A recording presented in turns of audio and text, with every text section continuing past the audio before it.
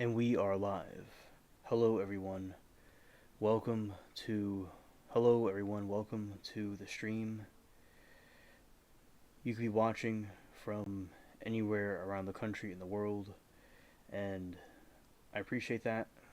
And also, we'll be talking about a variety of different topics. And thank you all for coming. And I'll be switching the screens in a moment. Okay, here we go.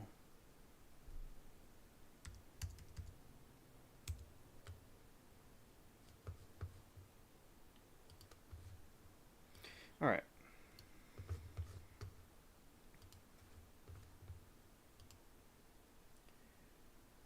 All right. Hello, everyone. Here I am, and you.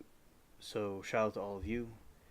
And okay, so basically, I will be doing the game and talking about different things. And so basically, today there was a verdict in the trial about the woman that left the kid in the car, and one of the counts she was found not guilty, but all the other counts she was found guilty, understandably. And YSL was live for a little while today, and then it was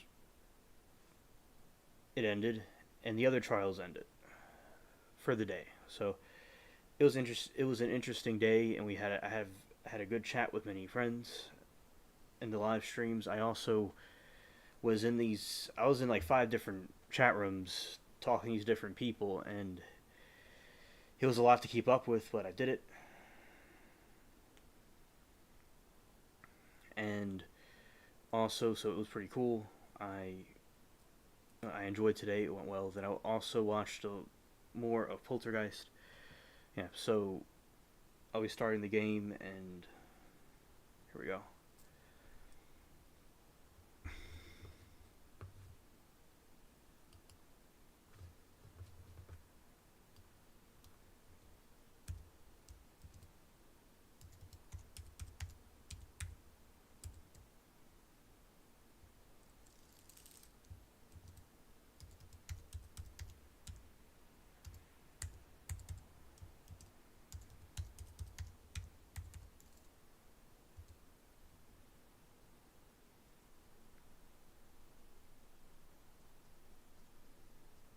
All right, so waiting for the game's loading. Okay.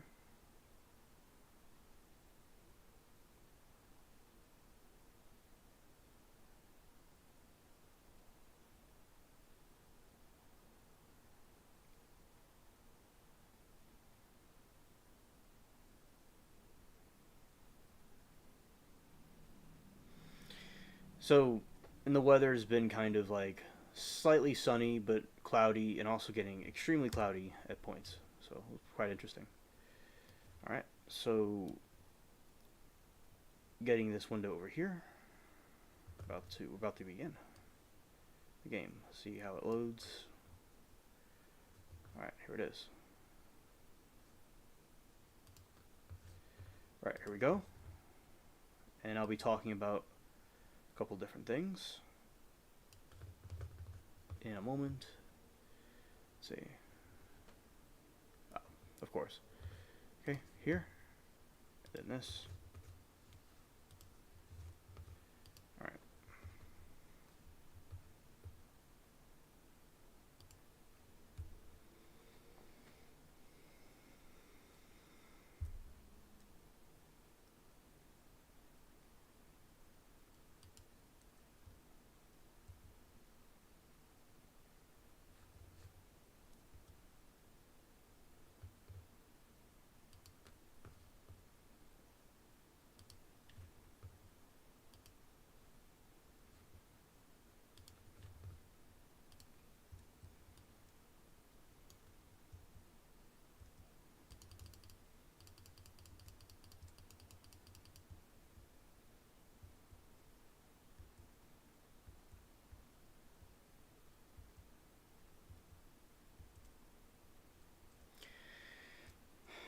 I probably looked like a zombie for a second. but I'm a coherent zombie. So I caught myself, and we'll be doing our thing. Okay. I want to look over one of the quests, but I'm still going to do what we usually do and battle the ships and stuff. Alright. And about the election, I have talked about that the other day. But if there's people that come in here that were not here yesterday, because there's people that could see different days, I will certainly go and talk a little more, elaborate on that. But something interesting in the war over in Middle East, Hamas has called for a ceasefire. So that's pretty interesting. And those of you that are watching this live or watching a rerun of this, I might repeat things for different people that come in here throughout different points in time. Yeah, so basically with this stream, it's a late night stream, as you all know, for people that like the late night audience. So what that means is people that stay up late and watch streams. And hey, Stranded, I'm glad that you able to make it. Good to see you. And also, since you're here, I will be talking about the topics.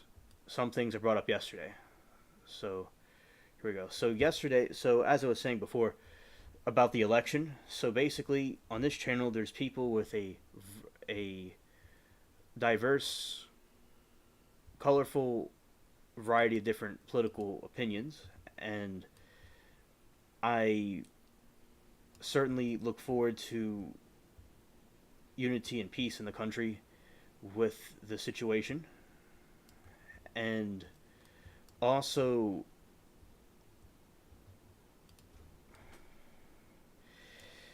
I am hopeful and okay. I was looking at something and now it's going back up. Okay. So I am very optimistic that things will be peaceful in the sense that the country will continue to go in a good direction economically and worldwide. I think things will get better. And as I said, people have different opinions on this channel. It's not like other channels where people have like one opinion. It's like people have a bunch of different opinions. So I taking all that into consideration. We'll see how it goes, but I believe that it's going to be much better than it has been. And a lot of people have been hurt by inflation. A lot of people have been hurt by inflation, have not been able to get groceries. Some people, as you know, some people have been on drugs. Some people are living in their cars. Some people are mass groups of people on drugs and stuff. So and there's been a lot of wars going on, and I think a lot of people are upset about this situation and are rightfully so. But I understand there's people that also believe that, Orange Man is not the best. And also, something good is that Hamas wants to have a ceasefire, and as Stranded said, Hamas suddenly wants a ceasefire. And exactly. And basically, they want the ceasefire.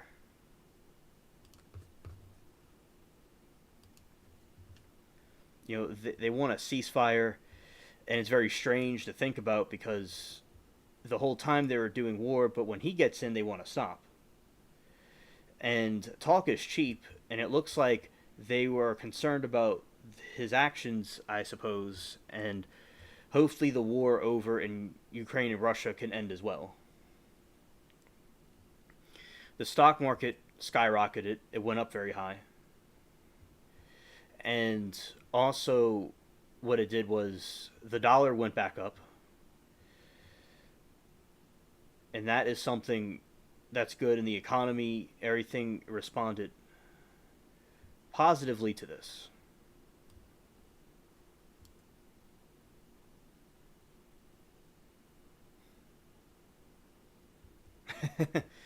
I understand, Gam. I agree with you. And it's good to see you too, Gam. I'm glad that you came to tell us hello.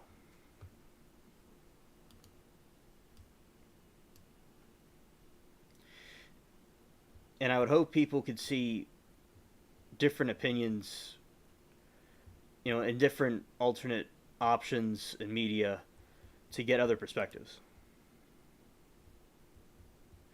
Oh, and Zelensky wants to talk to Putin about ending the war.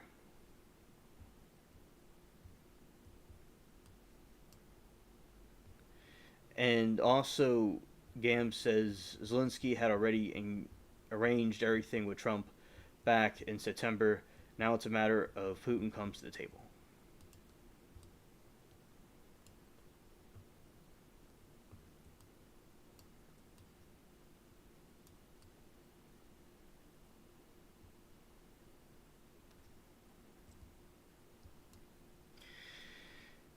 Yeah, and I believe that it will all end. And as I said, the economy is doing better in a certain sense that all the stocks went up, the dollar is getting stronger, and I think that things will be on the right track. And the people that are skeptical about Trump, I just urge them to wait and see how it all goes, and have an open mind. And he Obama went to talk. I mean, he had a response about the victory, and he said it's because of the economy, and Americans have been hit really hard, and that's good. He could see that because something was not done right. I think Putin will too. Putin congratulated Trump. Putin also says that he believes that Trump was very heroic and brave to when he got nearly assassinated. He thought that, in the moment people show their true colors, and he said Trump did very well how he handled himself. And also, Trump talked about peace and not having revenge and stuff, and he thought that was a good sign of character. And I think it's embarrassing with our country that it's come to this point where people are so, to that point. Also, Iran wanting to do stuff. I believe Iran wants to take him out, but Iran's nervous about him because he's getting in. Because I don't know why the other side seems that they don't have that effect where people want to stop doing war and stuff. I think it's interesting to see. The media did an excellent job at influencing people, though they did. And in 2016, I was able to vote, but I didn't vote for anybody. I didn't register to vote. I didn't like either of them at the time. I always liked Trump. He was an actor. He was on The Apprentice. He was in Home Alone. He was a respected businessman from New York. But I don't know. I just was not paying complete attention to. I was always into politics, but in that point in my life, my senior year, I wasn't completely focused on it as I usually was. And I heard stuff from the news, and as I said, I didn't completely dislike him, but I just wasn't really too sure. And then it was explained to me a little bit more. It was explained to me a little bit more about it, and then I was like, "Oh, okay, I get it." And then like the election night, I was like more lenient to his cause and stuff because I just didn't really. It was a combination of factors. So I understand people that see the media may not be big fans of him. I understand that, and those are skeptical. Just let's wait and see how everything turns out, and let's all be open to different opinions.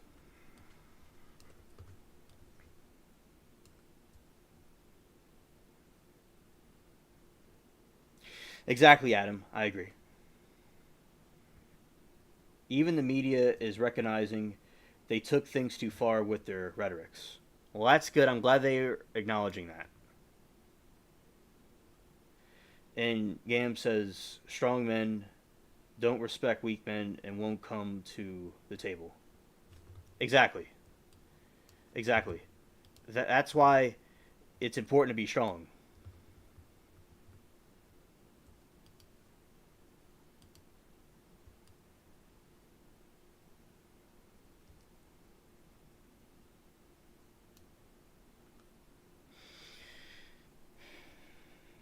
Some of the media. Okay. Some of the media.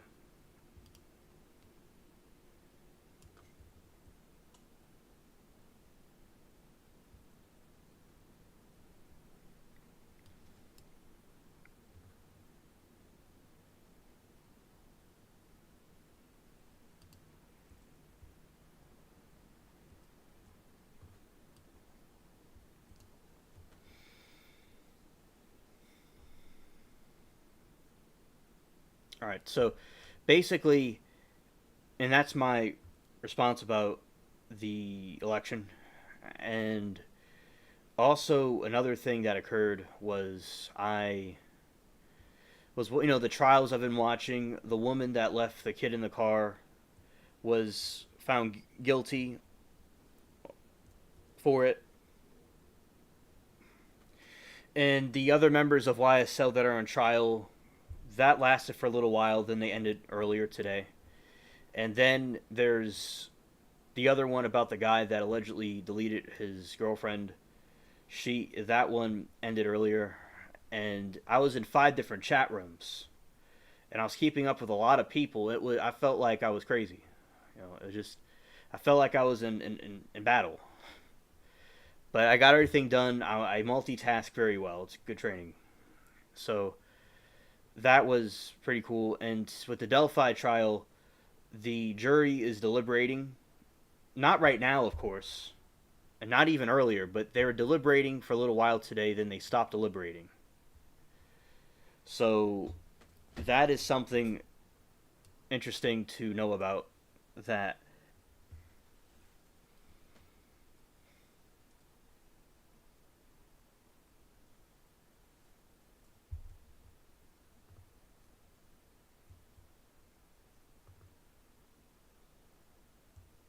All right.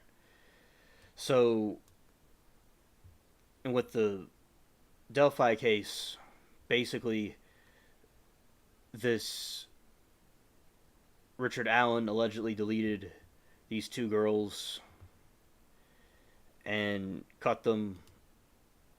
But the person in the picture that's allegedly the person that did it, it's a picture of a person walking. The person didn't even necessarily do anything. It's just a picture of a person. And Richard Allen fits some of the characteristics of the said person, but the confession statements that were made don't make sense. They don't add up. And he completely denies it. And it's too vague to say, in my opinion, that that person did it.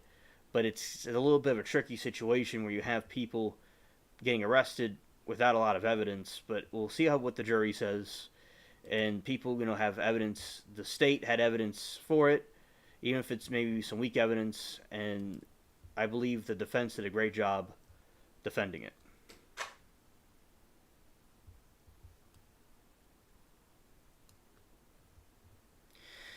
Okay, thanks, Stranded. Stranded says that Czech Uyghur, CNN, MSNBC, they're all doing a lot of backpedaling. Well, I'm glad they're doing that because, you know, I don't see all the stuff they're saying about him. It just doesn't make any sense. Like, how is he all these things? He's just a businessman from New York. He's not someone from Germany or Italy. It just that doesn't make any sense to me, in my opinion.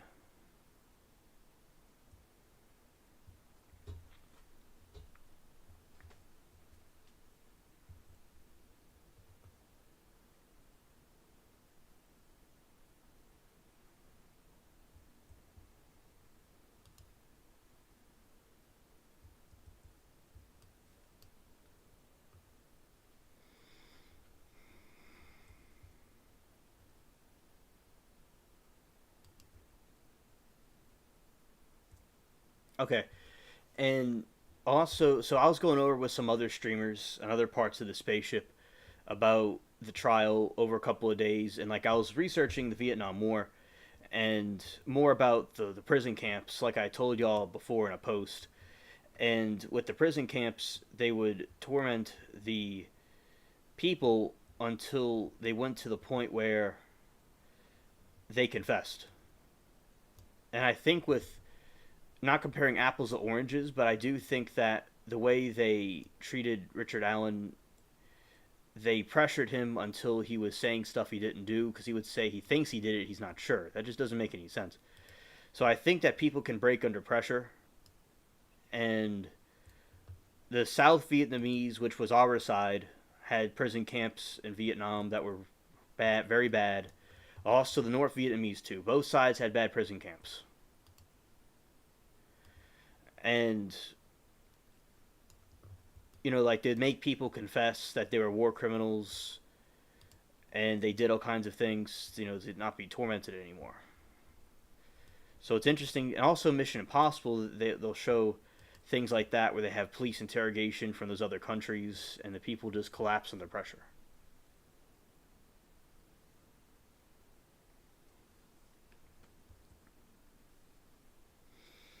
Strain said, and found out a couple of hours ago that all the cases against Trump have been dropped and the House is calling for impeachment on Biden. Wow. That's insane.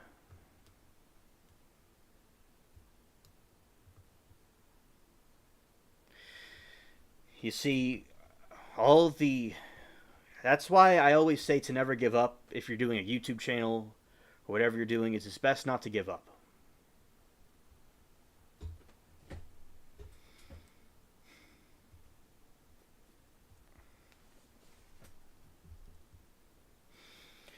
And basically, out of all the stuff that happened, there is still a victory. And I understand people's feelings about it. And I think that, I really think things are going to get better. Like, people just have to see the results.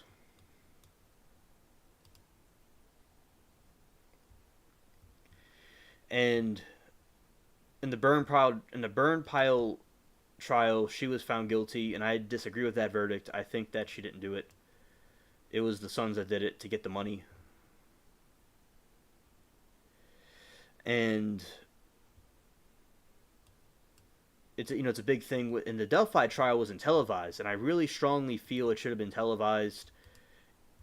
And it would have been interesting to see more info on the Odinist cult theory. So the judge, I'm not the biggest fan of, nor the prosecutor of that case either. But it's good we have people on YouTube could speak their opinion, and there are trials we could see. It's not like a totalitarian nation, or depending on who you ask. And I had talks with some other streamers that I know on the platform about my thoughts about the election, and other people that don't feel the same way we do. We had a very good conversation about it, and we have mutual respect for each other, and that was good. I am glad we did that. And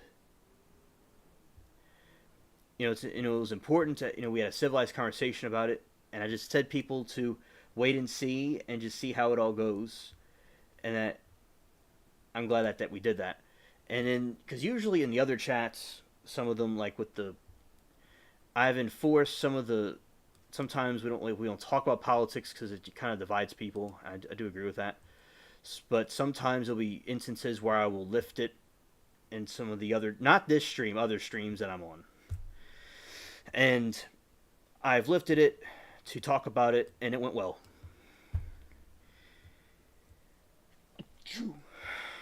And sneezing. Okay. But as I said, because I think it's important to be united, because a lot of times politics can divide people, but with this situation, I'm optimistic there'll be more unity as people see results.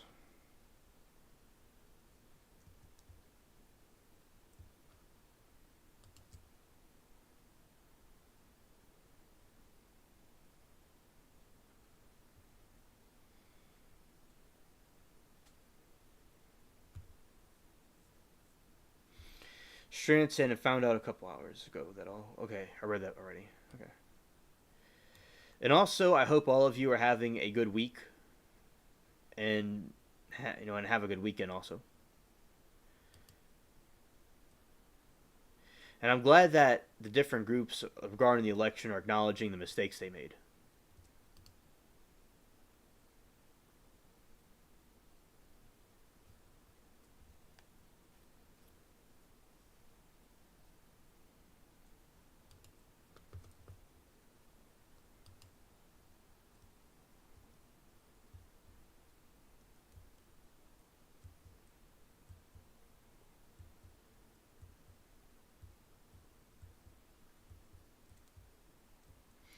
That's a nice sunset.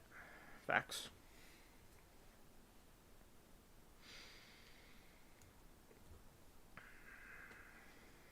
Also, Stranded, I have a question for you. You heard about I've seen these older DVD discs from like the 80s when I was reviewing the Poltergeist. I read a Wikipedia article about the Poltergeist movie from the 80s. So, do you remember the laser disc? I'm just curious. It's a really big version of a DVD. We'll be going over a couple of the different ones. And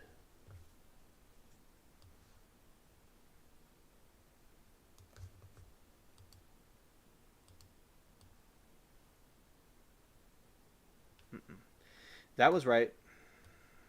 That was right. Looking at the wrong screen. Okay, we're back in business.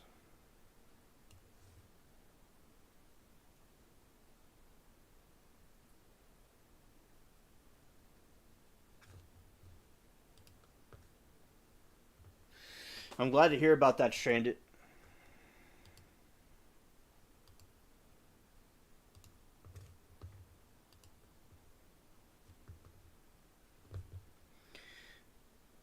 I'm glad to hear about that, Stranded. Congratulations.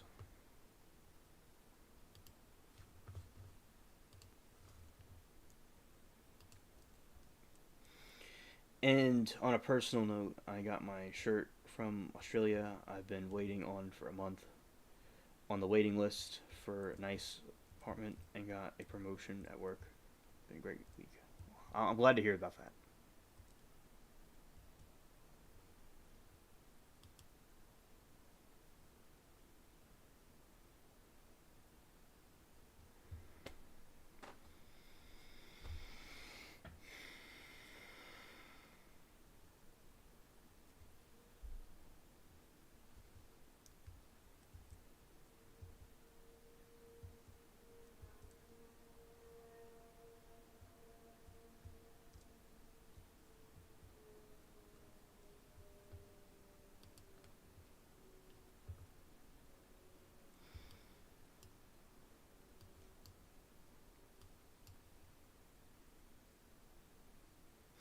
Most people preferred VHS.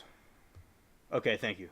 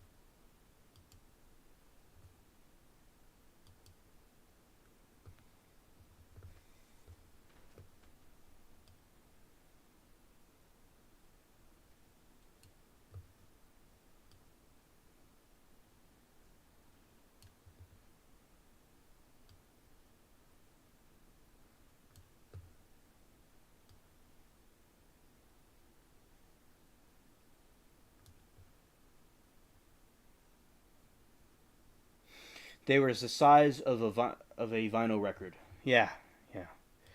Also, I was seeing the other thing, which I forgot the name of it, but it's like VHS but with one piece of film roll.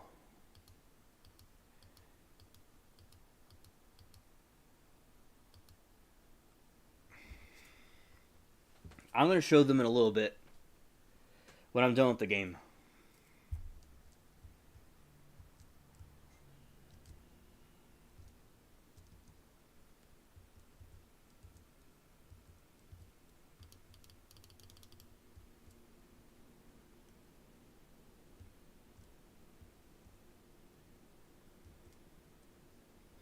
The ship is going through an island. Yes.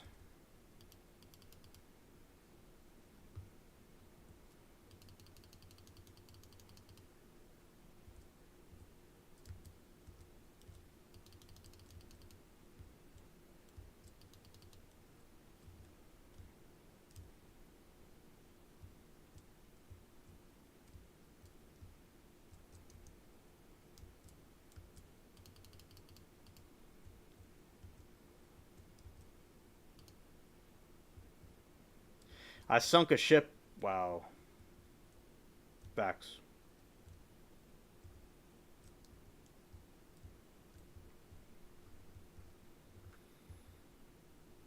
Yeah, and that what you speak of, yeah, I saw that. It was beta something, and that looked so cool to me. I've never seen that kind of stuff before. I thought it was very interesting,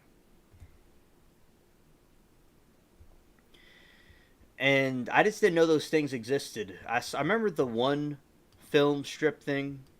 I remember that one, but I never saw it. But I like more familiar with that one, but not the big DVD thing.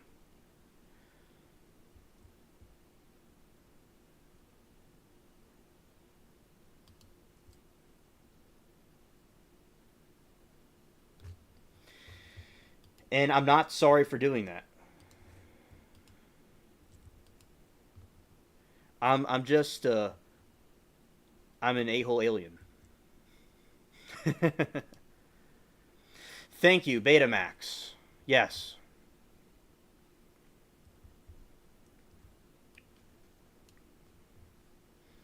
Yeah, that was just very interesting.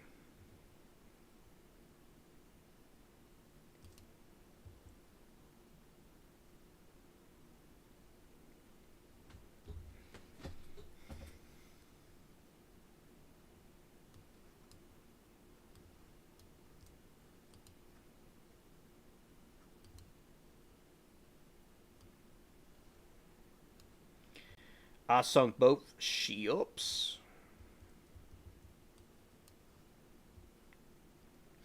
And Stranded, I was. We're gonna. I'll read about Sleepy Hollow also. Okay. I'll do that. And. Here we go. Launching cannons.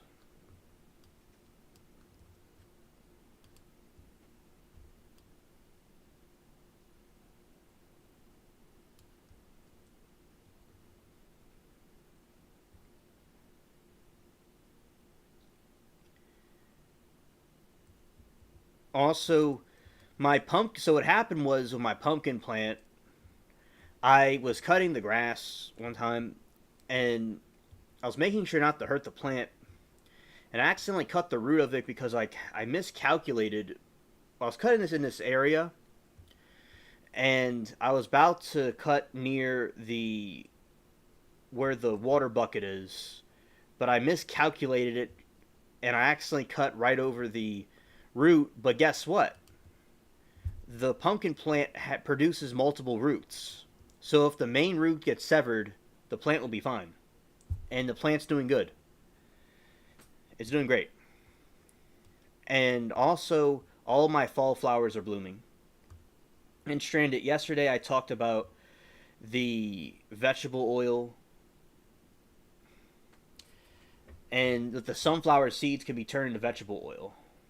Also, it could be technically created into diesel oil, into diesel fuel, with a lot of scientific laboratory stuff. It could be turned into diesel, biofuel.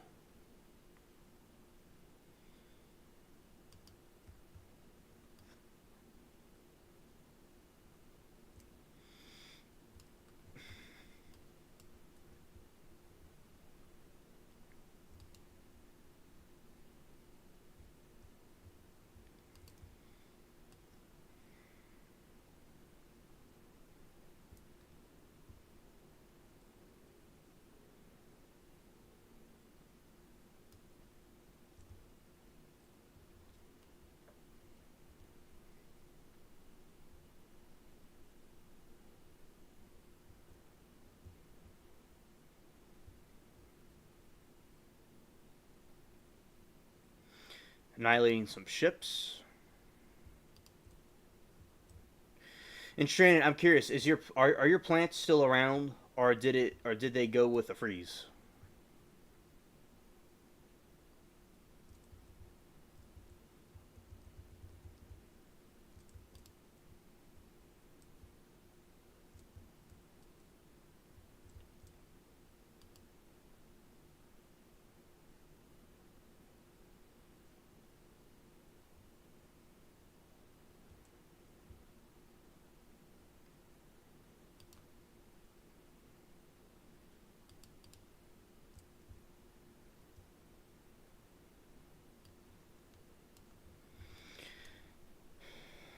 Right now, we're going over here to annihilate the ship.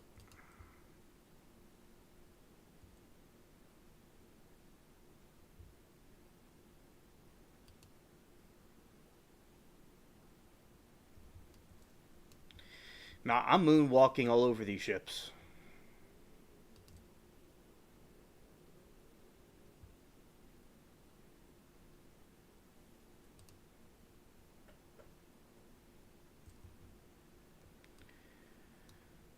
Now, this is pretty cool. I'm smoothly like butter going over these ships.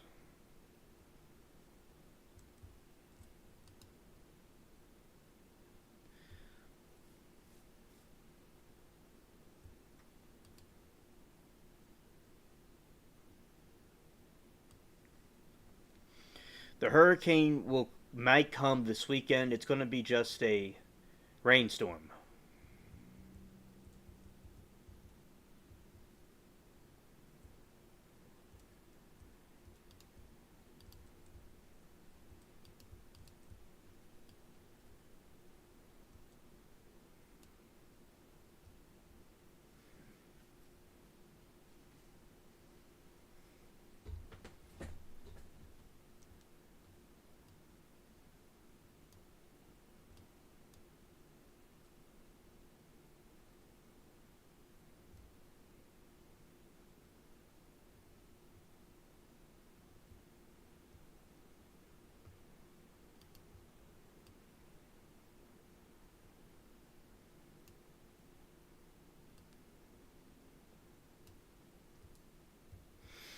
It does burn faster. That's true.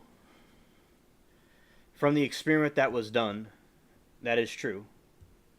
And also, I'm not against dino fuels or abolishing them or anything. I just think it's interesting you could take plants and you could possibly make them into, fuel. That's pretty cool. And you are right about that. When the experiment was done, it does burn faster. And the thing is, though, if as time goes on, they could experiment more with it to get it right where it burns like dino fuel does.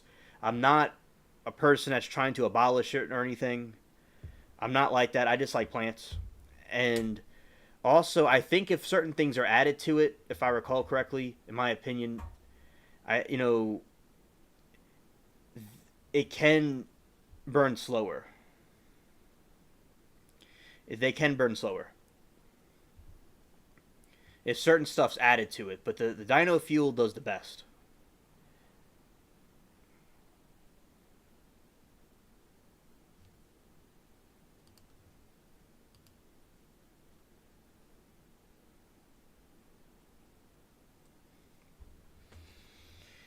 Stranded said, "My plants still hanging in there, even though I haven't watered them in weeks and it's been cold at night." Well, yeah, shout out to your plants' resilience.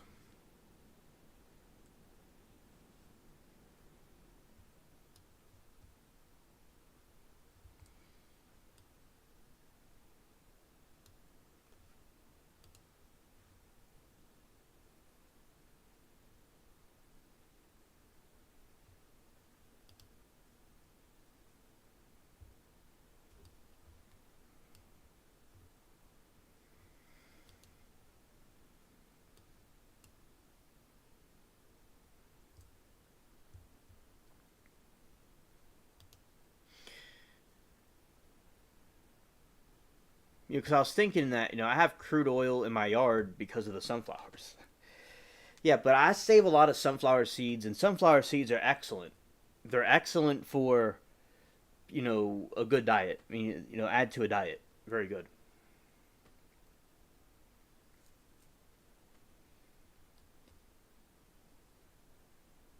It's like I'm gonna probably we're gonna go to the thing a little bit early because I want to see. I want to like look up some of this stuff. It's pretty cool. See how that goes. All right. So I might go dock. I'll go tell Sam that I'm gonna be leaving early.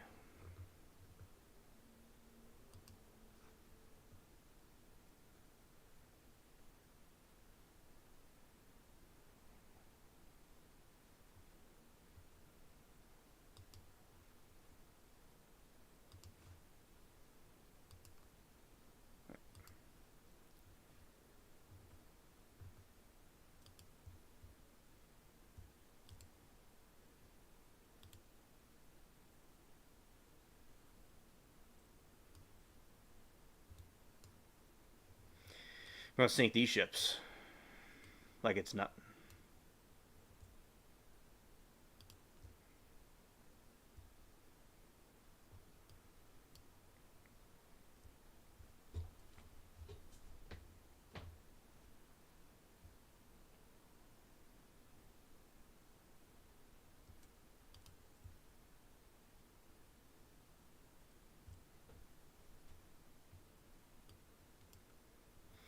YouTube's been crashing on you all day. Darn it. That's cringe.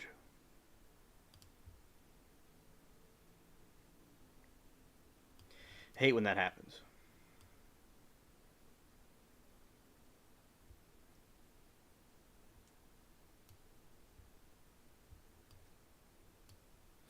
I'm gonna go to Cuba.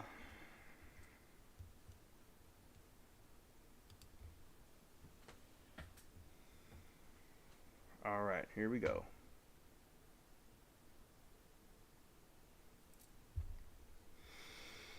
There's some other parts of the games I'll stream where I will go and into the cave and get the staff. I'm gonna do a live streams about that with Sam with me. All right.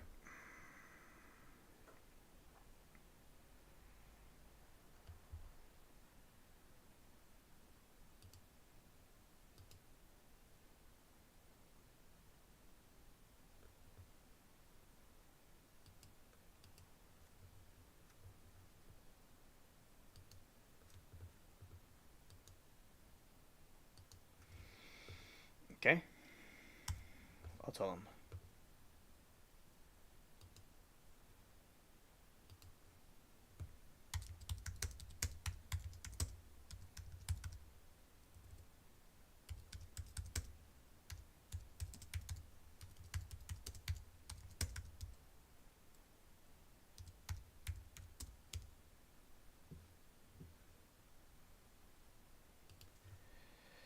All right.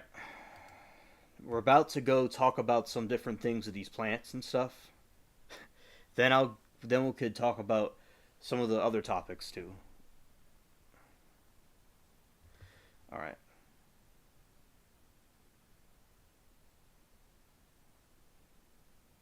Oh, okay. That sounds cringe.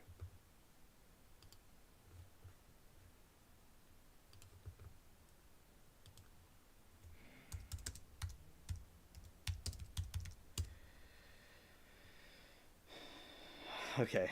Okay. We're doing our goodbyes with Sam, and I take a little while to say goodbye. All right. So we're gonna go. All right. Now we're going to go to this other part.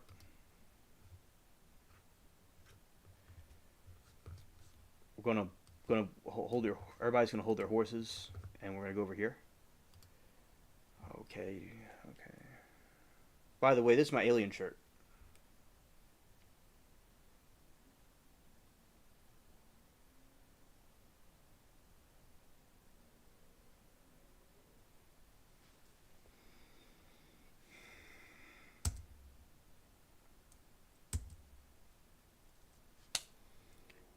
Oh yeah, Google.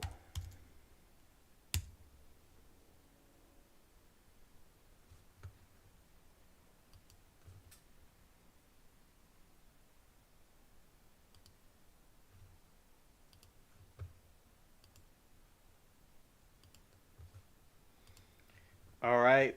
Shout out to the spaceship cats.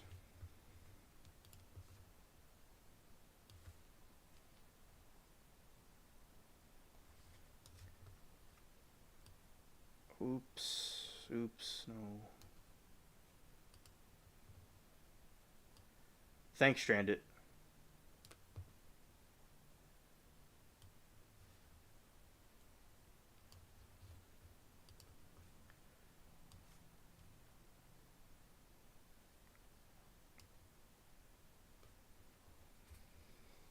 Okay.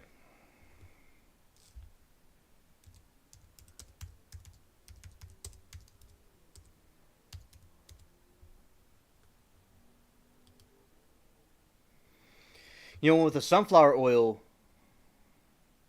you can like You basically you take the seeds. I'm paraphrasing it because there's a way to do it.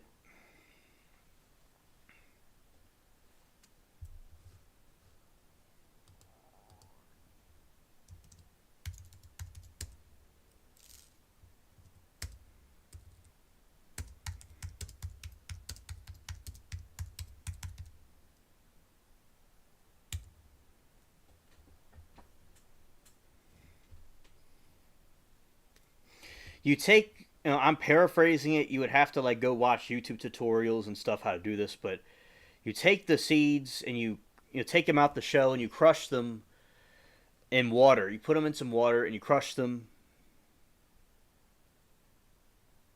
and basically you crush them, and then what the liquid that comes out of it after you crush it is the vegetable oil.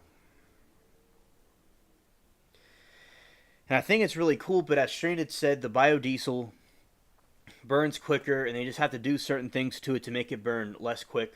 But the dino stuff does the best. But yeah, I would think it's interesting with the different stuff they could put in it to make it run fuel. That'd be pretty cool.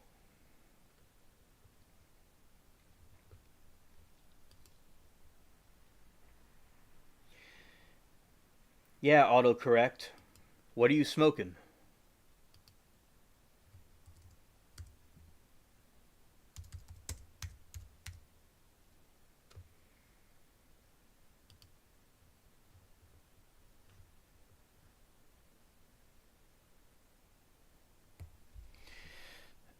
And as Stranded and I said, that the sunflower oil without stuff, in my opinion, without certain things added to it, it would burn much quicker than dino fuel. But as fuel, sunflower oil can be used to run diesel engines within when mixed with diesel in a tank. Due to the high levels on unsaturated fats, there's a higher viscosity in cold temperatures. But as I said, it over time they can improve it with different technical advancements. But in this time period, I believe if it's added with stuff, it could burn slower, but it does burn quicker. Yes, I'm not saying it should be a replacement. It's just something like I could grow a bunch of sunflowers and make fuel out of it. That just sounds cool to me. But I like the different plants that I grow. That's really cool with the that I like growing different plants, and they have different. I have like a different ecosystem. I've like my own like economy.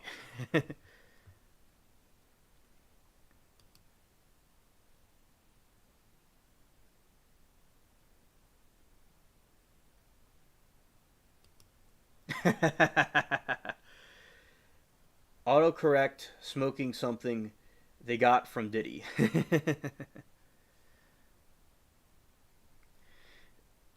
They're smoking the baby oil. That's what they're smoking. Aha.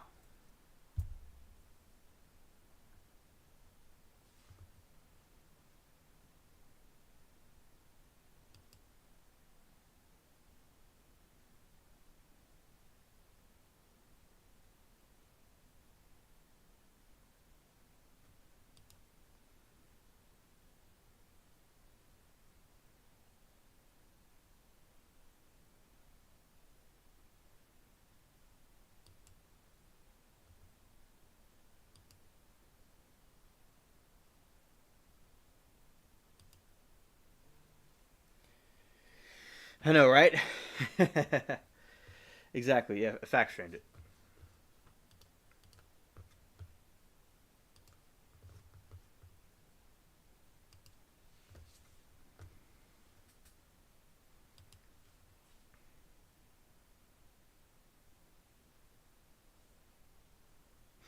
It has to be processed with all these scientific stuff for it to go into biodiesel.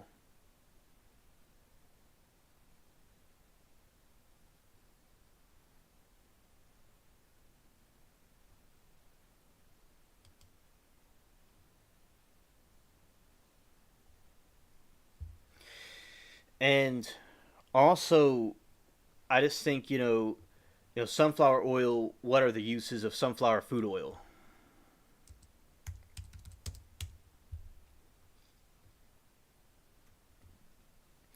Sunflower oil is good for healthy skin. It hydrates. It can minimize signs of aging, antioxidant, reduces inflammation, it protects skin, heart health. So it's good for skin, and also it's good for health via food.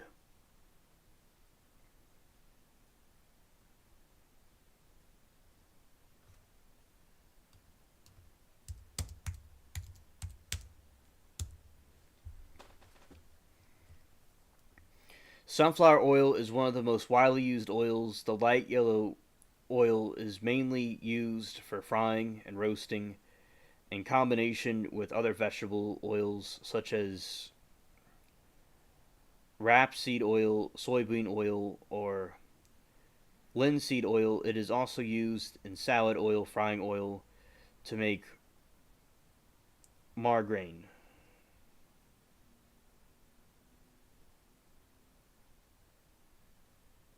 I know, right? Yeah, I've heard about that stranded. They're saying now that seed oil isn't good for you. I've read about that. I have. But they say about that about everything. You know, stranded. Like for instance, they're saying about milk can cause cancer, and milk was for baby cows. And there's people that do not eat products like that for certain reasons. They're vegetarian or vegan. That's their business.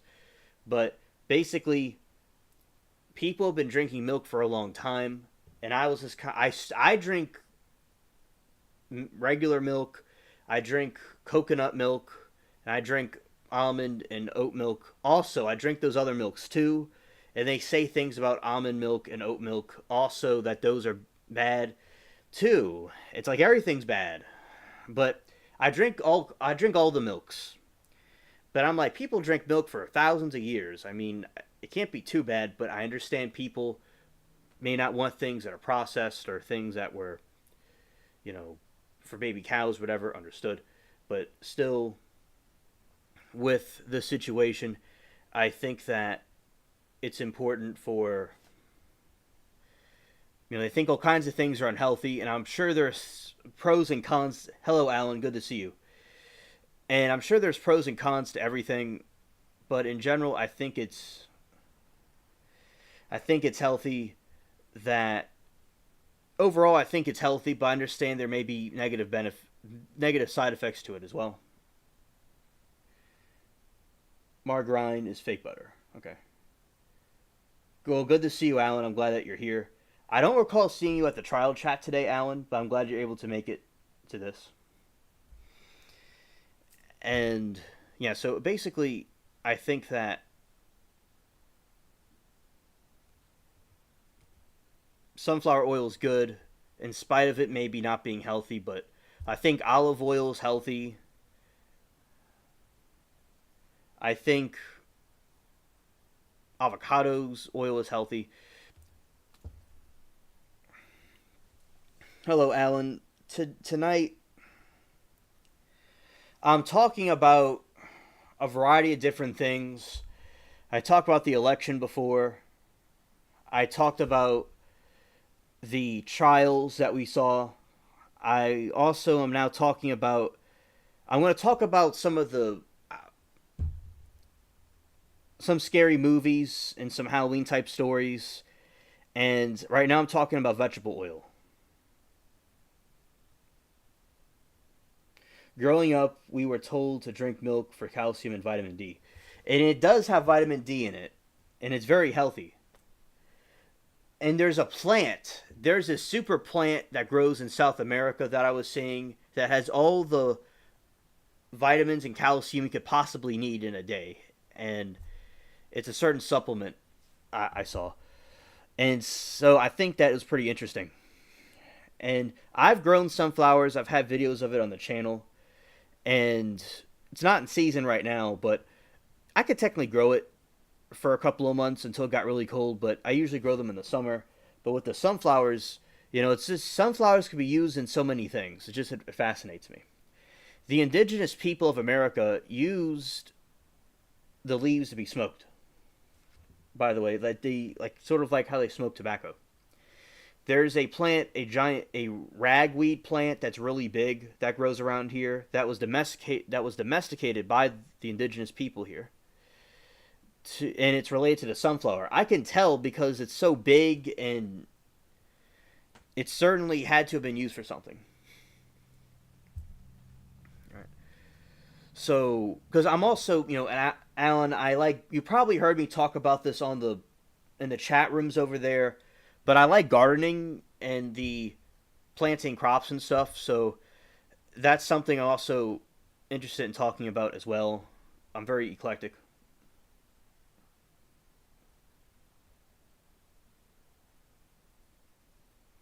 Yeah, you know about ragweed. Yeah, yeah.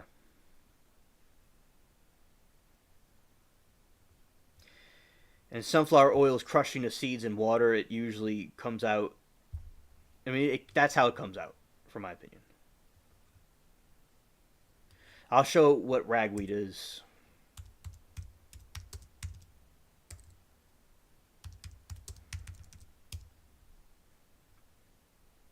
Yeah, these things they grow really big. Also, they were used in medicines and different stuff like that. There's a plant that grows in my yard that's also I found out it's edible, and it was used by ancient people for tea and different things. And in Africa, it's used to treat sicknesses and stuff. A lot of wheat, like plants, like wild plants that grow, or things people would consider weeds, were used as medicines by ancient people. It's pretty cool. So that's what I'm talking about. It's a giant plant. And Stranded said, they say drink a shot of olive oil a day for good skin and hair.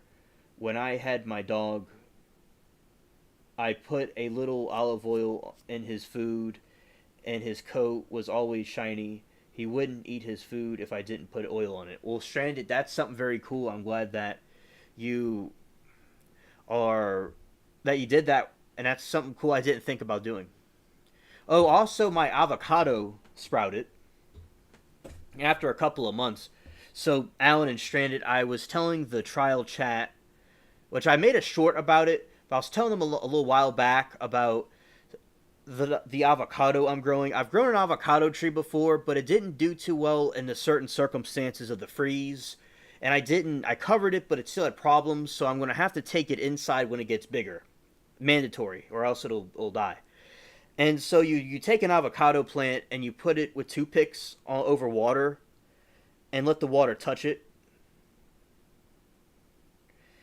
And it sprouts eventually. And I've grown them before. So it was really cool that I was able to grow the tree. And I'm resprouting one. And this time it'll be a tree. I'll be able to do better with it this time than the other one. Never take belladonna. All right?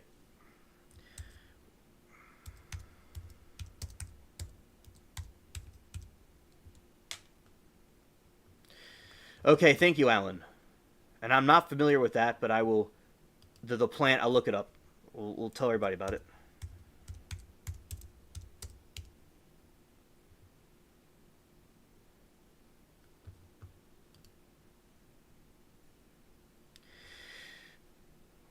Widely regarded as unsafe, belladonna is taken by mouth, a sedative to stop bronchial spasms and asthma, whooping cough, and cold hay fever remedy. It is used for Parkinson's and chronic inflammatory. And he says to not take it. It's not safe.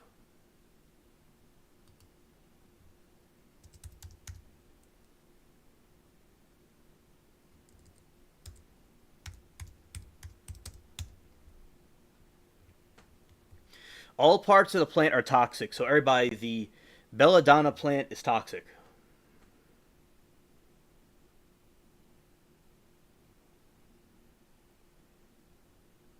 So thank you, Alan, for bringing that up.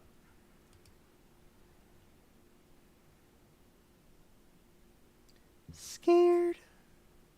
Scared.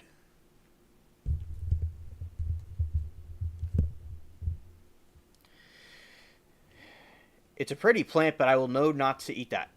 Okay.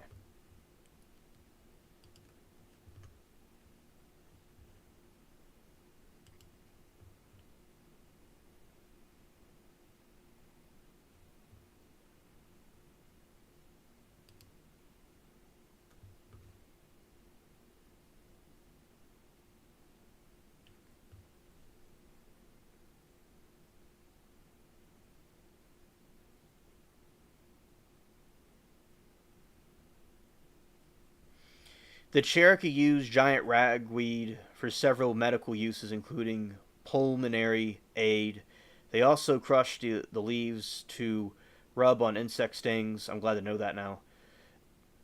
Management considerations, in a field, it may cause harm to other plants.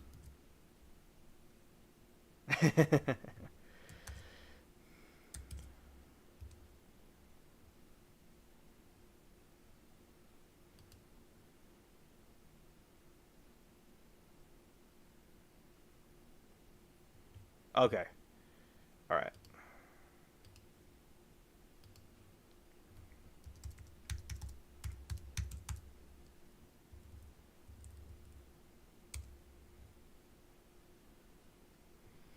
All right. So something I was talking about yesterday was Poltergeist, and this came out in '82, and I'm sure a lot of you saw this movie.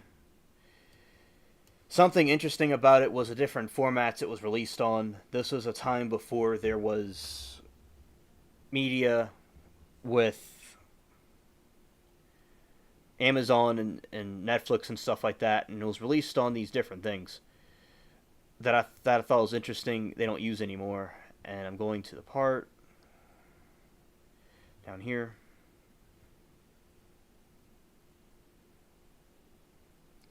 Yes, thank you, Alan. And hanging out with you is cool too.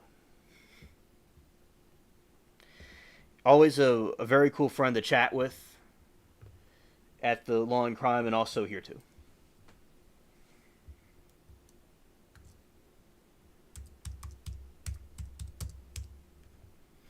Okay, so this is Betamax. I may have seen that before somewhere,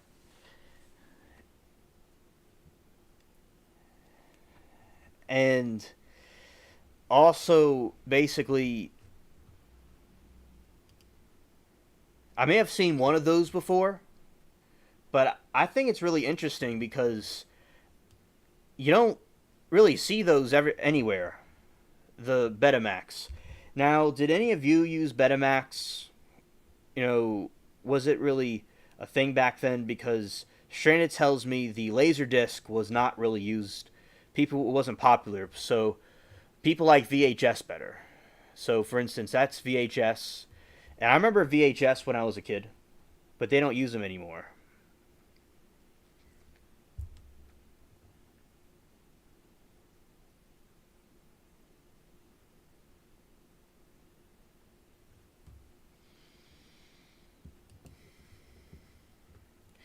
Also, CED. We're gonna look at CED.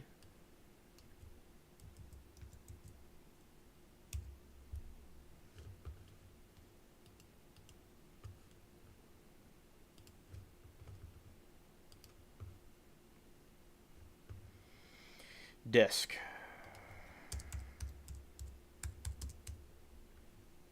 All right, so this is similar to the Laserdisc, and it's a gigantic DVD type thing. And I was not. I may have heard of this before one time, but I'm not really familiar with this.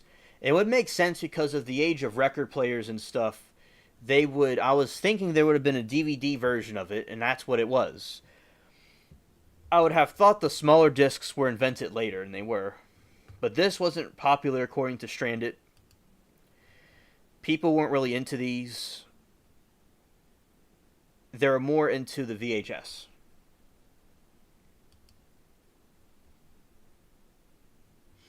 Yeah, it's like a giant DVD player.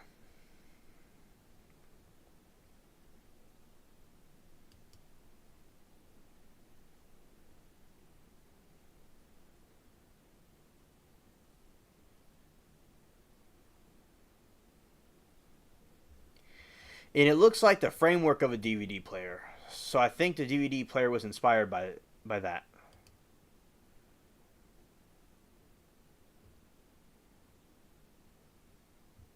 Horrors on CED. You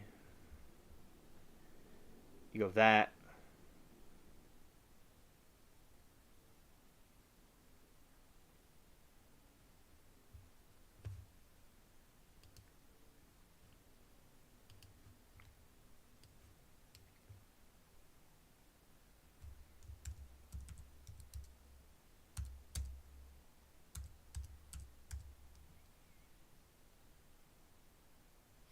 People made fun of others with Betamax.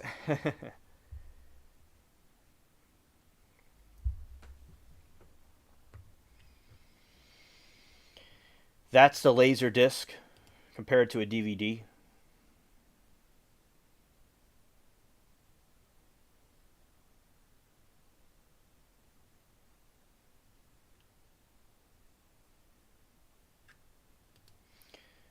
Laserdisc never had a chance. Title of the video says. Yeah, so as I said, that makes sense to me because people had the records, and that looks like a record. I knew there had to be a little bigger version of it.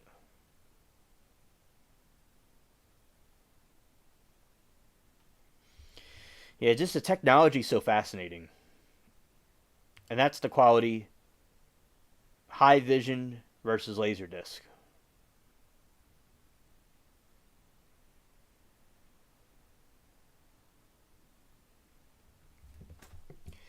Alan, I what I did was people these days, in my opinion, stream music.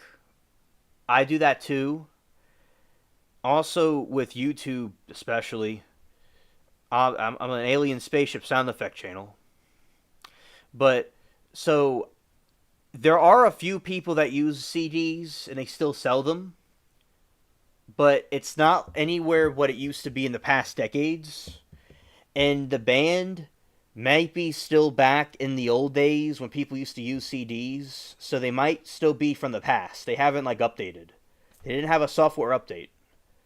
But there are some people, especially some older generations, perhaps I'd say, maybe that would use CDs. Maybe there's young people that use them too. But no, things are streamed now. I made a movie, like a little short, scary film, and I put it on DVD because I do that. But this was back in like 2018, I'd say. It was a couple years ago. I still watch DVDs, but I don't use VHS. But yeah, so there's people that still use CDs, but it's not what they used to. Most people stream their music now.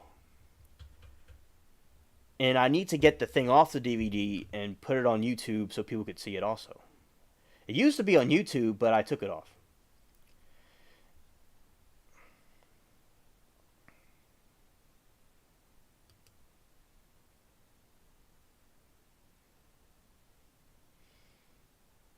It's so cool. It looks like a record or a vinyl.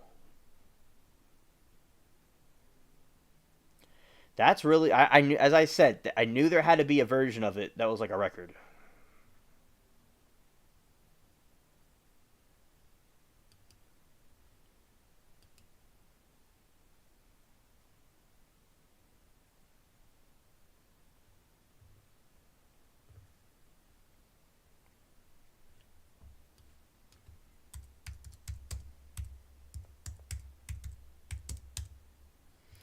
That's not what I meant to say. Beta mask. What I meant to say was I'm even like poking fun at Beta disc. Betamax.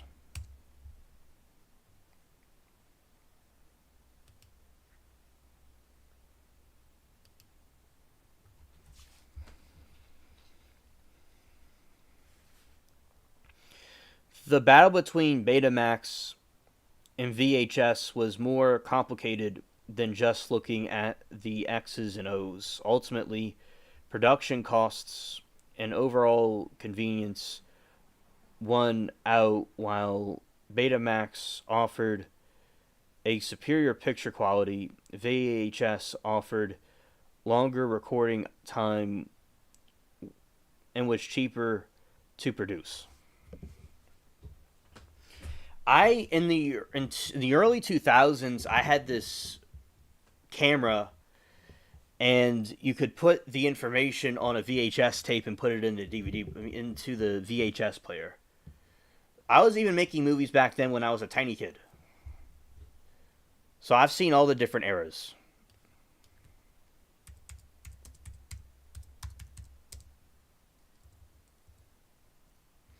It was a camcord. Yeah, that one.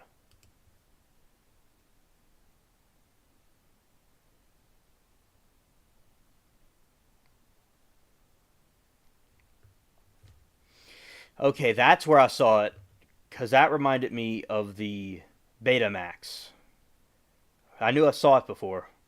Yeah, I use that exact camera, and I used to film stuff and make little videos and things. I remember that now. So I was, making stuff even when I was a tiny kid before Katrina.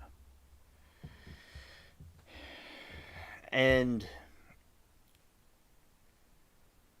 when I was in kindergarten, they had a special event, and they had a guy with a real camera they use in the TV shows and stuff that came to film our what we were doing, like a party we had, and the kindergarten type prom, and it was put on VHS. So that was pretty cool.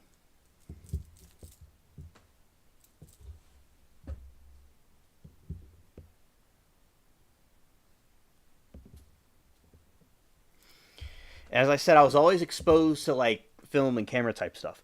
And as I said, as I think these computers we have and the technology we have is very mind blowing. All the stuff being digital now is just mind blowing to me.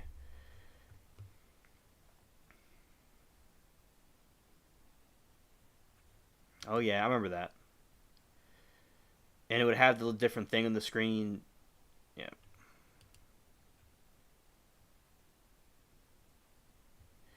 yeah, big.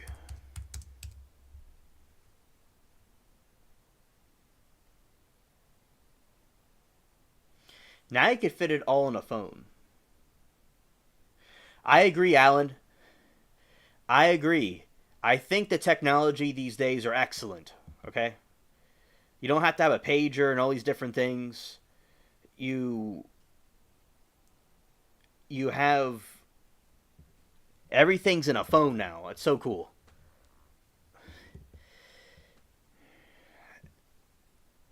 When I had an iPod, that was kind of like a pager because I would get a message to go give somebody a call, and then I would go find a phone to go call. So my iPod was sort of like a pager. But an iPod can make calls. But that was like when I was a little bit younger, like it's like a teenager at some point, earlier adult. Then I got the phone later. And also, yes, that's pretty cool. Yeah, that one was the exact replica, I believe, that I had. It was silver.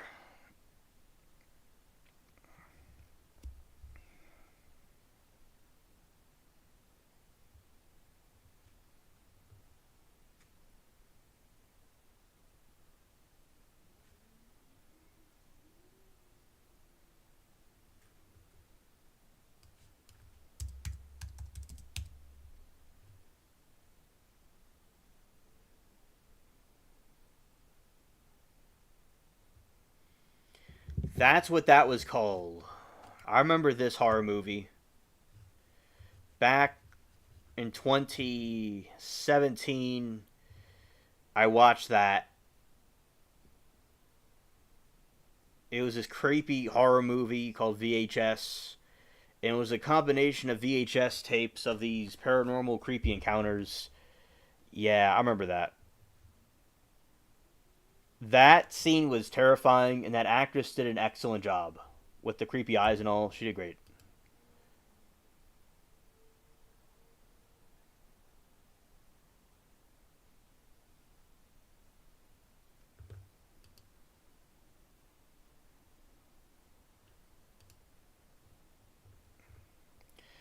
Yeah, so also what I want to do is talk about Sleepy Hollow, something that we talk about with Stranded.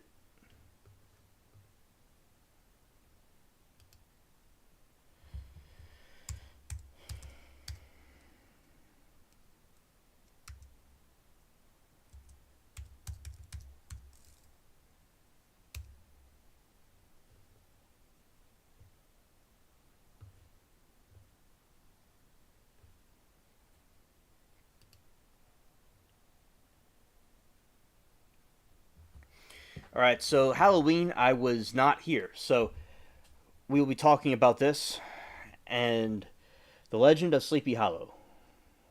And as I said, I never watched it. All right,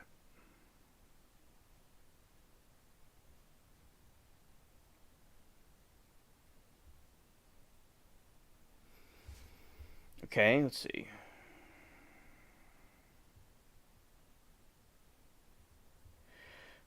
I'm going to read about Sleepy Hollow, and then I will talk about Poltergeist. All right, okay, here we go.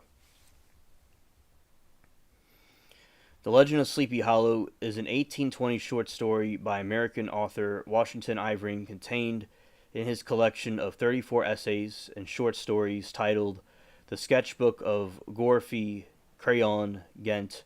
Irving wrote the story while living in Birmingham, England, along with Irving's companion, Peace, rest in peace, Van Winkle. The Legend of Sleepy Hollow is among the earliest examples of American fiction with enduring popularity, especially during Halloween because of a character known as the Headless Horseman, believed to be a Hessian soldier who was decapitated by a cannonball in battle. It has been adopted for the screen several times, including a 1922 silent film and in 1949 a Walt Disney animation as one of the two segments in a package film, Adventures of Ichabod and Mr. Todd. But I like saying Ichabod. That's what I call the dude. Because when I was reading about it originally, I kept calling him Ichabod. Well, so I'll call him that for fun. The story is set in 1790 in the countryside near the Dutch settlement of Tarrytown, in a secluded glen known as Sleepy Hollow. It relates to the the tale of Ichabod Ichabod Crane, a lean, lanky, superstitious schoolmaster from Connecticut. Ichabod intends to woo Katrina Van Tassel, the daughter of a wealthy farmer, in order to produce her family's riches. Purdue her family's riches for himself. He competes for affection with Abraham Brombones Van Brunt, the town rowdy, unable to god Ichabod into fighting for Katrina's hand. Brom insisted wages a campaign of harassment against the schoolmaster, plaguing him with a series of pranks and practical jokes. On the autumn night, Ichabod is invited to attend a harvest party in at Van Tassel homestead. At the party, Brom tells the story of the Headless Horseman, the notorious ghost of a Hessian trooper decapitated by a cannonball during the Revolutionary War. The horseman is supposedly burned in a churchyard in Sleepy Hollow and rises from his grave every night to search for his missing head, but is supernaturally buried from crossing a wooden bridge that spans nearby stream.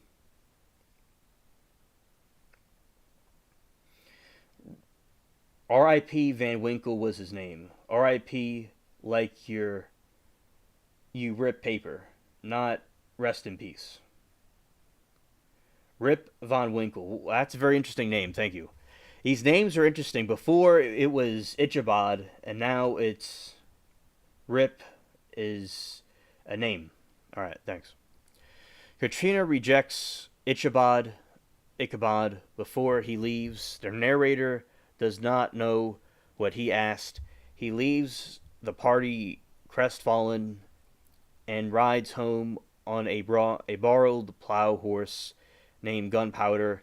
He encounters a cloaked rider and believes it to be the headless horseman.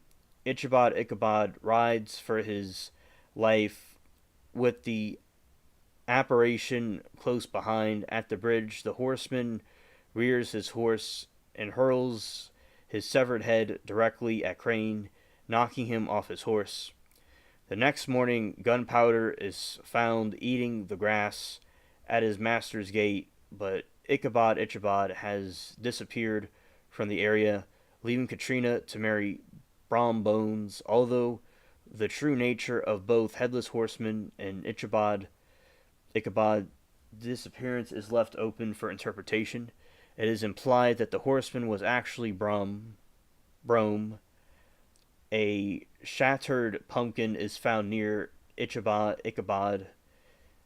His hat, that's where it was found, where he fell, suggesting that the severed head thrown at him was merely a jack-o'-lantern, and Crane survived the fall from Gunpowder and fled Sleepy Hollow in horror. That's the picture.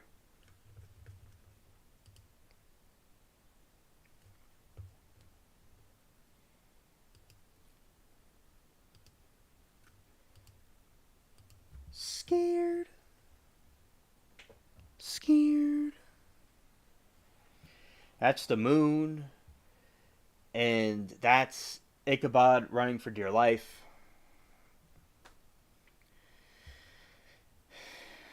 And, in the movie, it's depicted as foggy.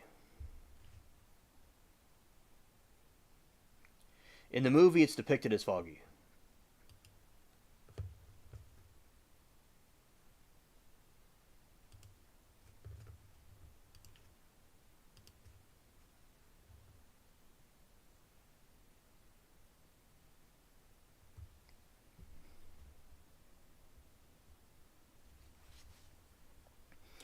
The story was the longest one published as part of the sketchbook of Gorfy Crayon, commonly known as a sketchbook, which Ivering issued serially throughout 1819 and 1820 using the pseudonym Gorfy Crayon. Ivering wrote the sketchbook during a tour of Europe, and parts of the tale may also be traced back to European origins. The Headless Horseman were samples of Northern European storytelling featuring German, Irish, Dullahan, Scandinavian, the White Hunt, and British legends, and included the Robert Burns Scots poem Tam O'Shanter. 1790, Gottfried August Berger, Der Wild Jogger, translated The Wild Huntsman.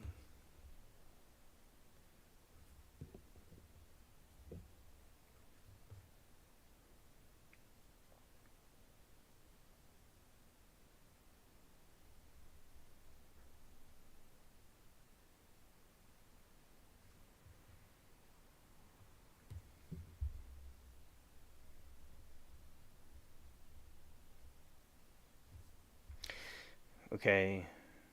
I see the part where I was. Okay. Stranded said, fun fact, the horse they used as gunpowder in the movie was old and blind in one eye, and they were going to delete the horse after filming, but Depp loved the horse and brought the horse and saved it. Aw. Depp has a really big heart. I really appreciate him. Shout out to Johnny Depp. He has such a big heart, a great soul. He is very cool, and he's very nice to cancer patients, and he's also Captain Jack Sparrow. That's what he is. Also, usually viewed as omens of ill fortune for those who choose to disregard the apparitions. These specters found their victims in proud, scheming persons and characters with hubris and arrogance. One particularly influential rendition of his folk tale is the last of the legend von Rubeshall from Johann Karl August Musaus, literally retelling the German folktale is Volkmärchen der Deutschen.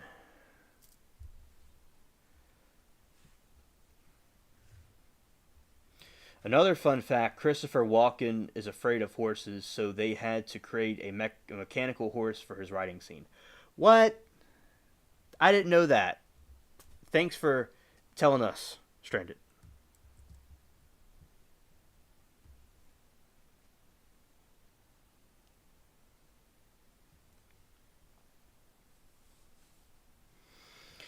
After the Battle of White Plains in October 1776, the, the country south of Bronx River was abandoned by Continental Army and occupied by British. The Americans were fortified north of Peekskill, leaving Westchester County, a 30-mile stretch scorched and desolated no man's land, vulnerable to outlaws, raiders, and vigilantes. Besides droves of loyalist rangers and British light infantry, Hessian joggers, renowned sharpshooters, and horsemen were among the raiders who often skirmished with patriot militias. The Headless Horseman may have indeed been based loosely on the discovery of such a corpse found in Sleepy Hollow after a violent skirmish and later burned by the Van Tassel family in an unmarked grave. Old Dutch burying ground.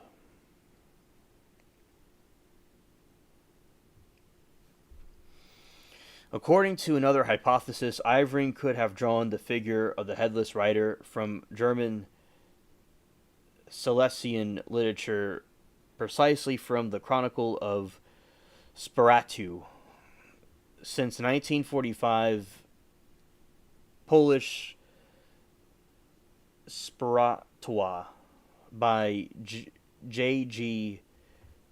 Kiris, written in the first half of the 19th century. In the 19th century, the police counselor Chris known that in the previous century the inhabitants of this city were afraid after the dusk of Hospital Astras due to the headless rider apparition seen there. In support of the hypothesis, according to information in Polish reception of Washington Ivering's work between Enlightenment and Romanticism by Zoifia Cinco, Walter Scott encouraged Ivering to learn German to be able to read stories, ballads, and legends in their native language. Ivering, while he was an aide de camp in New York, Governor Daniel D. Tompkins met an army captain named Ichabod Crane in the Sackett's Harbor, New York, during an inspection tour of fortifications in 1814. Ivering may have patterned the character after Jesse Merwin, who taught at local schoolhouse in Kinderhook, further north along the Hudson River, where Ivering spent several months in 1809. Alternately, it is claimed by many Tarrytown that Samuel Youngs is the individual from the Ivering drew his character. Another, Gary Dennis, asserts the Crane, loosely based on Merwin, may include elements of Young's life.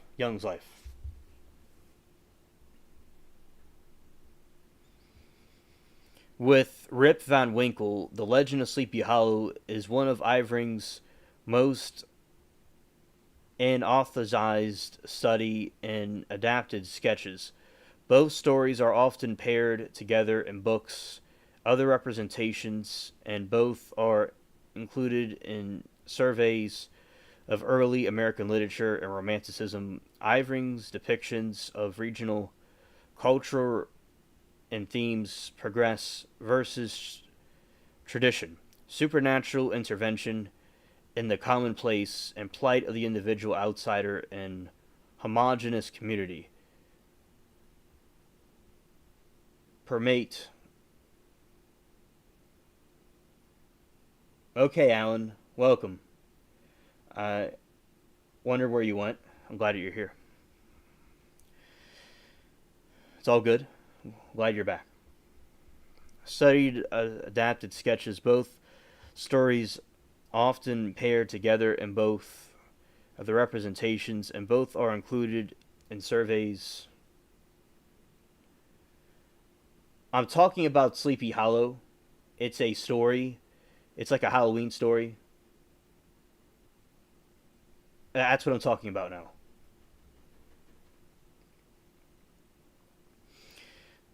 It's about this headless horseman, and there's this guy named Ichabod, which I used to call Ichabod Crane, and he's a school teacher, and he's trying to get this girl named Katrina to be his wife, and her family's this rich farmer family out up north, and there's all kinds of drama with it, and this headless horseman's, and thank you, Alan, and you're very cool too, bro, and also something in my eye. So basically, as I was saying, they go back, and he's told about the story of this headless horseman, and he sees the headless horseman go after him, and he runs for dear life out of the city. And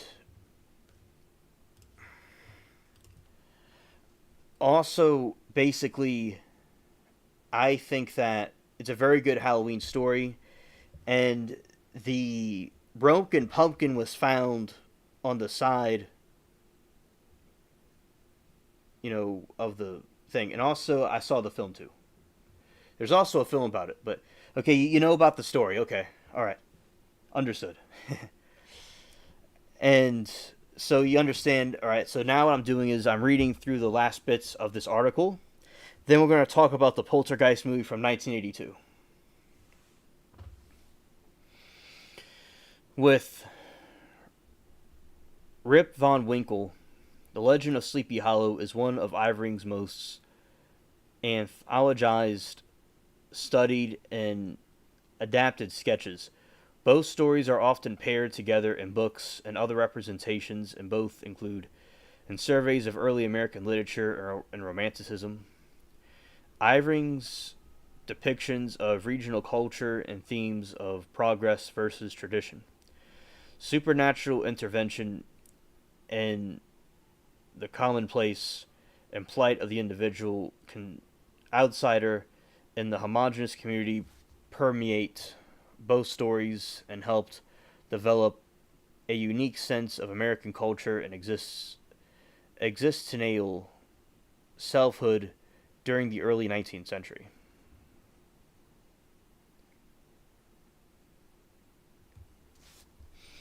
The Headless Horseman, 1922, a silent film directed by Edward Venturini and starring Will Rogers and Ichabod Crane as Ichabod Crane.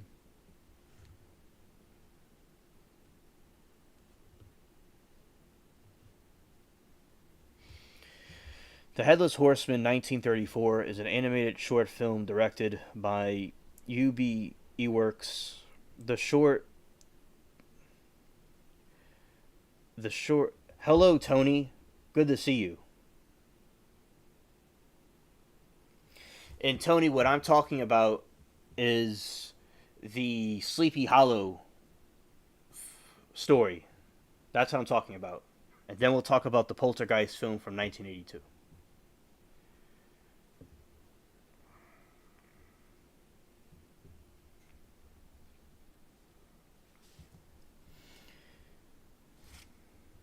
Welcome, Tony. Shout out to you.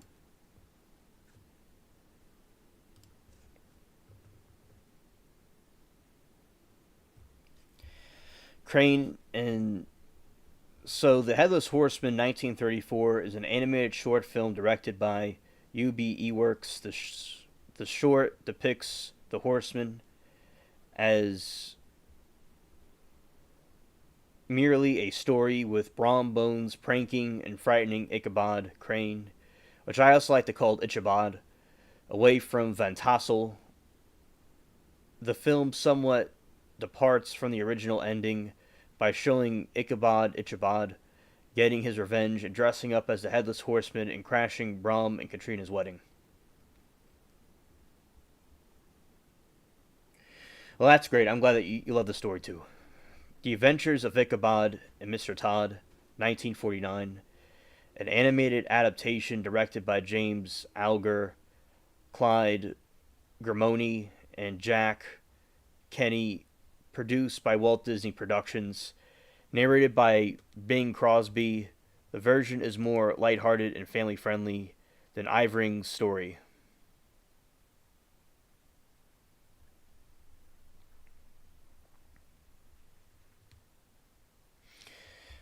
I agree. I thought Johnny Depp's film was excellent. That he did.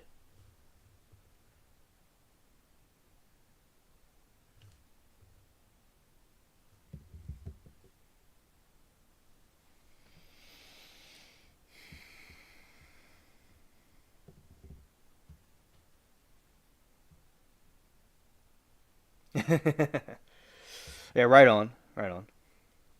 Sleepy Hollow 1999, a feature film adapted, directed by Tim Burton that takes many liberties with the plot and characters. The Haunted Pumpkin of Sleepy Hollow 2004, a direct to video film about a pair of friends who find the pumpkin head of the Headless Horseman.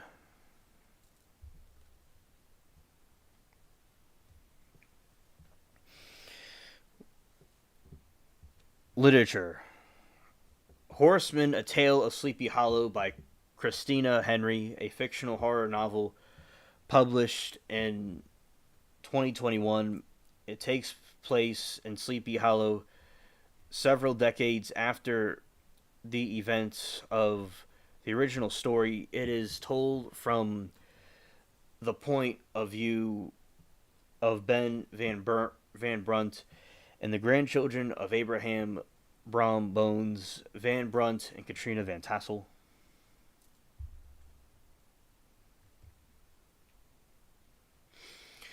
The Headless Horseman of Halloween, 1976, the first season's fifth episode of Hanna Barbera's The Scooby Doo Show, starring Scooby Doo, the gang, and Scooby's cousin, Scooby Dum, while celebrating at a Halloween party hosted by one of Ichabod Crane's great granddaughters, not greatest granddaughter, but great granddaughters.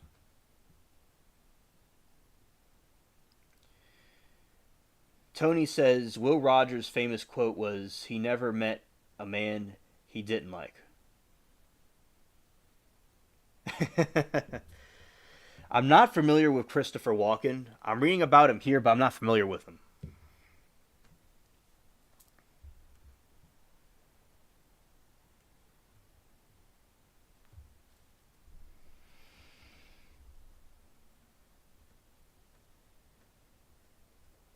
The Legend of Sleepy Hollow, 1980, a television film directed by Henning Schellerup and filmed in Utah, starring Jeff Goldblum, that guy's funny, as Ichabod Crane, Meg Foster as Katrina Van Tassel, and Dick Butkus as Brom Bones. Executive producer Charles Cellier was nominated for an Emmy Award by his work on the movie.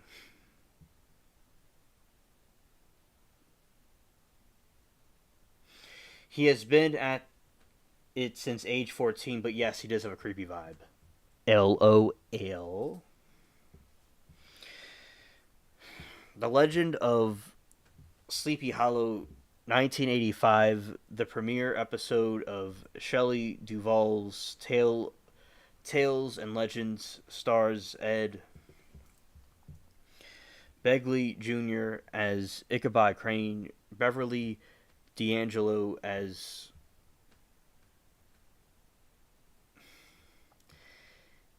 let's see, oh. Nominated Emmy Award for by the movie Legend of Sleepy Hollow 1985, the premiere episode of Shelley Duvall's Tales and Legends, stars Ed Begley Jr. as Ichabod Crane, Beverly D'Angelo as Katrina, Tim Tomberson as Brom, and Charles Durning as Dofew. Van Tassel, who is also the narrator. I'll tell you who's not creepy. That would be our boy Alien Spaceship. You rock, my friend. LOL. Thank you, Alan. I like that a lot. Thank you, man.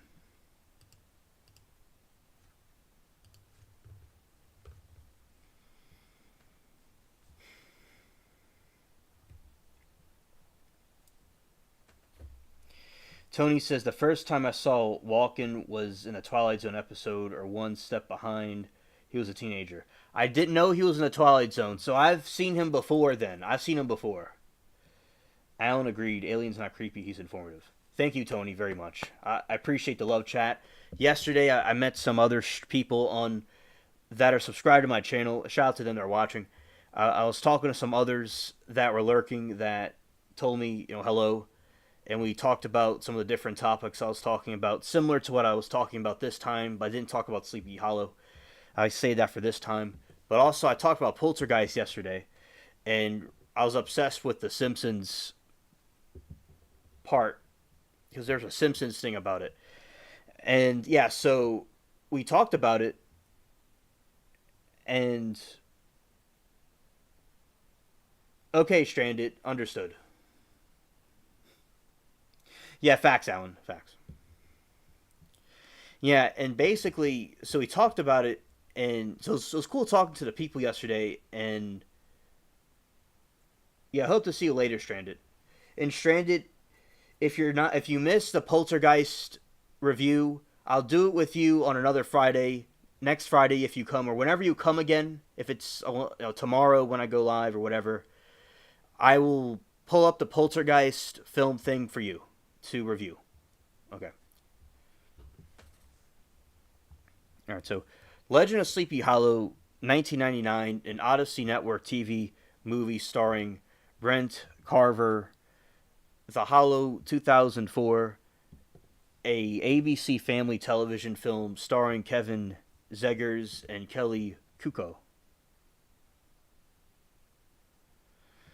and focusing on teenage descent of Ichabod Crane. All right, so we're going to go look this guy up.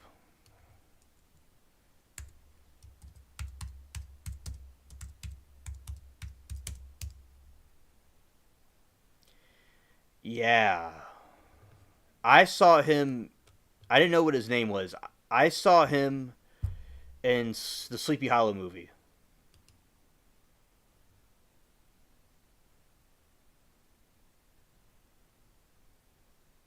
Yeah. I saw him in Batman. Okay, I saw this guy in a couple of movies. Okay. I just didn't know his name. 81. 10 years older than you. Oh. Okay. I saw him in Click, Batman, Catch Me If You Can.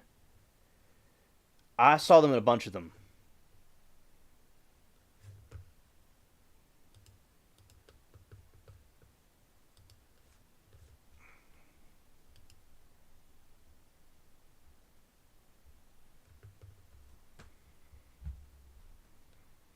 Yeah, that's pretty cool. Let's see, he was in the Twilight Zone.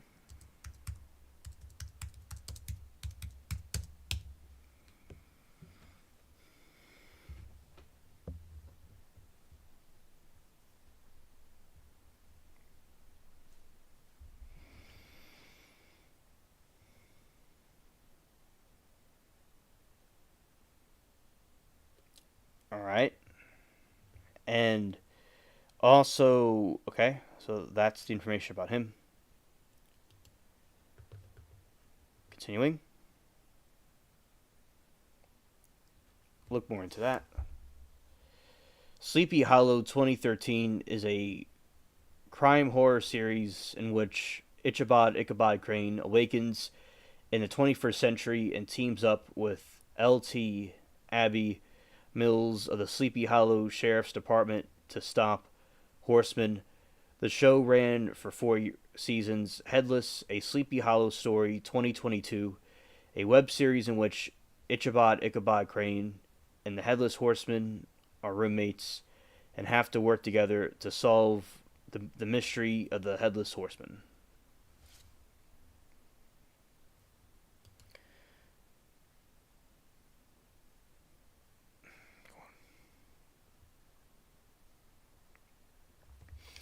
Sleepy Hollow, New York, as the setting of the story, contains many of the referenced locations, including ones that can still be visited today. Sleepy Hollow, Illinois, Sleepy Hollow, Marin County, California, and Sleepy Hollow, Wyoming have street names that reference the story. The later hosts an annual event called Sleepy Hollow Days.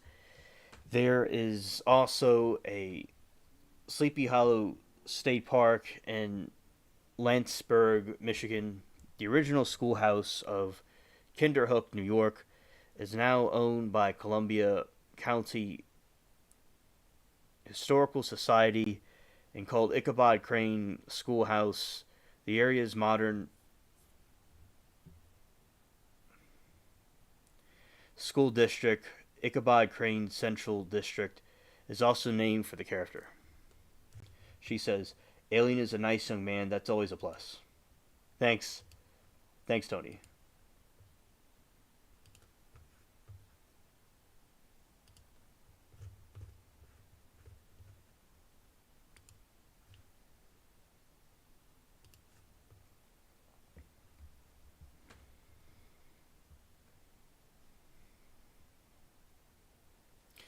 Of course, I have fillings in my teeth twice as old as him. Yes, I remember that. Yeah, you're telling me about that. Yeah, I am. I am a youngster.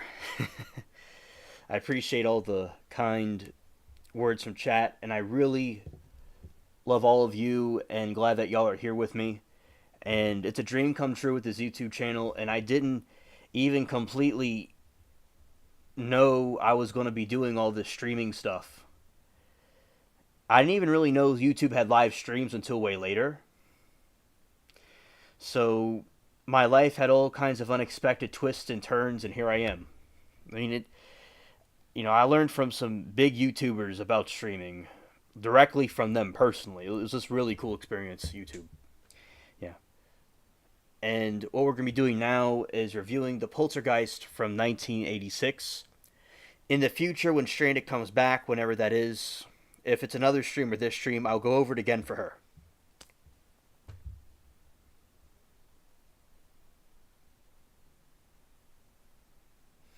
He's been married to the same woman who's casting director Georgia Walken for many years. Okay, that's really cool. I'll look that up real quick.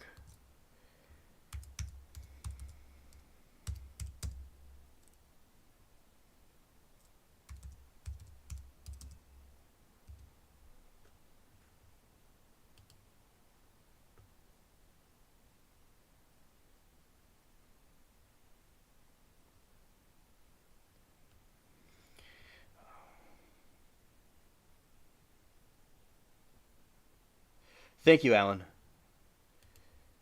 I appreciate that. Like wisdom doesn't come with age, as they say. That's him and his wife.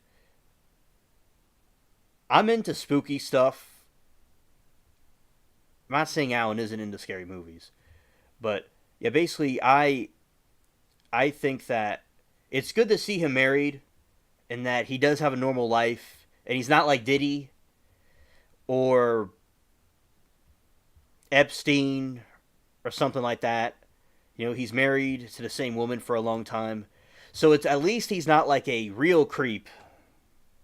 he's a spooky presence to him, but he's not a. I think it also has to do with his persona on screen. It has to do with his role, but it's good that he's married to the same woman for a long time, and he's not like a creeper like Epstein and Diddy or James Franco, which James Franco's not like a pedophile, but he was talking to a girl that was not of age, and it wasn't right, and he ruined his relationship with Seth Rogen. That they used to do movies together and stuff, but yeah. So at least this guy isn't like those people, and there he doesn't look weird. He just looks regular there.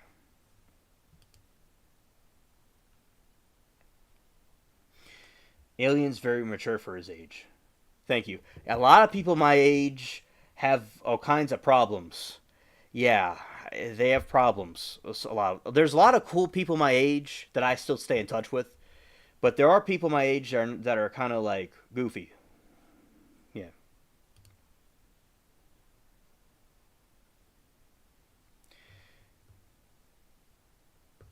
So I'm glad he's with the same woman.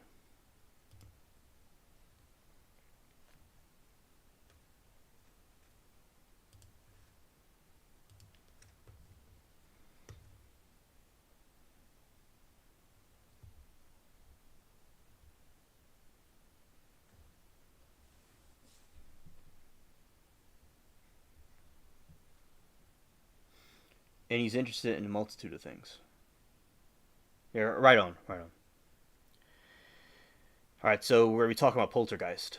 I just saw the 2015 remake of Poltergeist, and I did see this version of it back when I was a couple of years ago on television.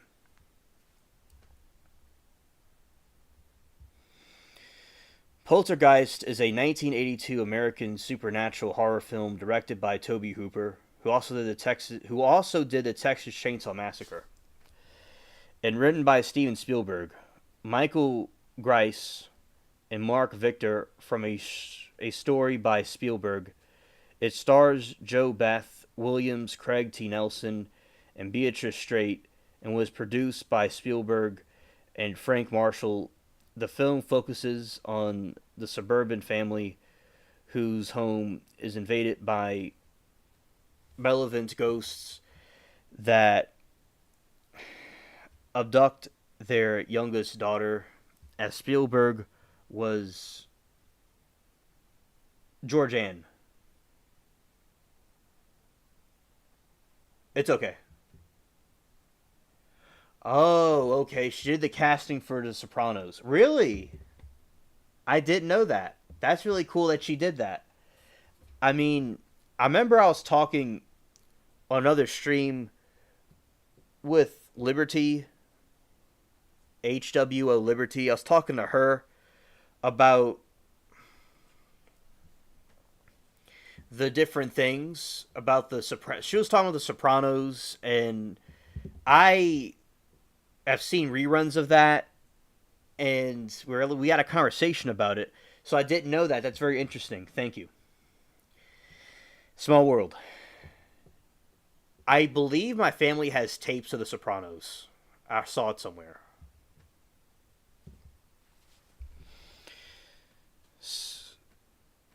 So they never had kids. So I personally think it's good for people to have kids, in my opinion. But if they don't want to have kids, that's their business. My aunt and uncle in England never had kids, but I think that's pretty cool for couples to have kids. But that's just my point of view. Pass on a lineage, I think is important.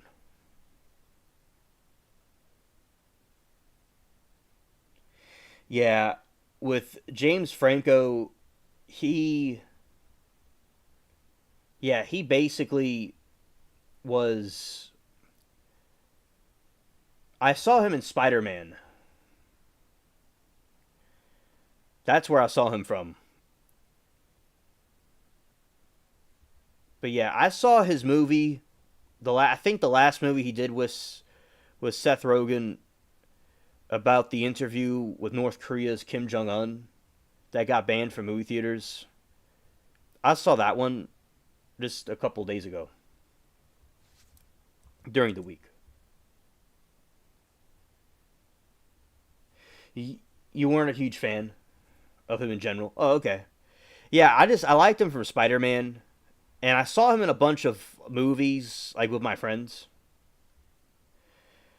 But like, I wasn't the biggest fan of him, but I liked the movies, some of the movies he did.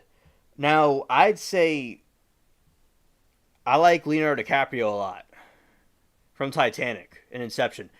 Him and Johnny Depp are the two top ones that I like the most.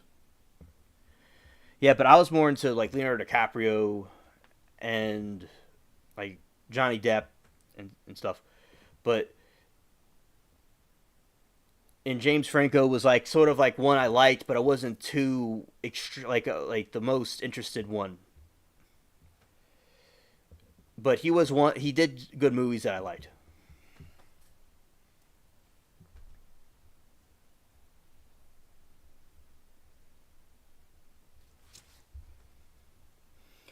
Tony said I didn't see the remakes. I'll have to look for it. Okay, okay. Always loved Walken. Well, that's good. Yeah, he's a very good actor. He's very scary. Very scary.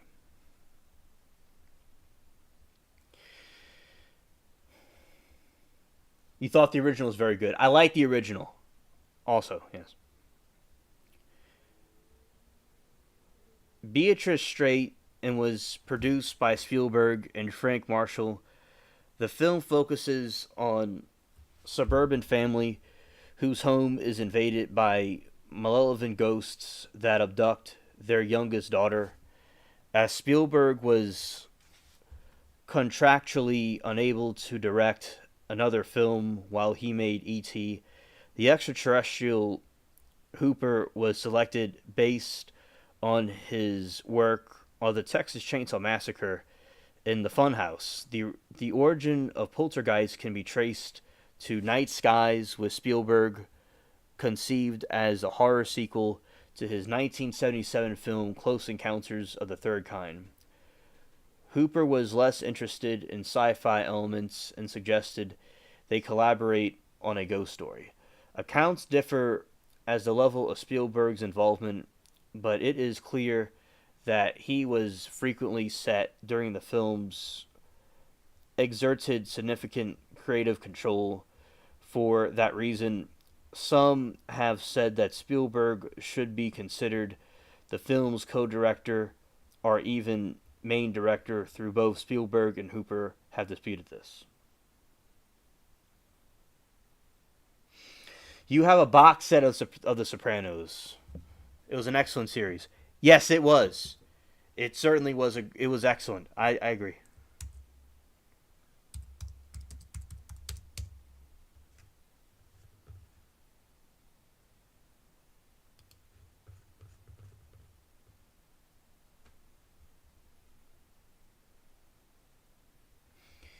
And Tony says, "Trust me, when you're old, you'll be glad you had kids."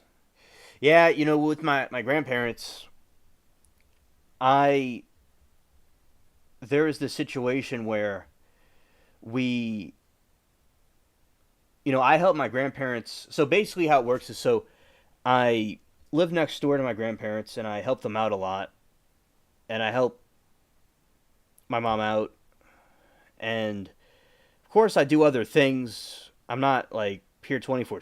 I'm not like with them 24/7, but I do help them with things, and they appreciate my help. So yeah, that makes sense.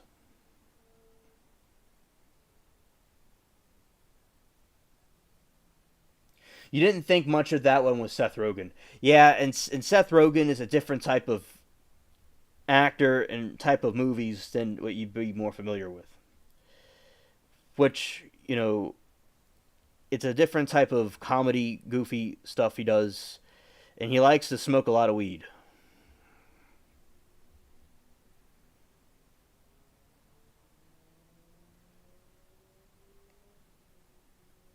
Yeah, you like them too, Depp and Leonardo. Yeah, yeah. Shout out to them, cool people.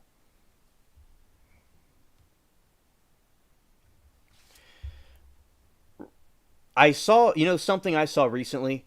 I saw the new Willy Wonka movie. I know we talked about Willy Wonka before, but that was a good movie. The newest Willy Wonka movie with Timothy. He's a good actor. And the Poltergeist 82 was released by Metro Goldwyn Mayer through MGM UA Entertainment Company. On June 4, 1982, Poltergeist was a major critical and commercial success, becoming the eighth highest grossing film of 1982. In the years since its release, the film has been recognized as a horror classic.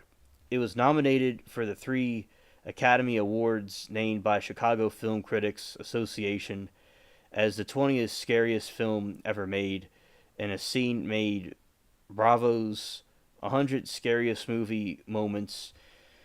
Poltergeist also appeared number 84 on American Film Institute's 100 Years, 100 Thrills. The film was followed by Poltergeist to The Other Side, 1986, Poltergeist 3, 1988, as well as 2015 remake. No one had ever had the critical success of the original.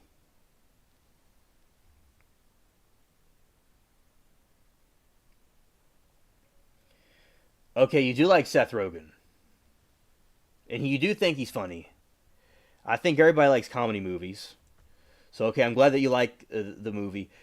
And that specific movie, I understand, but the movie in general, he's a good actor and he's funny. That's good. But he can play serious roles too. Yeah, he can.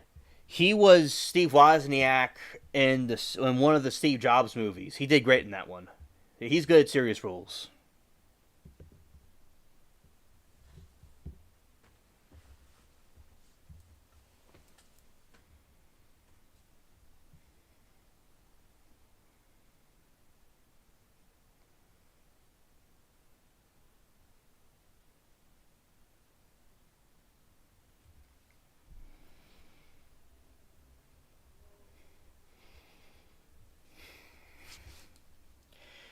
Stephen and Diane Freeling live in. This is the plot of the movie.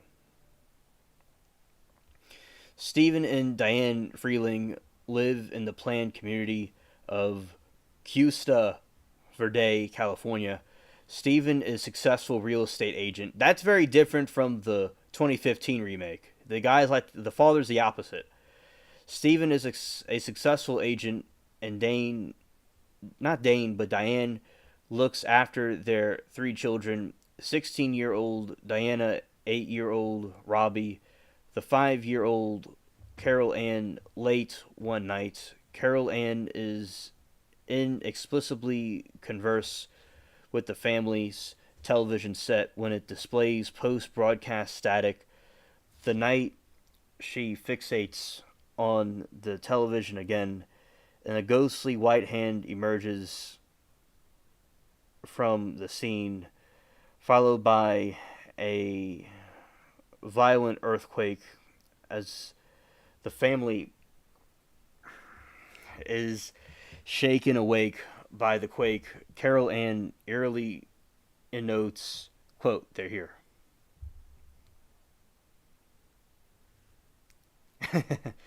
That's why we have you, damn kids, LO. Yeah. Yeah. That is nice you help out your grandparents. I have a wonderful 16-year-old grandson too. Well, yeah, it's cool. Shout out to him.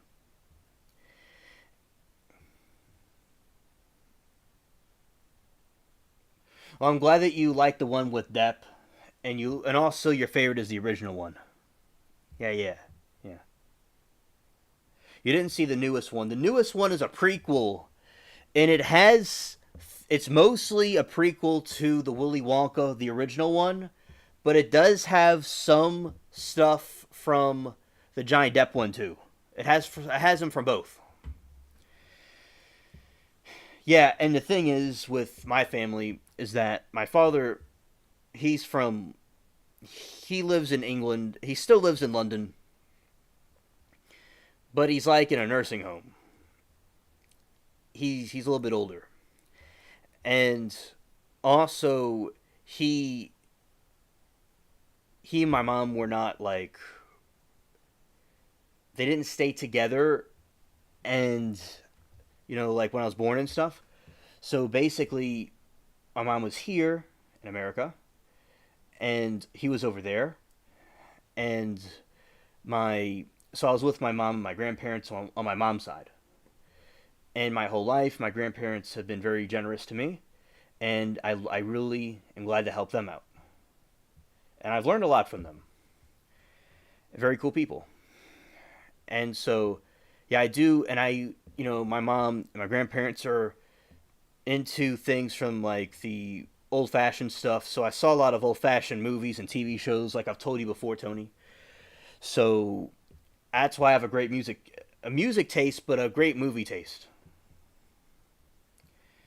So that is a little background about me, and I don't know what you heard of that because it went out for a second, but so that was some background about me, and if it cut out for a second, I could repeat myself.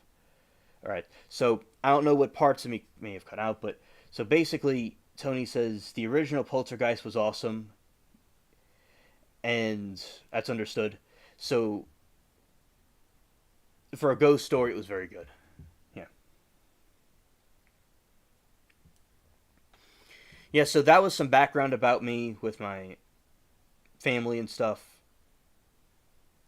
and I'm thankful for them, and I came up well, and I have a good movie taste from them too. The second one was good too. Yes, I agree, Tony. I agree about that.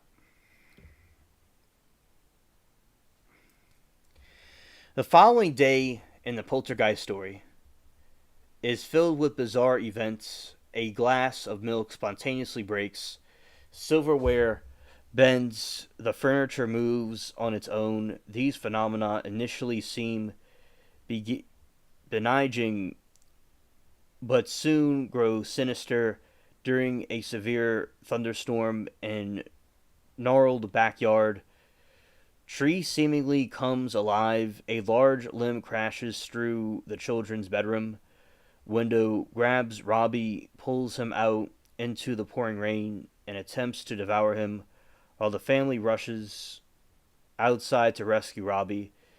Carol Ann is pulled into the portal inside the closet after saving Robbie from the tree, which got sucked into the tornado. The family frantically searches for Carol Ann, only for her voice to call out from the television.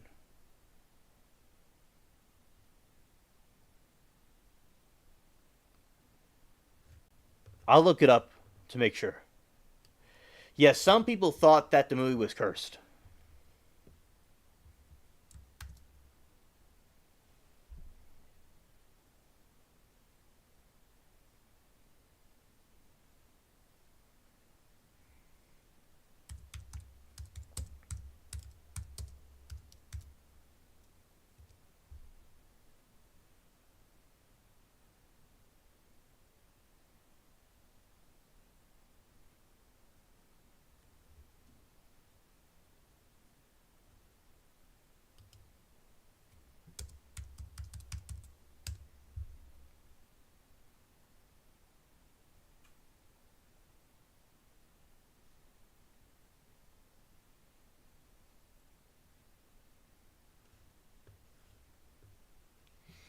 Heather O'Rourke was an American child actress who starred as Carol Ann Freeling, the supernatural horror poltergeist to his day. Movie still freaks him out. Let's yeah, she died in 88.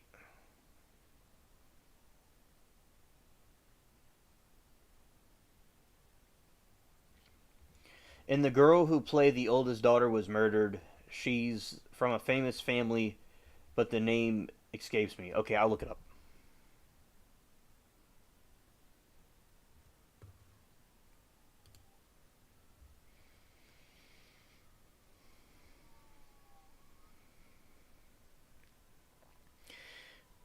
She was 12 when the film was played. Poltergeist Carol Ann is in all three Poltergeist films. At 12 years old, she passed away suddenly.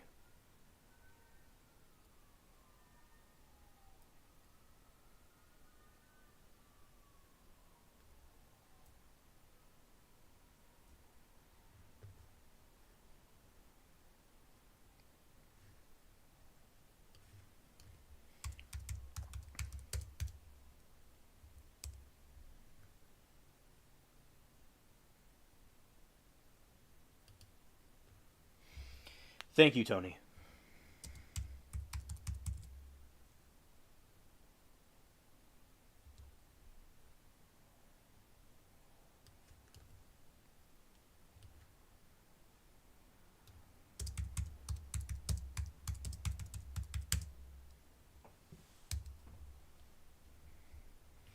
Septic shock.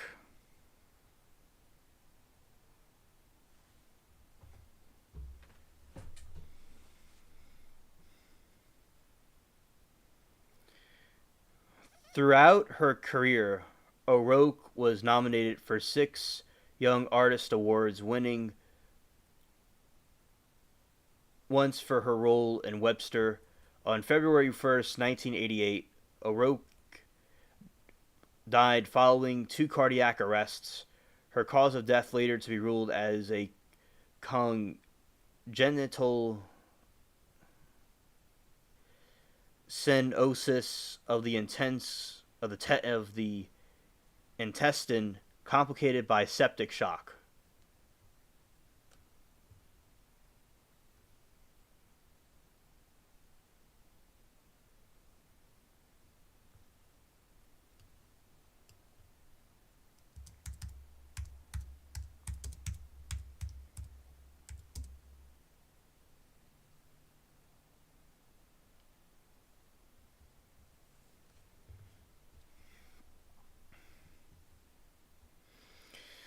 Surgery revealed that instead of Crohn's disease, she was suffering from an acute bowel obstruction caused by congenital stenosis of the intestine and complications from septic shock. All right, I need to look up what septic shock is.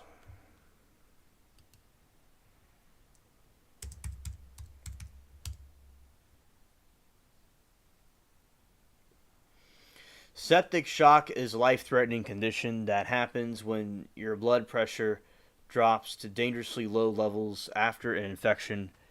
Any type of bacteria can cause the infection. Fungi such as Candida and viruses can also be a cause, although this is rare. All right.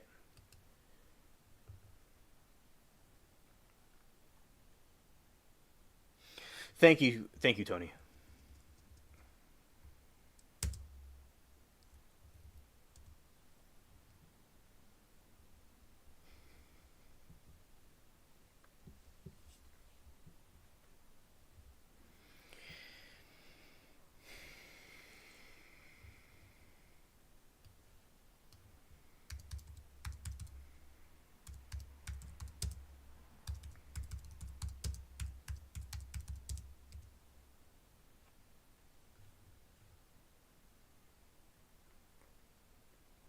Her father was a famous writer, and her brother Griffin is an actor.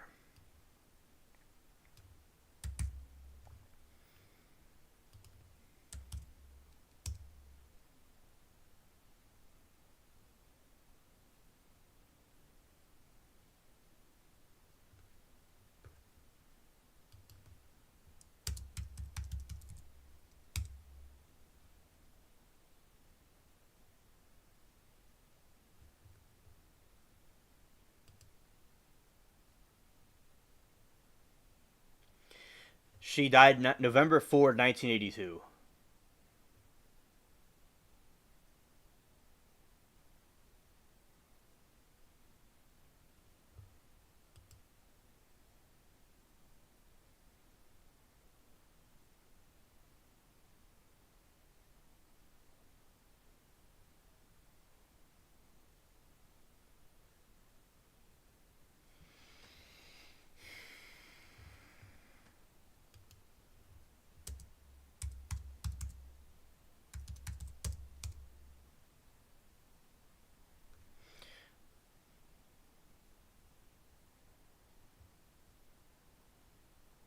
Yeah, she was strangled by her ex-boyfriend.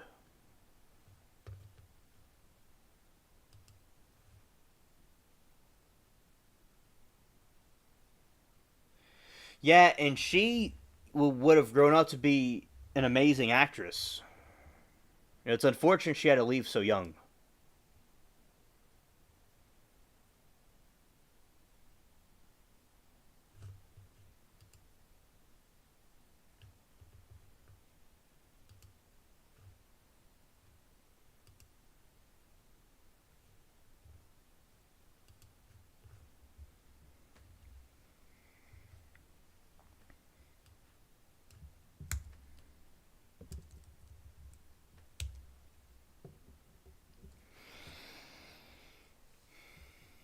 Right, such a bright future. But a lot of people think it's cursed. They were cursed.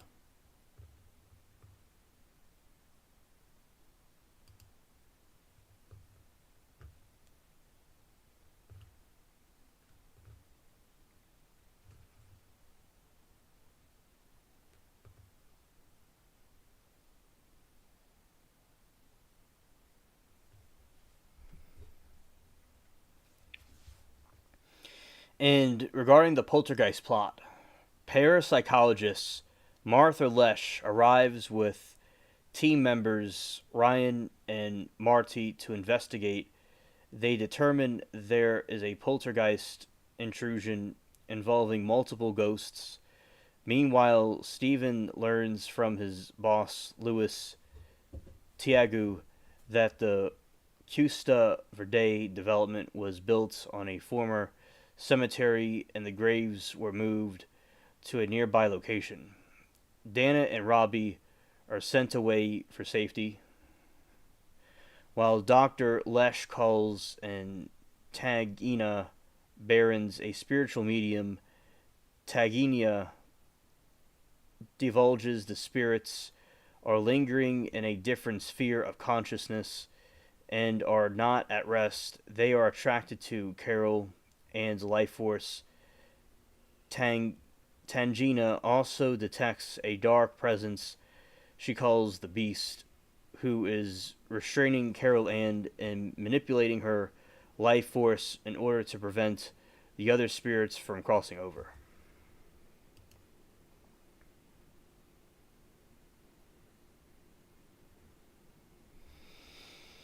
The entrance to the other dimension is in the children's bedroom closet and exists through the living room ceiling. Diane, secured by a rope, passes through the portal guided by another rope previously threaded through both portals. Diane retrieves Carol Ann and they drop through the ceiling to the living room floor, covered in ectoplasm.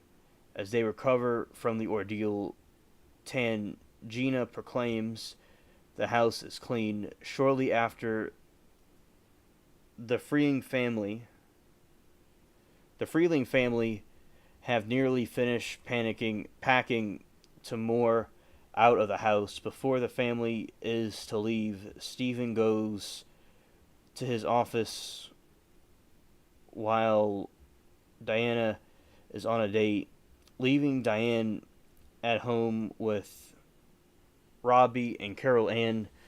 The Beast ambushes Diane and the children, aiming for a second kidnapping attempt. The unseen force drives Diane to the backyard in the pouring rain, where she stumbles into the flooded swimming pool evacuation. Skeletal corpses and coffins float up around her in the muddy hole. Diane crawls out and rushes back into the house. She rescues the children and they narrowly escape outside as more coffins and bodies erupt from the ground. However, most kid actors don't make to transition into adult acting. Okay, that's just how it is for some reason. Fair enough. Yes. And a lot of child actors had problems. Like they had all kinds of, some of them had problems with alcohol or drugs or going to, or being arrested. A lot of them had problems. You know, it is stressful for them at the same time. For some of them, at least.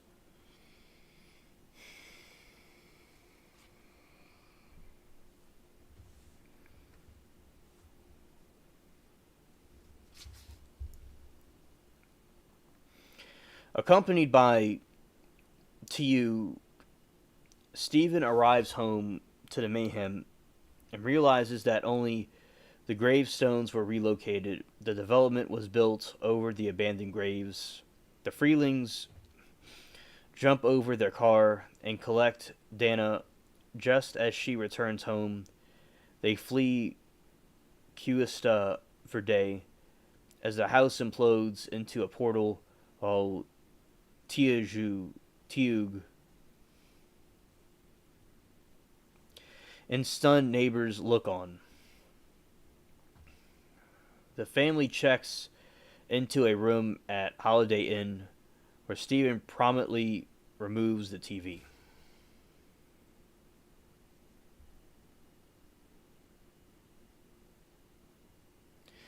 Yeah, and yeah, Tony, I saw that too. I saw it too that the movie was cursed.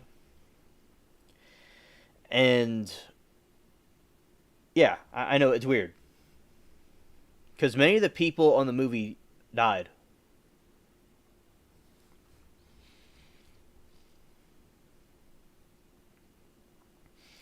Production: Michael Grias and Mark Victor had written an unproduced comedy called Turn Left and Die, and the action film Death Hunt when Steven Spielberg decided to invite them to possibly work with him. After screening a guy named Joe for them and saying he wanted to remake that film, which he would in 1989's Always, Spielberg also mentioned a ghost story idea he intended to turn into a script. Grias called Spielberg the next day, saying he and Victor only had interest in ghost stories. And his plans with another writer fell through. Spielberg brought the two to the job. Spielberg wanted Stephen King to co-write the screenplay, but he was unavailable. Principal photography rolled mostly on Roxbury Street in Semi Valley, California. Following completion of principal photography in the first week of August 1981, Hooper went on to spend 10 weeks in the editing room compiling the first cut of the film. During much of this time, Spielberg was at the Industrial Light of Magic, supervising the visual effects photography. Unfortunately, shit happens. Yep. We live in an unperfect fallen world and bad things happen. Yeah, they didn't have normal lives. Right.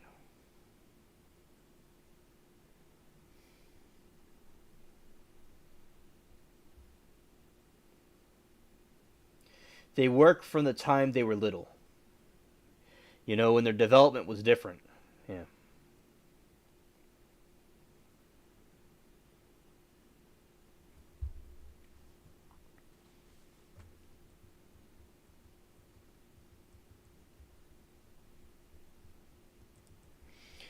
Principal photography rolled mostly on Roxbury Street in Semi Valley, California, following the completion of principal photography in the first week of August 1981. Hooper went on to spend 10 weeks in the editing room compiling the, the first cut of the film.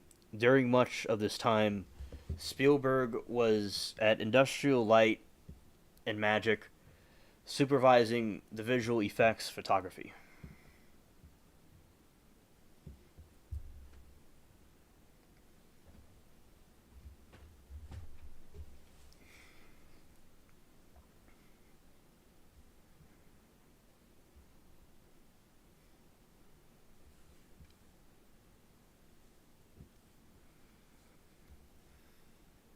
Sometimes they were the only money makers of the family. Yeah, Tony, I was seeing a whole thing about that, and like with Brooke Shields, and and also in Hollywood, like we were talking with Latina, that there's sometimes people were abused also that wasn't too nice, and yeah, and as you said, sometimes they were the only money makers in the family. Yeah, that is true, and you know, basically, a lot of parents sometimes may have taken advantage of kids and stuff, and they're the breadwinner of the family at such a young age. Yeah, I think that and also one time my aunt suggested to my mom about me doing stuff like that, like acting stuff as a kid, but my mom didn't think it was best for me, and I'm glad I didn't do it. I'm on YouTube, so yeah, I'm glad I didn't do it, especially all the stuff that's happened to them and stuff like that. I'm glad to be on YouTube though. I'm glad that I'm here on YouTube, and it's a as they say, it's a heavy cross to bear, and the psychology it does to a young child, it must be a lot of weight on them.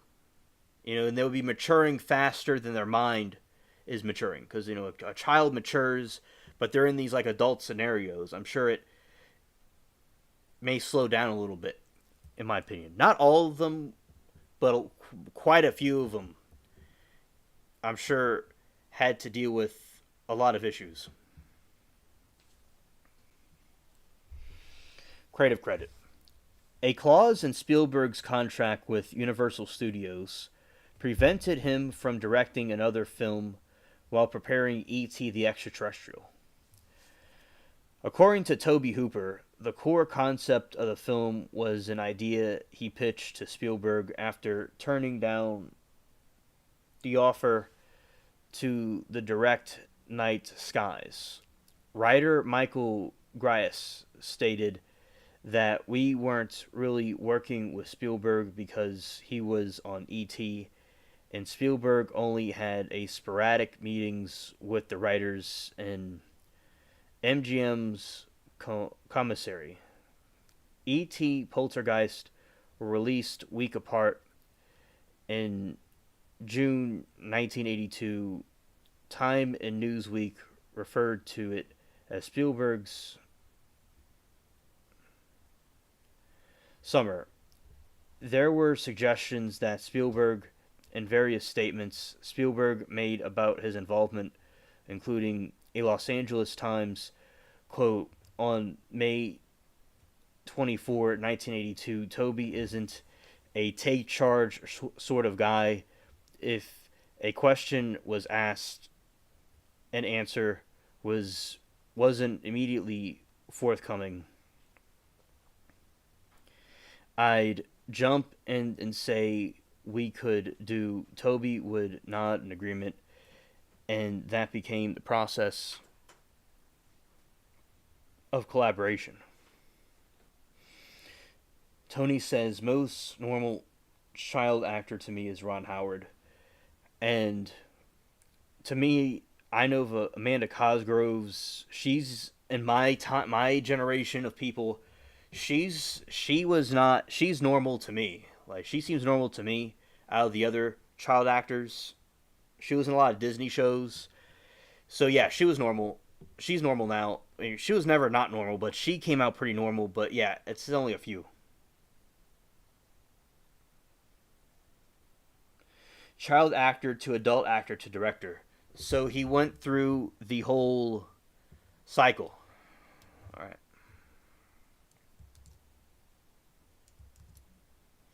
Yeah, that sounds very interesting. We're looking up Ron Howard right now. Right now.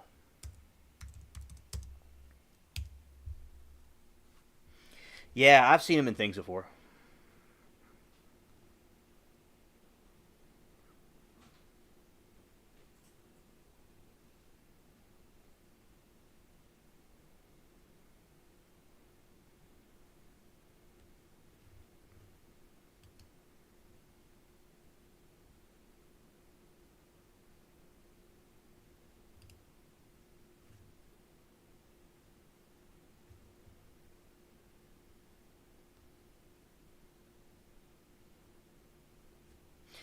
Yeah, that's pretty cool.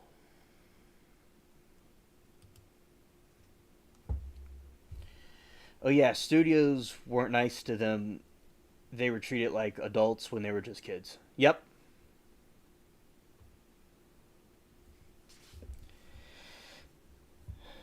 exactly. They were treated like adults when they were kids. That also was a situation I agree with, and it's pretty incredible in TV. Well, and also Tony says you couldn't pay me to have a channel. Yeah, yeah, I understand. I understand. What happened was a lot of friends I was on, as you know, I'm on a lot of streams. So on different streams I was on, people were telling me I need to go live too, and I'm like, all right. And then I was the other streamer told me how to do it, and here I am. Yeah, so it's very a lot of work because there's other projects I'm working on, but YouTube takes up all my time. And also throughout the day, I'm in all these different chat rooms because I was on all these different streams, and I have fans in different streams. So I'm not just like other YouTubers, and there's YouTube channels way bigger than mine. But I'm on these other channels, and it's a lot. It's a lot to do. It's like running a big It's like running a big corporation or something. Oh, absolutely, Tony. The trolls are ridiculous. They're so cringe. I mean, on my streams, the phone lives they come more on the phone lives than these streams.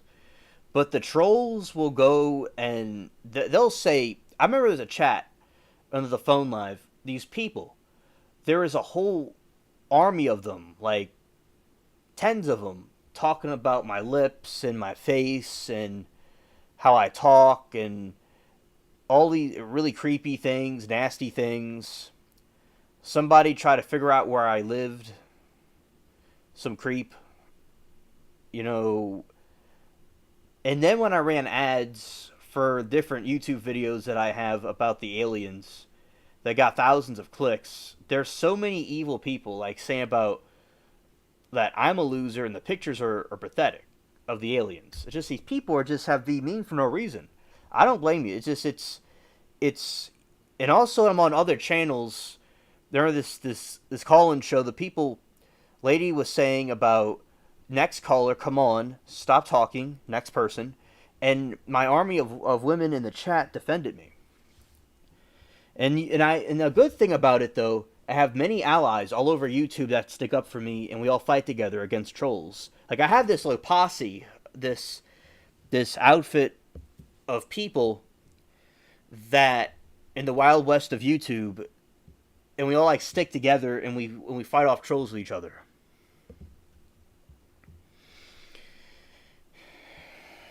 And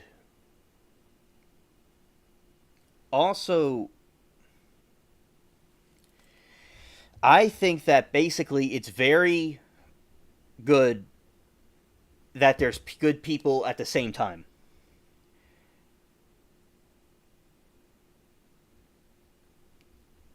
Yeah, the guy is only a year younger than you. Wow. Wow. Yeah, so basically with the trolls, I totally understand your point on that, and it's really like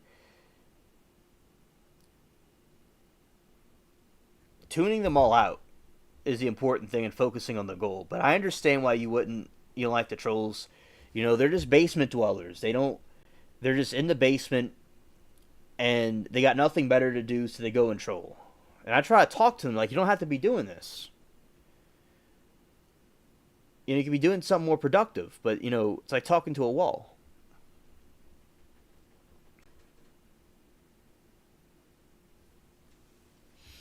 And internet trolls, clowns are modern day trolls because clowns in the past were the same thing as modern day trolls. I learned.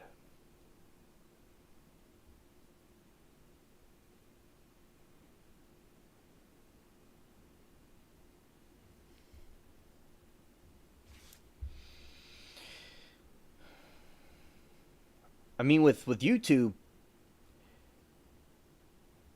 I remember I was doing the video on Merlin, and it's like somebody was telling me, I hope to not come off too critical. I'm like, oh, here we go. It was the day the hurricane was hitting. And he was like, I hope to not be too critical, but he was like, um, the way I talk made him cringe, and I'm copying all their YouTubers. I just deleted the comment, and that's it. Just get out. I do enjoy it. I do enjoy it. I thrive in it. And I have an audience, a big fan base all over YouTube, on other channels. Like when I go into a chat, everybody tells me hello, and I say jokes since you know Tony because you chat with me before, but I say a lot of jokes and I say funny things and talk about the topic, and people like my insight. And yeah, and I like what I do, and I remember things like I like Steve Jobs a lot. I think he was a cool entrepreneur and inventor. And you know, he was saying in life the dots connect later. Things don't always make sense looking forward, but they make sense looking back.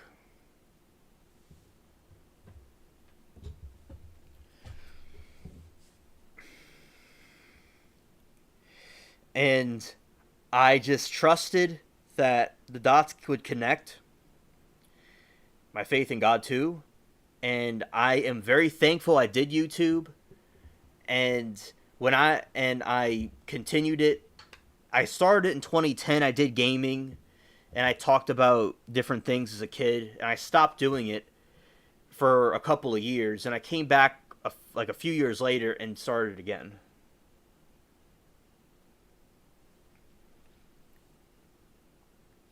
It's what they do. Normal people don't take shit. Some are funny. Yeah, some are funny and some are disgusting. Yeah, I agree. Yeah, and also I'm glad that I did it, and I've had amazing experiences. Like I've experienced different parts of the country without actually going there. Like I've experienced different parts. I've experienced different parts, you know, the West Coast and the East Coast, and I've learned some stuff about Pennsylvania too. And yeah, I just get these different experiences from different YouTubers, and it's really interesting. And Tony said, I didn't even know what a troll was till about 3 years ago. Well, I'm sure that was an experience. I'm sure you were like, what on earth is this? It's like seeing, it's like people I know from up north that came down here. There's cockroaches everywhere, all over the world, But people that didn't see roaches before, they came down here and saw them, and they were like, "What is that thing?" And it's like seeing a roach for the first time. It's like, what on earth is that thing?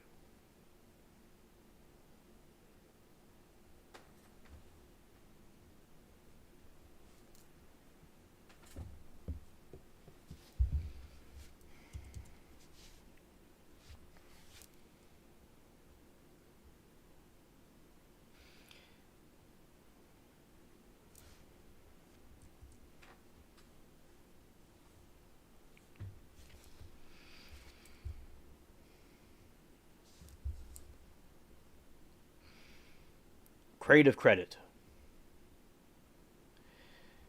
A clause in Steven Spielberg's contract with Universal Studios prevented him from directing another film while preparing E.T. the Extraterrestrial.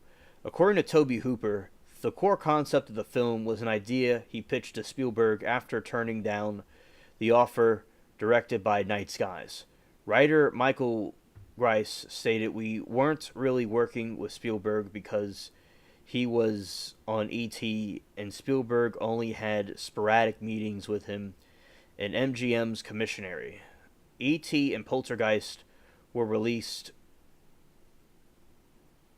a week apart in June 1982.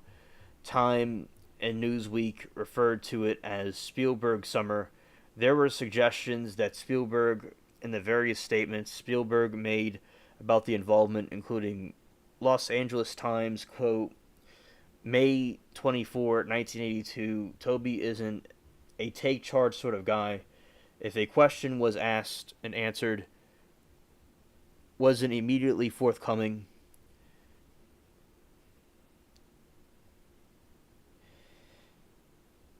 In a say what could do, Toby would nod in agreement and became the process of collaboration."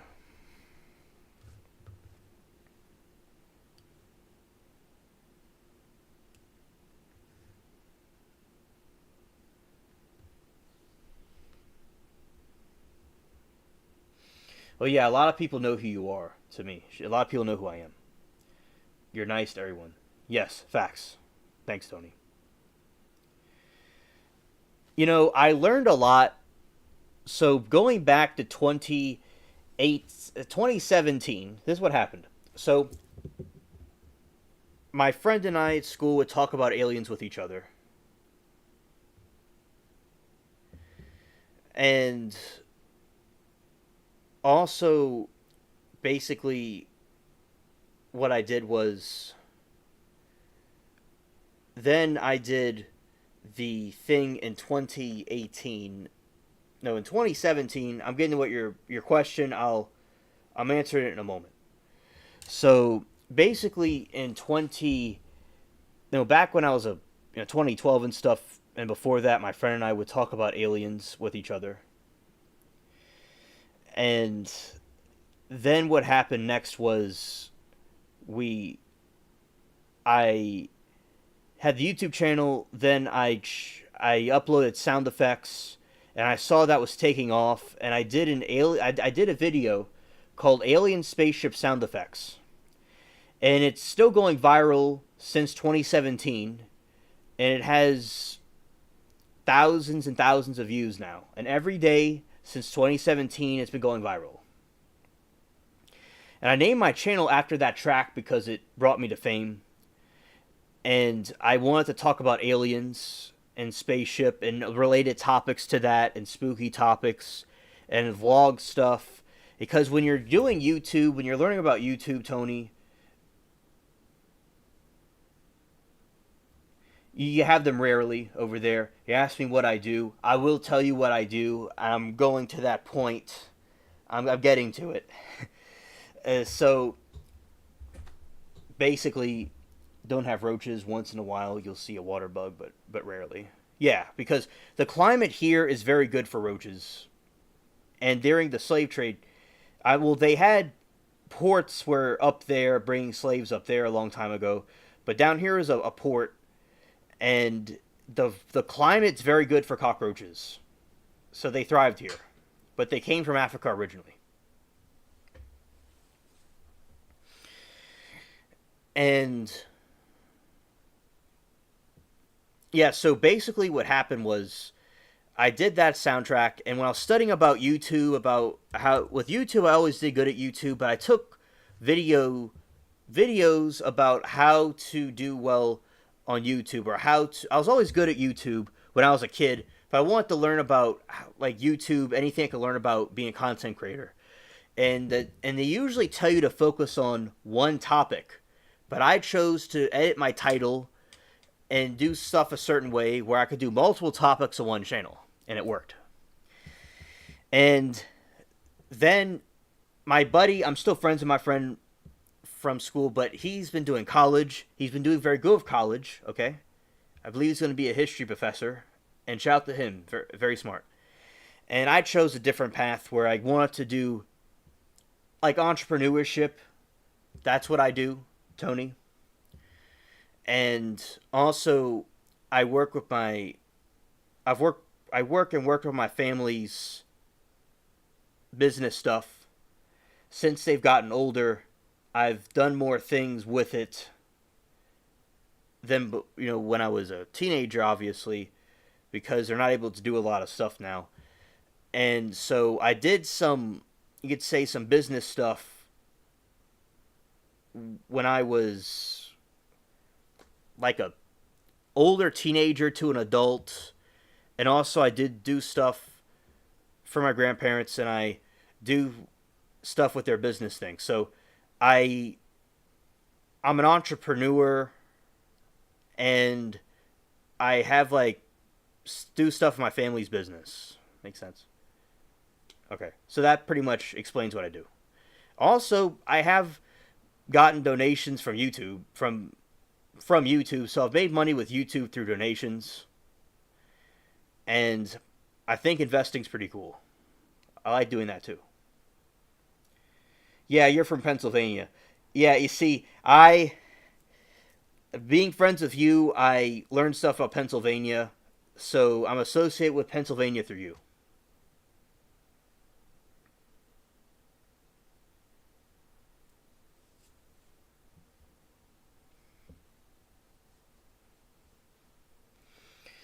Poltergeist did well in theaters, but E.T. was a big hit. Was the big hit.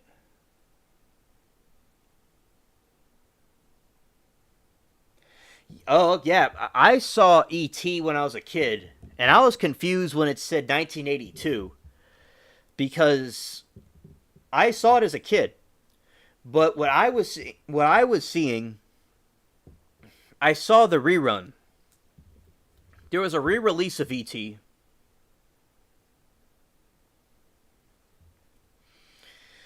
There was E.T. when I was a kid, or 2002 I saw it. Now, yes, I had an early start with YouTube, but I'm getting close. I'm not monetized yet, but I'm getting close to being monetized. The way I made money with YouTube was through donations. So, but I did have an early start with YouTube, and I did my own business stuff and entrepreneurship and doing stuff with my like family's businesses and stuff like that.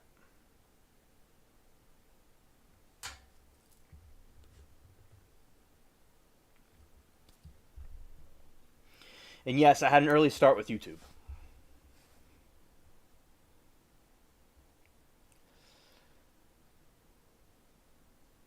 That same article noted the Directors Guild of America had opened an investigation into the question of whether or not Hooper's official credit was being denigrated by statements Spielberg has made, apparently claiming authorship. The investigation ended the attributors ruling the MGM UA Entertainment Company must pay 15 grand to Hooper because the studio producer Spielberg a bigger credit that Hooper got in its trailers, although also noting that broader issues of dispute exist between producer writer Spielberg and the director. 200,000 were originally sought by the DGA. Co-producer Frank Marshall told LA Times that the creative force of the movie was Stephen. Toby was the director and was set every day, but Steven did design for every storyboard and was on the set every day except for 3 days when he was in Hawaii with Lucas. However, Hooper stated that he did fully half of the storyboards.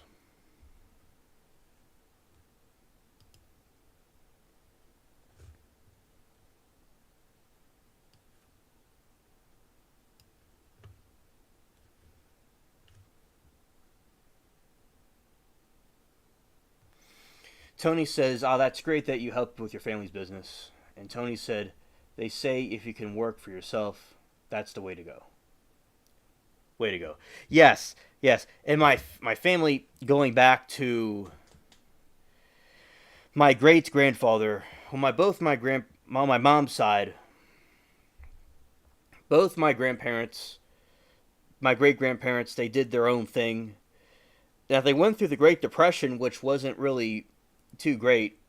My grandparents are older than you, Tony, by the way, and basically, they, my grandpa had a roofing business, and his father had like a detailing shop, and he liked collecting vintage cars. There's a movie, an old movie that came out, and I have to ask my mom to recall the name to tell you, but it was filmed here, and the cars from my great grandfather were used in the movie. So it runs in my family.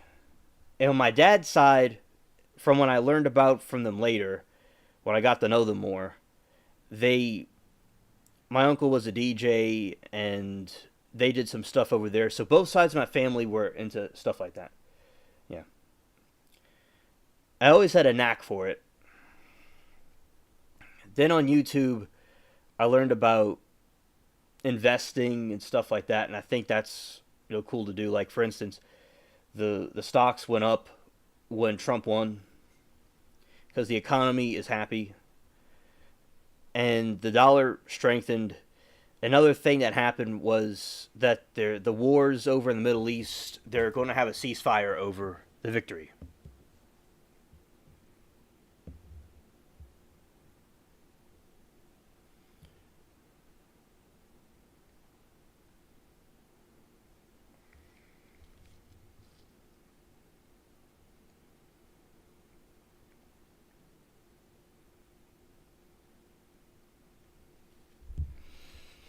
The week of the film's release, The Hollywood Reporter printed an open letter from Spielberg to Hooper. Regrettably, some of the press has misunderstood rather unique creative relationship which you and I shared throughout the making of Poltergeist. I enjoyed your openness in allowing me to write and producer a wide breadth of creative involvement, just as I know you were happy and with freedom you had to direct Poltergeist so wonderfully. Through the screenplay, you accepted a vision of this very intense movie from the start, and as director, you delivered the goods. You performed responsibly and professionally throughout, and I wish you the great success on your next project.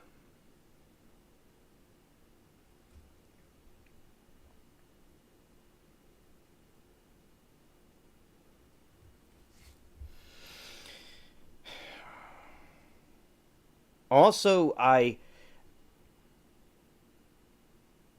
yes, yes, he is. Yes.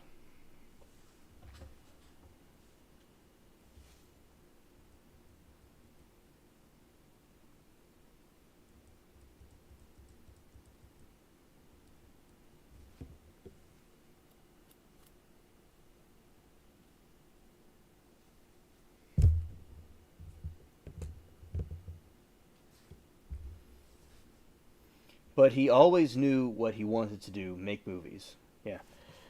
Yeah, and you got to find out what you like to do and pursue it. You know, for instance, I like making movies and stuff, and Tony, about the clown movie that I told you about, that scary film I made, I am going to get the device so I could copy a copy of it so I could put it on YouTube again for y'all to see. And so I think it's pretty cool. Like, I was talking about earlier, Tony, that when I was a kid, I made little movies like of events and stuff with a camcorder and a VHS tape. And my school used to do stuff like in kindergarten. They filmed with a big camera. They filmed some events that happened in the kindergarten, and they put it on a VHS tape. So I was exposed to that. And my school was good with acting and stuff. They're into plays and things like that. So that's another reason why I like doing these things. And I always had a knack for it even before I was at the school at that time when I was in kindergarten. But basically, I I understand what Spielberg, his passion for filmmaking. I can relate to it. And he certainly knew what he wanted to do.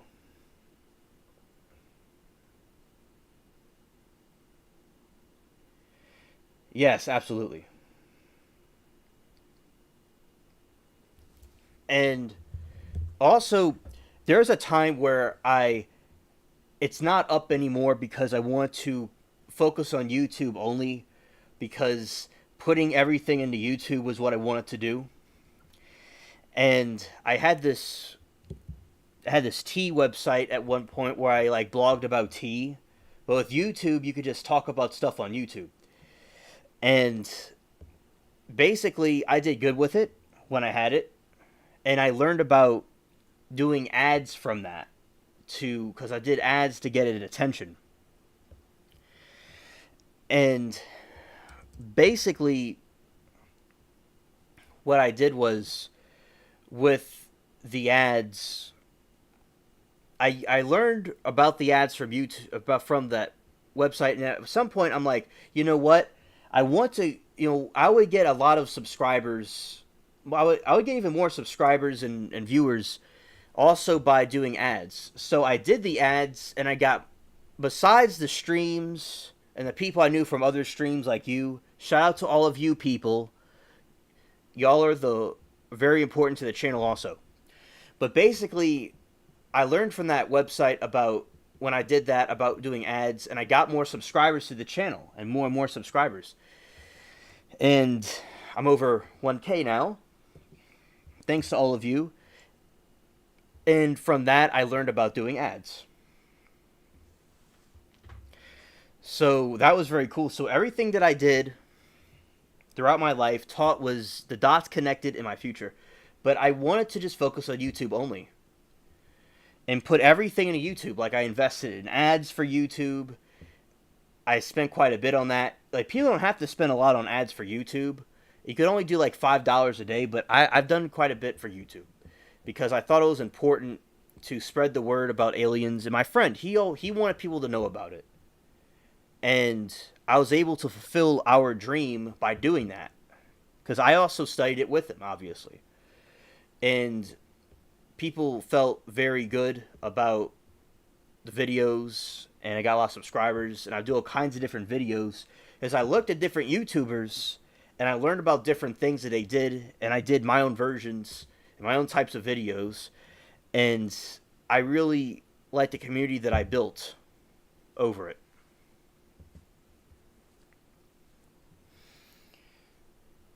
So throughout my life, the different things that I did,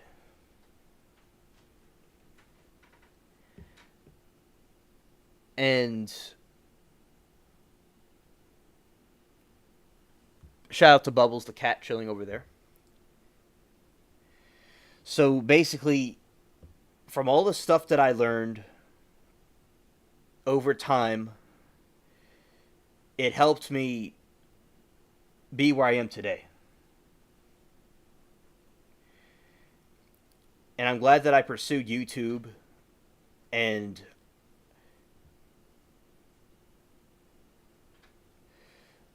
I'm glad that you'll watch it. Yes, yes.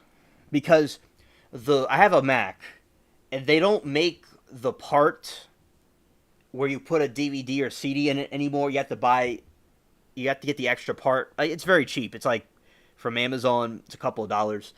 It's not really expensive, and I'm going to do that so y'all could see it.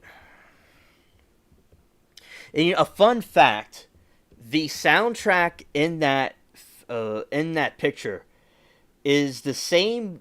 It's the same soundtrack of Alien Spaceship sound effects. So the video that made this channel, Alien Spaceship Sound Effects, is the same one from the clown movie. I made the same thing. So I'll explain another thing that I did. So I went and created this thing where it was January or December, it would get very, very, very dark here and very overcast for very long periods of time. So dark that my room was very dark.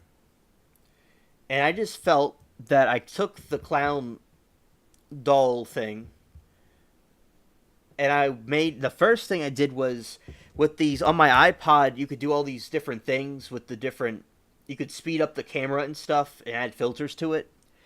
And I made something, and I said, you know what, I'm going to add a sound effect to it. So on an iPhone, you could do this, or an iPod, which I used an iPod at the time. There's GarageBand, and I set a piano, but a sped up piano that plays at like 8-bit, and like a machine, and it's just a spooky thing, and the clown does some like crazy stuff sped up. And I showed my friend I talked about aliens with, and he was like, oh shit, and he thought it was scary. Then the next winter, I made another film, and I made another one over the course of a period of time, and I made a storyline about it, and I made comic books about it. I made like a little comic packet about it. And also, then I put it on DVD, and my friends in the hood and I could watch it. And I made some funny stuff as like a warning to those that would try to copy it in the hood, but nobody copied. And I showed my friends in the hood. My neighbor, because they're my neighbors. And they like my films, and that was like back then. And I did put it on YouTube, then I took it down. Not that I didn't dislike it or anything. I took it down, and then a couple years later, went back on YouTube, and I want to put it back up. Definitely.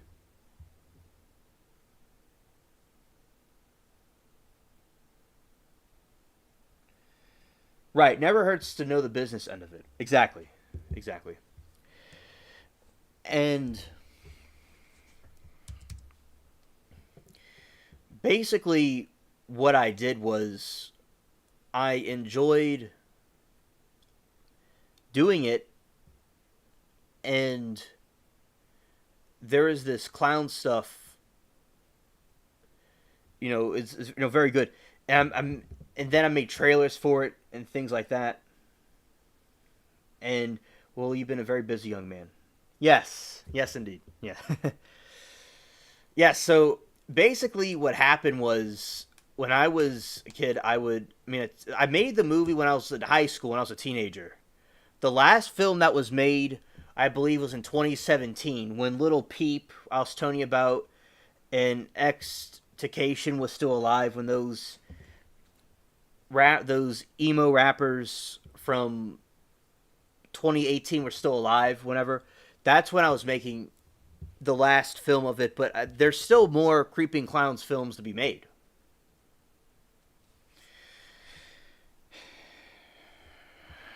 And I was very excited about it, and y'all will enjoy it. And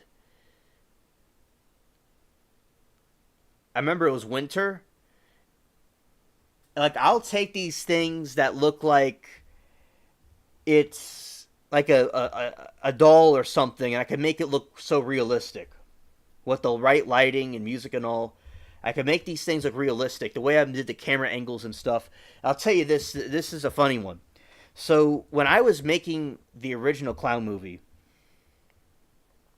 I mean the last clown movie, not the original, the last one, I made it with my original iPod from 2011 or 2010. Then I had to send, since it was kind of outdated, I had to send it to my mom's phone, then sent it from there to my computer that I had. That it's in storage, the computer, but I have the film though. And then I put it in my computer and I edited it. So that was really fun.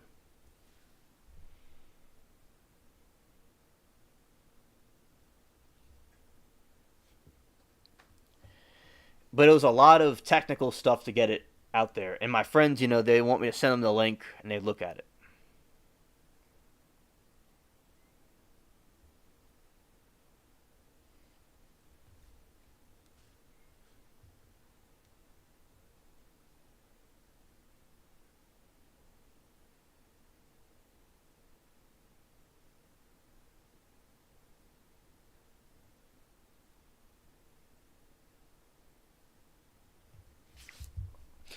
In a 2007 Ain't It Cool News interviews, Zelda Rubinstein discussed her recollections of the shooting pieces. She said Steven directed all 6 days. She was on set. Tube said set up the shots, and Steven made the adjustments.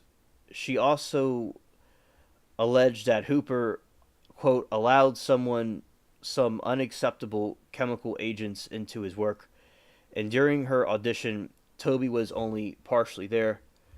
Comments from actor James Karen concerning a 25th anniversary Q&A, which both attended, categorized Rubinstein's remakes as unfair to Hooper. She laid into Toby, and I don't know why. Toby was kind to her.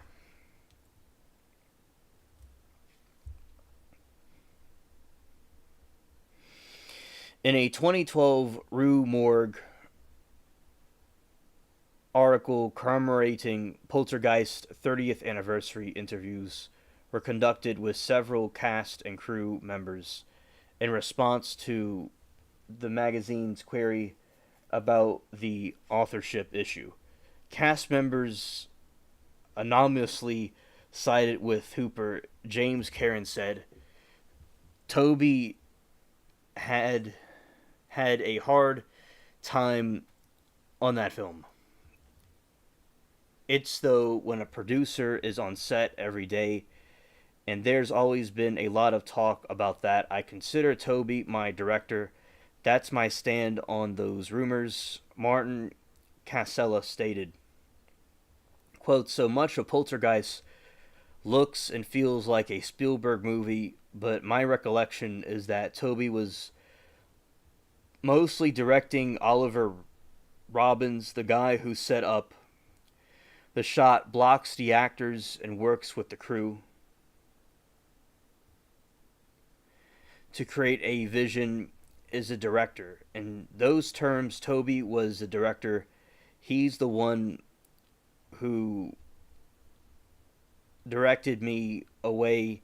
Makeup and effects artist Craig Reardon, said Spielberg, often had the final say. The original version of the cancerous steak, for instance, was created by Reardon per Hooper's special specifications, but vetoed by Spielberg. Although the first steak did not represent a killing amount of work, it had consumed enough time and effort, one of which I could afford to waste, that I determined in the future to make certain whatever I prepared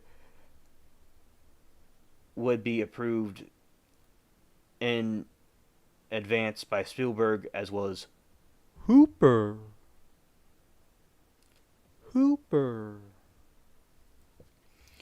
Clowns do free people out.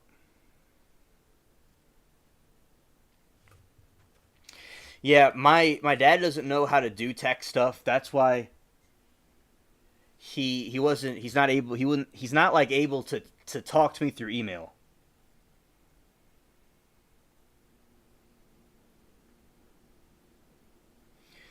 Now I understand. Like my dad doesn't know how to do email or like YouTube or anything. He had to have a friend. He had a friend help him email me one time. But yeah, he's not. And my family in England doesn't understand it either. They're older, and my grandpa he had on my mom's side. He's the one. He had a bunch of computers and stuff. That's something he liked. And then he told me about computers. Then I got into them.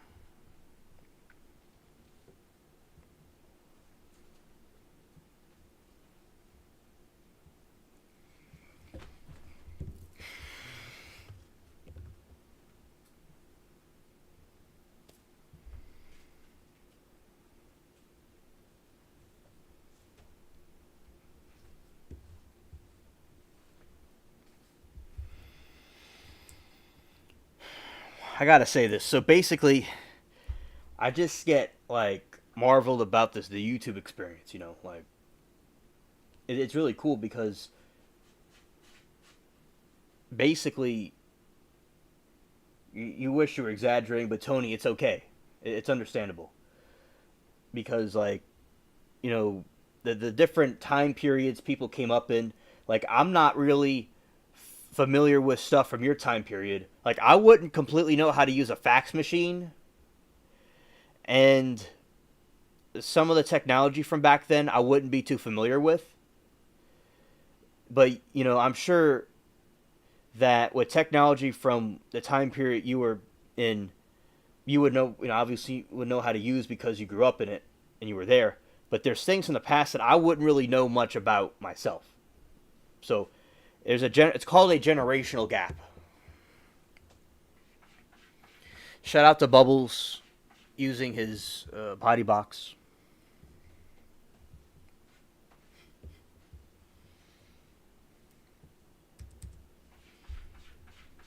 I just gotta say, like, it's a marveling, it's a tumbling too, because it's like I'm talking to you and all these people, and I learned about like restaurants. I learned about places to go in different parts of the country. Like, if I was there with them, it's like I know about Pennsylvania's the newest edition.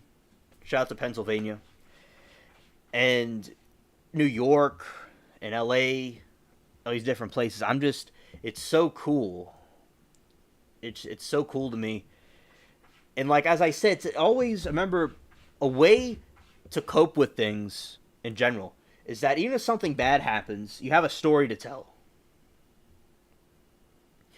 And I have all kinds of stories to tell because of the experiences that I had in my life. And my uncle at first, him and I had a heated debate about some things, but him and I have peace, and I understand his position. He understands my position, and he had very good points.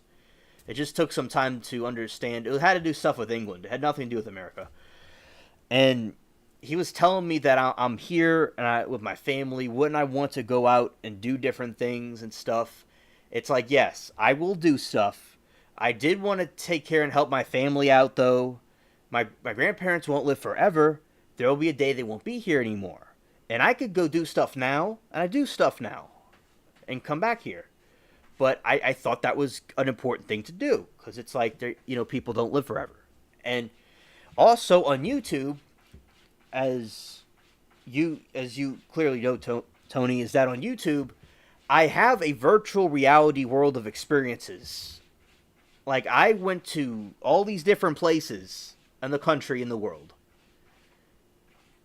and had experiences with people. And he doesn't understand the technology completely, but he understands now with the internet and the advancements of technology, you could do a lot of stuff on it than what you could do before. So he understands now about the internet stuff. But basically, at first he wasn't completely understanding about things I was doing in my life, but I had to explain it to him. He didn't really know me too well about what I'm doing here, so because it's kind of confusing. Like I'm not just sitting in a closet all day long. I'm talking to people. I'm having experiences. I'm doing stuff and activities with other people, and it's marveling because it's all through the internet. And basically, I think it's really cool that what I'm doing on YouTube, and he thinks it's cool I'm on YouTube and likes it, and I'm having experiences with people, so he understands it now. Shout out to him. But at first, it's kind of like, I'm just here all the time, but there's a whole world to see through the internet. Okay, so people that had a crystal ball and could see different things, that's what it's like. I have like a crystal ball. That's kind of like what it's like. I can type, and that's about it. I can research. Well, that's cool. You could do that. And there's people that can't do that. We were happy to have electric typewriters. Well, that's good that you had electric typewriters. Oh, I have an old typewriter from the original kind. And a computer is kind of like a typewriter in some sense, like a really advanced one. Looking at it, advanced typewriters.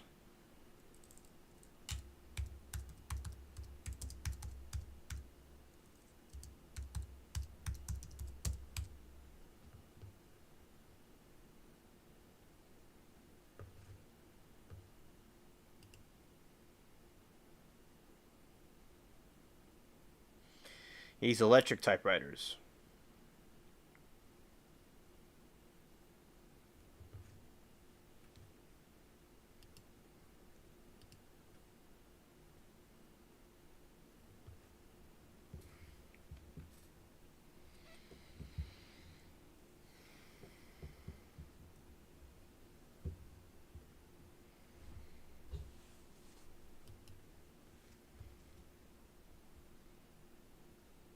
And I'm sure the electric typewriter was a great advancement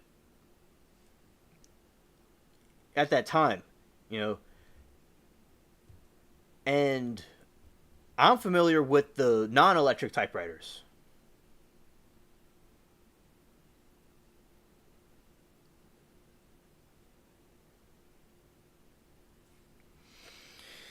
Also, Hooper was asked about the controversy in 2015 interview with online journal Film Talk and said the rumors originated from the Los Angeles Times article, which reported on Spielberg shooting footage of little race cars in front of the house while Hooper was busy elsewhere shooting another scene. From there, it became its own legend. That is how I remember it. I was making the movie, and later on, I heard this stuff after it was finished. I really can't set the record much straighter than that. End quote.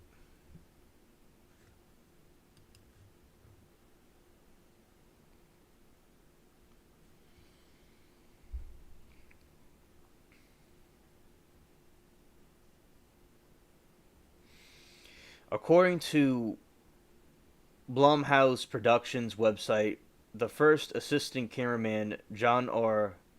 Leonetti, reported that Spielberg directed the film more so than Hooper, stating, quote, Hooper was so nice and just happy to be there. He creatively had input.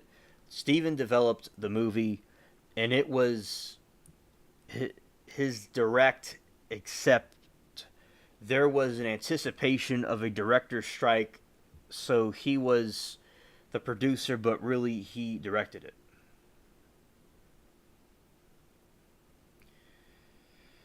In case there was going to be a strike, and Toby was cool with that, it was anything against Toby. Every once in a while, he would actually leave the set and let Toby do a few things just because, but really, Steven directed it.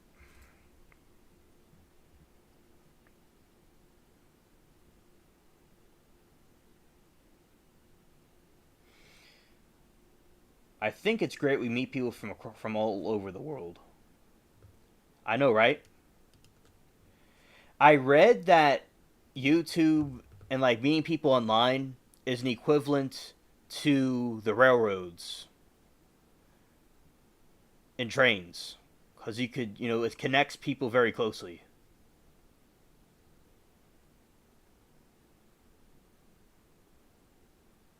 Right, without having to travel. And I had to explain that to my uncle because it's like I'm doing all the stuff he did when he was a young man, but through virtually. I will still, and look, with the internet, I learned a lot about other places.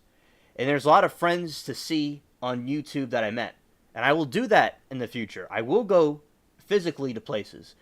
But this, I cannot deny the great advancement of YouTube and social media at the same time. I can't deny that.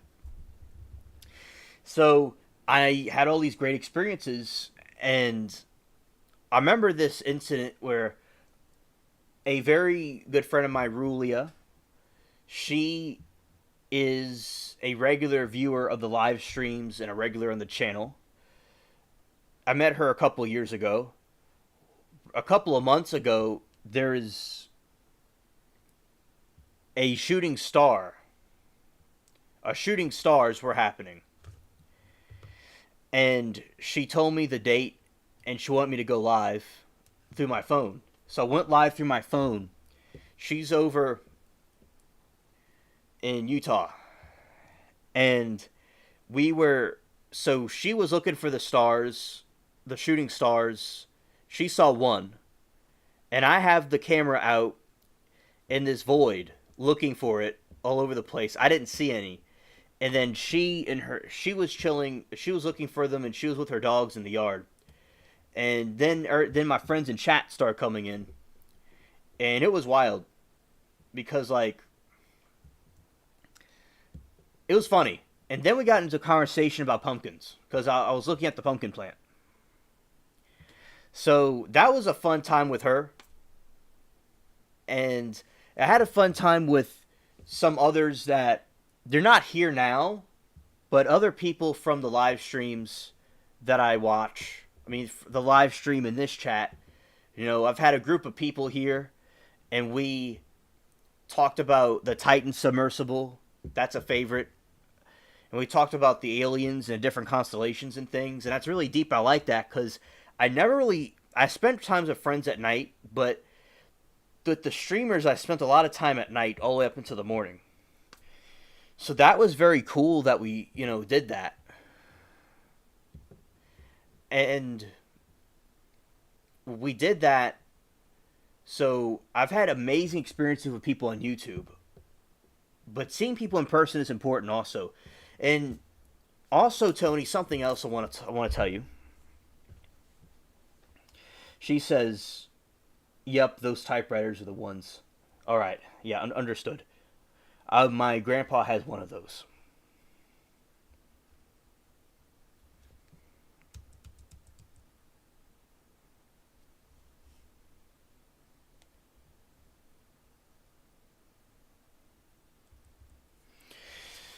But so, in high school, I may have told you this before, or I may have mentioned it. So, I was very popular and well liked in high school, like I am on YouTube. It mirrors YouTube. And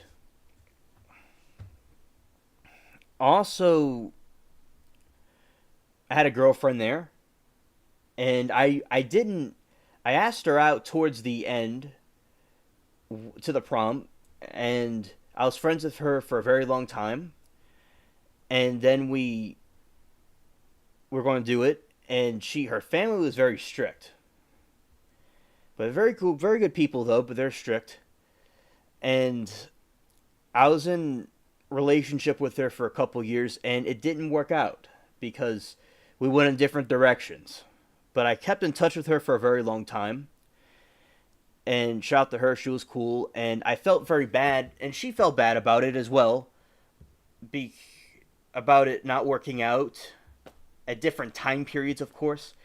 But basically, she wasn't really able to do it because of her family, but we still stayed in touch. And then she went to a different direction with the college, and I went into the direction of YouTube. We stayed in touch for a long time, and it didn't work eventually.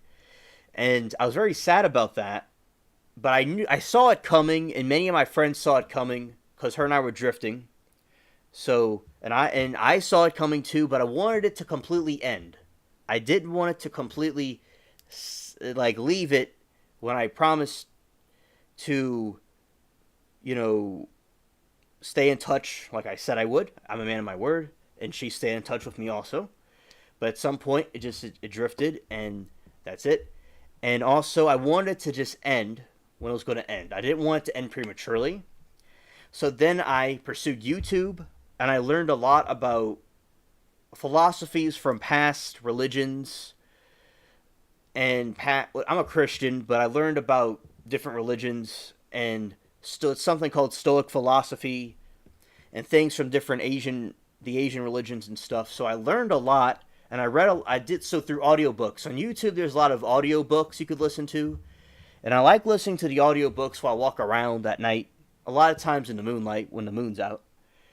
And I learned a lot of information. And I'm glad the relationship didn't work out. Maybe I'll meet her again in the future. But then what happened was I'm glad it didn't work.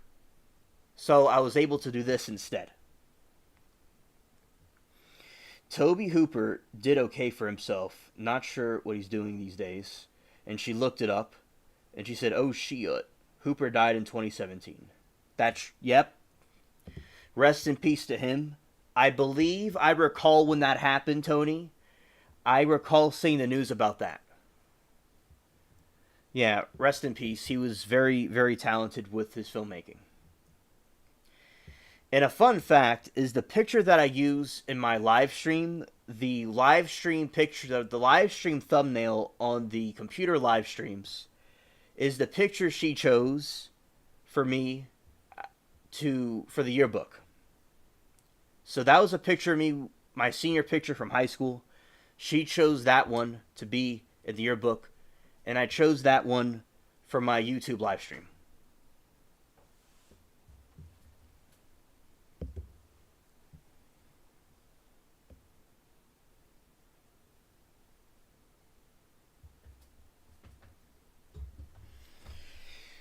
And as I said, the dots connected in the future.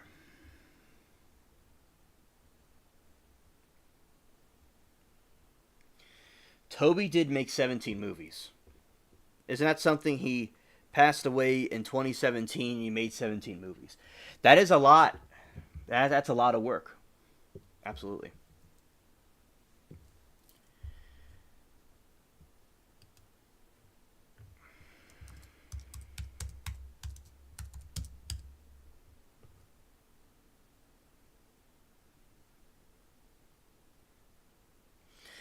The Texas Chainsaw Massacre was really good. I studied. We're going down another rabbit hole, Tony.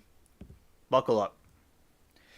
So, with Toby Hooper, the Texas Chainsaw Massacre, that one was really a trippy movie. And I was learning about how they did the sound effects. They took sounds from a slaughterhouse and a bunch of ambient sounds he made with different instruments and random things and bones and stuff. And I watched the Texas Chainsaw Massacre with one of my friends from the hood.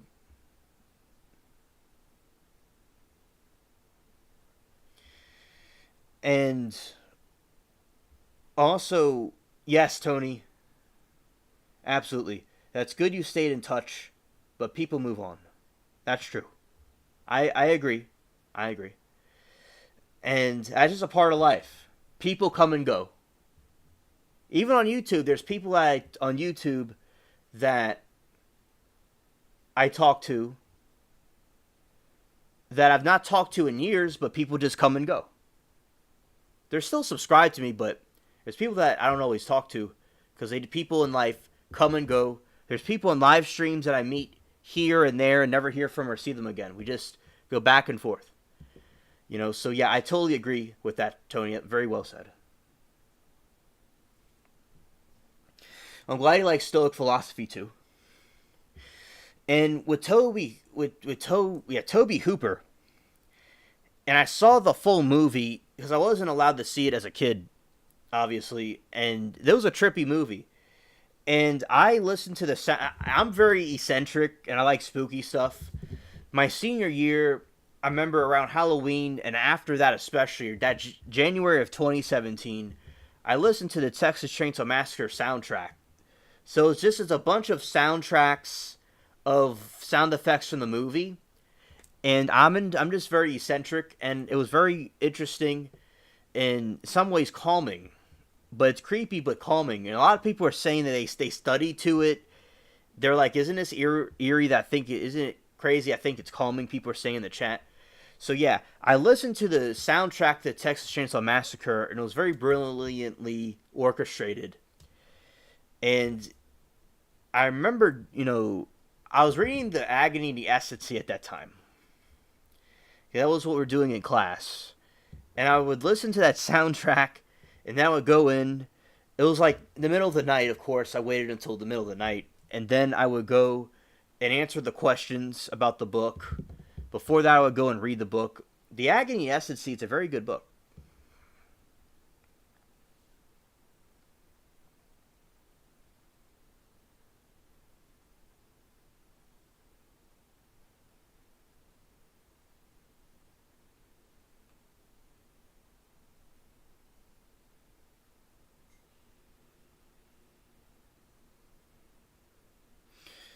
Right. And you're right. You never know what will happen. And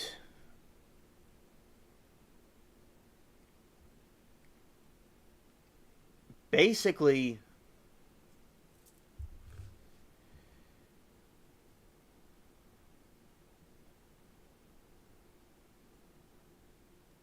oh yeah, Tony, exactly.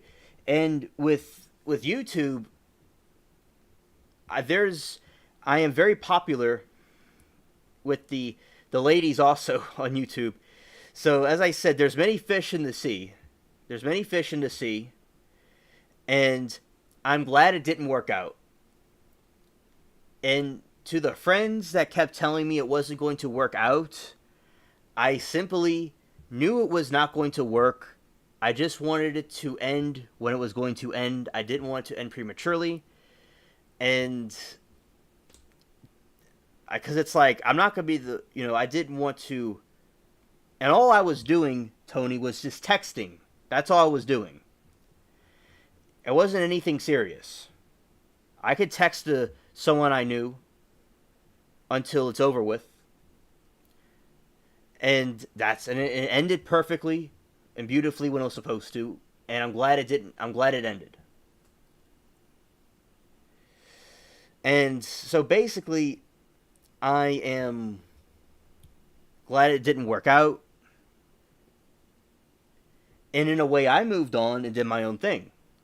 Because eventually, as YouTube, if I was still talking to her while I was getting popular on YouTube, I probably would have stopped talking to her at some point, and I would have moved on myself. But we both moved on from each other. It was a mutual thing. We both moved on. But I went in my own direction, she went in her own direction, and it is what it is, and I'm happy with it.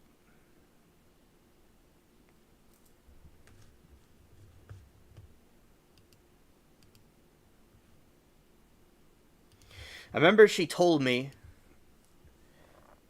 that she hoped I would stay in touch with her, and I did what I said I would do. And also, just like with these streams, I'm a man of my word, and I do what I do. And I didn't chase after anybody. I didn't simp for anybody. Never did anything like that. I just did what I said I would do. And she did her part too. But people just move on. And as I said with YouTube, I was doing my own thing myself.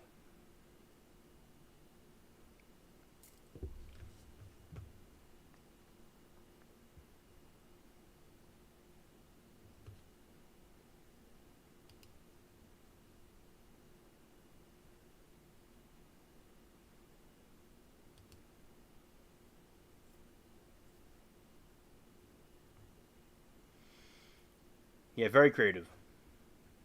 He is.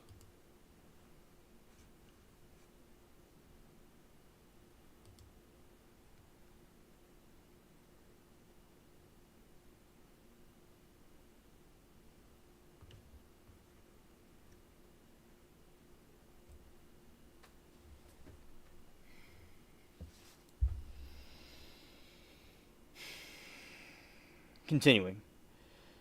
And quite disturbing and quite original. Yes, absolutely. Hooper was asked about the controversy in 2015 interview with online journal film talk. Yes, based on Ed Gein. And I studied about Ed Gein when I was like a teenager. I learned about him. It was something that happened in Wisconsin, and it was based off of him. I know all about him. Yeah, yeah, and he also dug up bodies. For everybody that's like confused here, this is Ed Gein.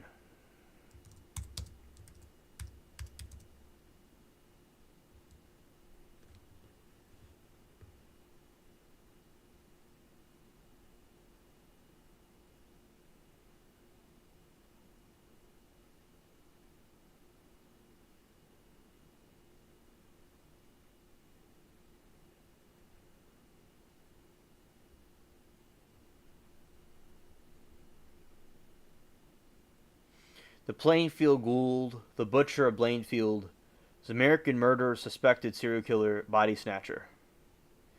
He died in 1984 at 77.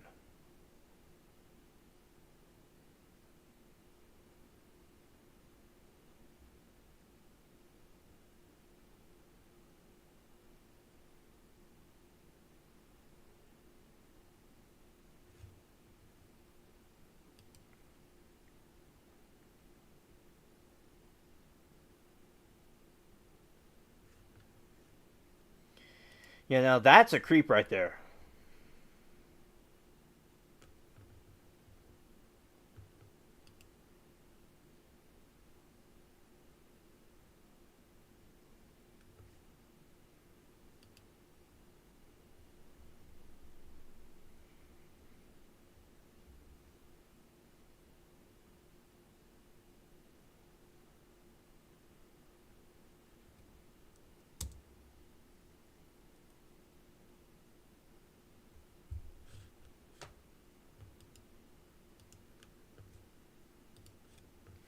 Yes, a man of my word. Yes.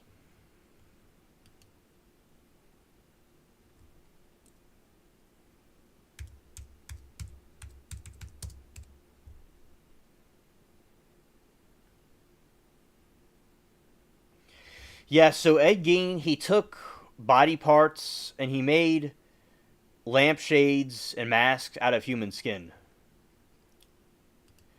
There's a movie about Ed Gein, and he would have shrunken heads and stuff, and he would have heads and stuff. It was very creepy. And yeah, he deleted a lot of people.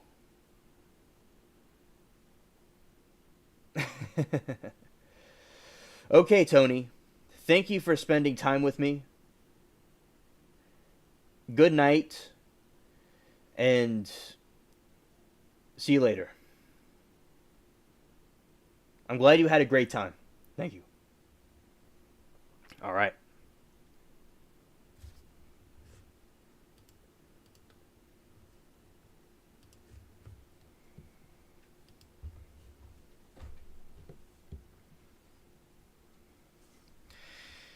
Hooper was asked about the controversy in a 2015 interview with online journal Film Talk and said the rumors originated from Los Angeles Times article which reported on Spielberg shooting footage of little race cars in front of the house while Hooper was busy elsewhere shooting another scene. From there, it became its own legend. That is how I remember it. I was making the movie, and later on, I heard this stuff after it was finished. I really can't set the record much straighter than that. According to the the Blumhouse Productions website, first assistant cameraman John R. Lin Leonotti reported that Spielberg directed the film more so than Hooper, stating Hooper was so nice and just happy to be there. He creatively had input. Steven developed the movie, and it was his to direct. Excerpt: there was anticipation of a director's strike, so he was the producer, but really he directed it. In case there was going to be a strike, and Toby was cool with that. It wasn't anything against Toby. Every once in a while, he would actually leave the set and let Toby do a few things just because, but really, Steven directed it.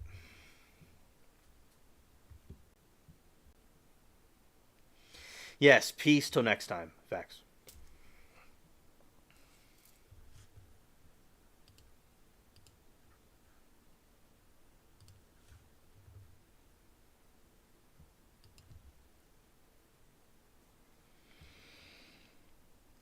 Following Hooper's passing in 2017, director Mick Garris, a publicist on the film who made several on-set visits, came to Hooper's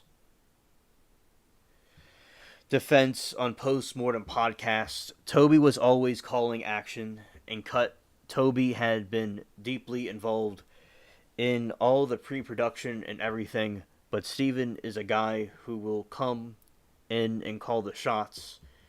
And so you're on the first studio film hired by Steven Spielberg, is enthusiastically involved in this movie. Are you going to say, quote, stop that, let me do this, which Toby did.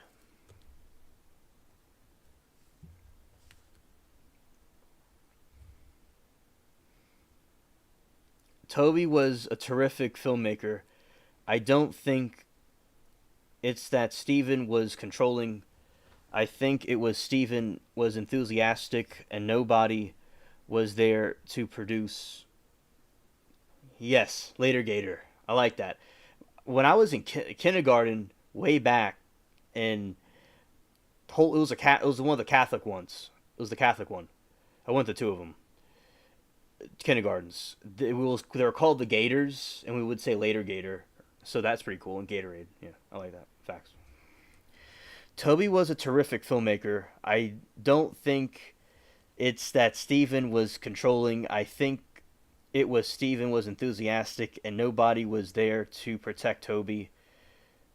But all of the pre-production was done by Toby. Toby was there throughout. Toby's vision is very much realized there, and Toby got credit because he deserved credit, including Steven Spielberg said that.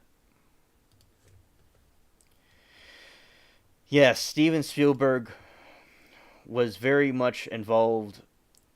It's a Toby Hooper film.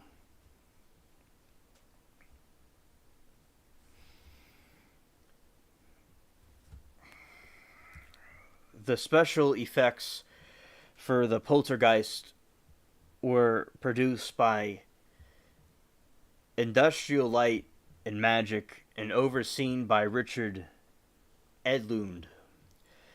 The film won BAFTA award for Best Special Visual Effects and earned a nomination for the Academy Award for Best Visual Effects, which is lost by E.T. the Extraterrestrial. The second of Diane climbing up the walls was done using a static camera and a rotating set. A similar effect was used in Royal Wedding to make it look like Fred Astaire was dancing on the ceiling. Spielberg recalled that the most com- complicit lighting effects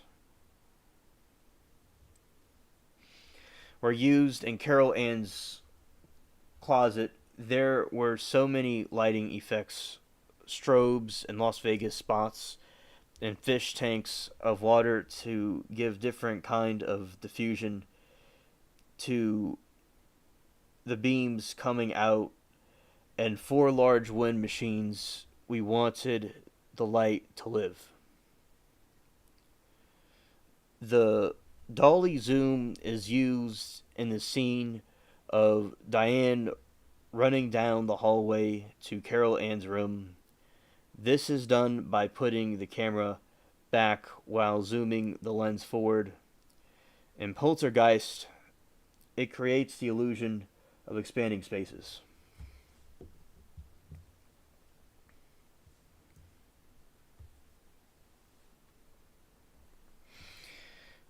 The music from Poltergeist was written by Jerry Goldsmith, who recalled Steven Spielberg called me about 5 months before Poltergeist went into production and wanted to know if I would be interested in doing it. He'd long been an admirer of mine, and we had met several times. I said I'd be very interested, so he sent me a script, and I loved it. I was very excited about being involved with anything with Spielberg anyway. With Spielberg, probably more than any other director. There's a tremendous amount of discussion. He's very articulate about music, and one can discuss for hours about approaches. Anything I did was not on my own volitation. It was joint effort in that we both agreed what we were trying to do with the music for the picture. We wanted a childlike theme for the little girl. Spielberg felt that much of the action in the closet should have a quasi-religious atmosphere to it. There was something definitely non-human about it, yet was not evil all the way. It was discussing a specifics like that which resulted in our approach. Toby Hooper was not involved at all with production. That was all strictly with Steven, and I worked very closely with him.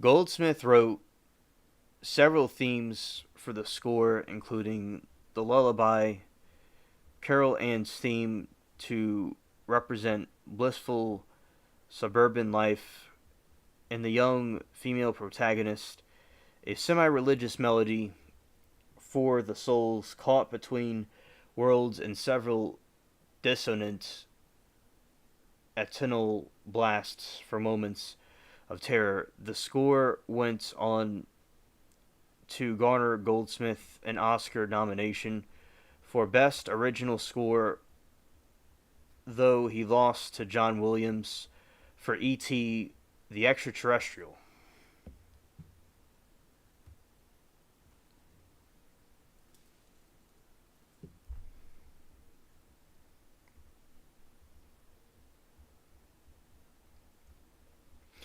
Goldsmith's score was first realized in 1982 on LP through MGM Records in a 38-minute version.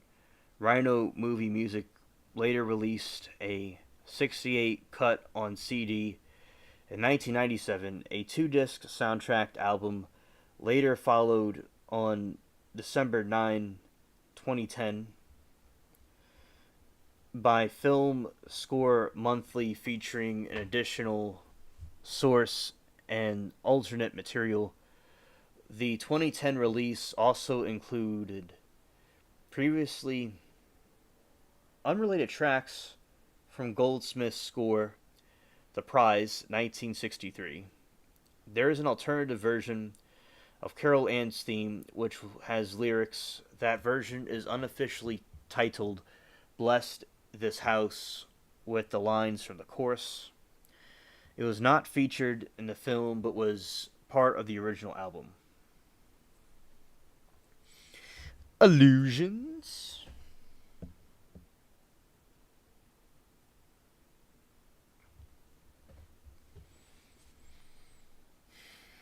A clip of Spencer Tracy and a guy named Joe, 1943, can be seen on the 17. Well, I don't know where I'm getting this from. Can be seen on the TV in the Freeling's bedroom. This is one of Spielberg's favorite childhood films, which he would remake as always. Joe is also a film about the afterlife. Posters for Star Wars and Alien can be seen in the rooms shared by Robbie and Carol Ann. The story of Poltergeist has similarities to the Twilight Zone episode The Little Girl Lost, about a girl who finds a portal to another dimension in her bedroom. The girl's family, including the dog, can hear her but can't see her. The similarity was noted by the episode's author, Richard Matheson. They sort of used that idea and made their own concept of it. Matheson said he had positive relationship with Spielberg, adding, quote, God knows the man has talent, end quote.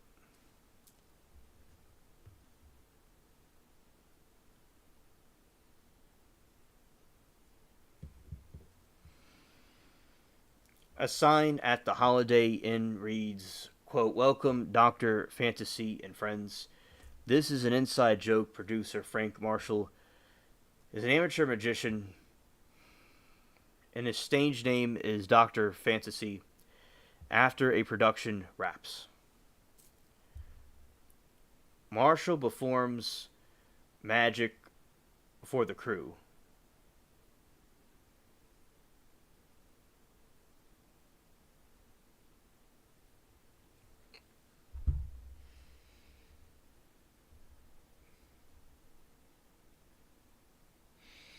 MPAA rating. Poltergeist initially received an R rating from MPAA. Steven Spielberg and Tobe Hooper disagreed with the R rating and succeeded in changing it to PG on appeal.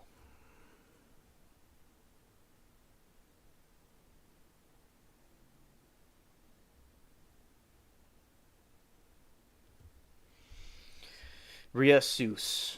The film was reissued on October 29, 1982, to take advantage of the Halloween weekend.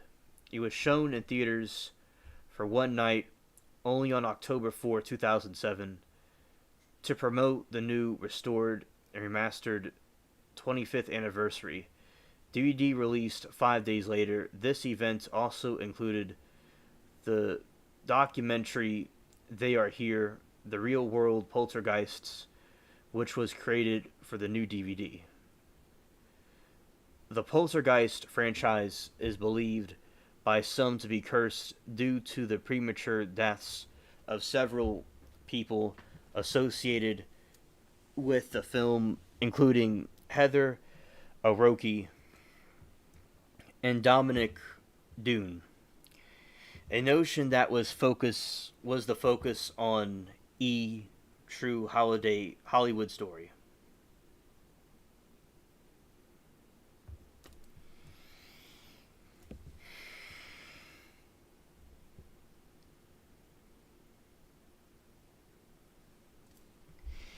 Home media. Poltergeist was released by MGM UA. About to sneeze. Home video on VHS, Betamax, CED, and Laserdisc in 1982.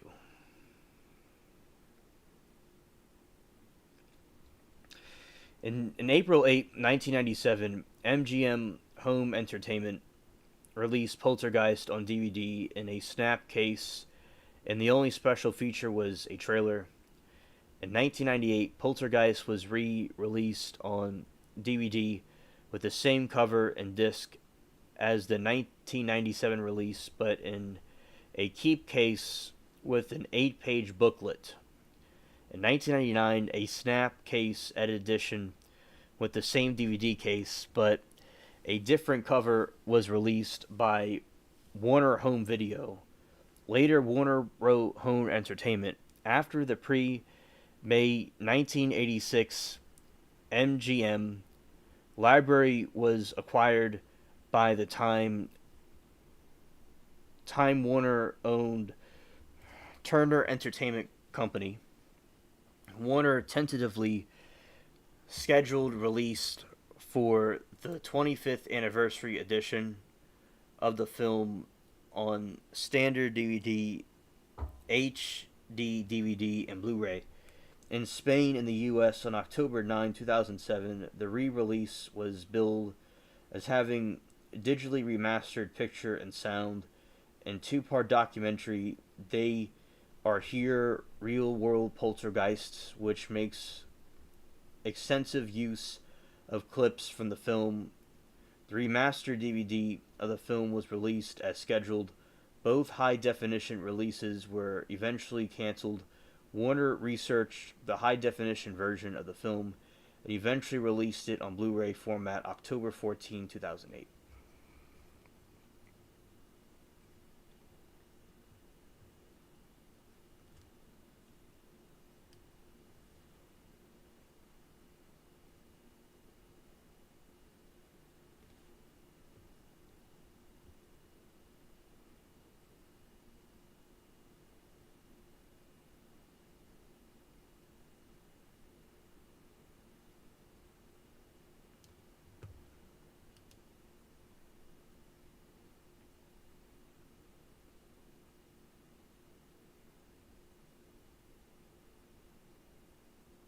All right, and then we go over here.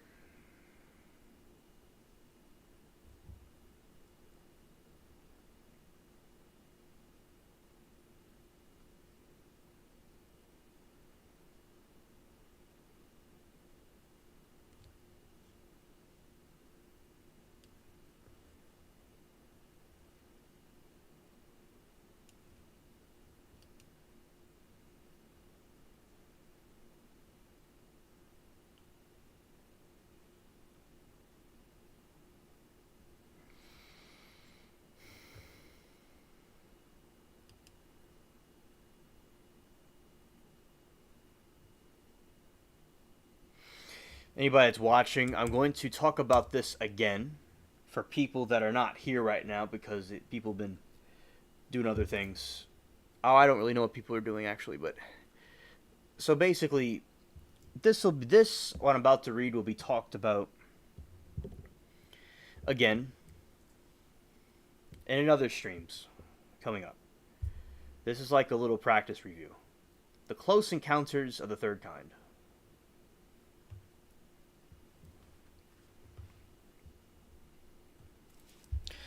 Close Encounters of the Third Kind is a 1997 American science fiction drama film written and directed by Steven Spielberg, starring Richard Dreyfuss, Melinda Dillon, Terry Garr, Bob Balaban, Carrie Guffey, Francis. It's not Francis, it might be Francois. Farut.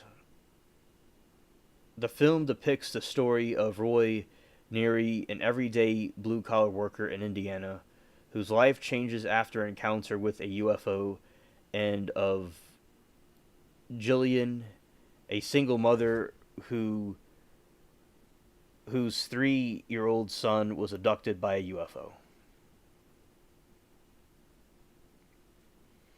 Close Encounter.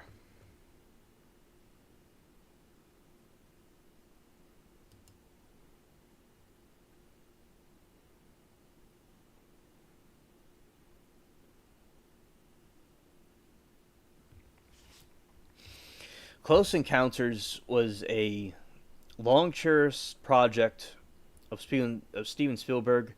In late 1973, he developed a deal with Columbia Pictures for a science fiction film.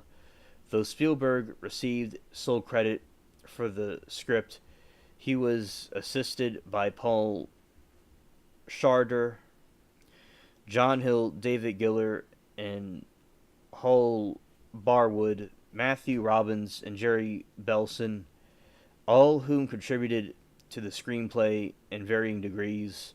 The title is derived from UFOologist J. Allen Hynek's classification of close encounters with extraterrestrials,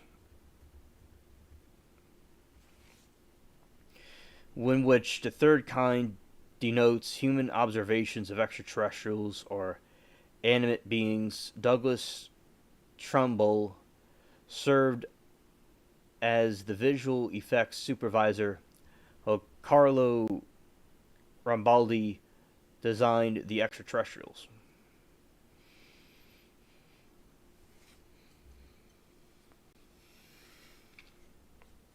Like what Stranded was saying, with these UFOs, people,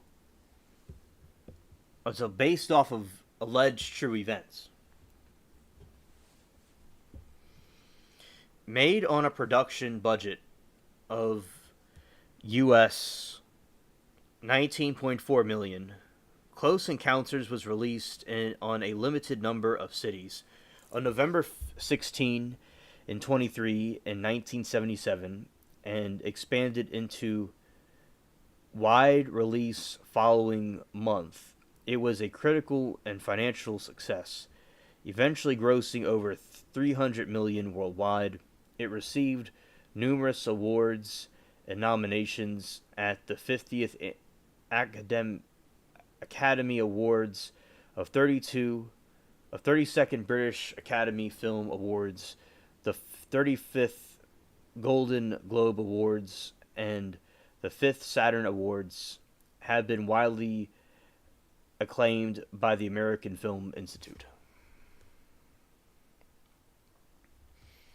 In December 2007, it was deemed culturally, historically, or aesthetically significant by the United States Library of Congress and selected for preservation of the National Film Registry.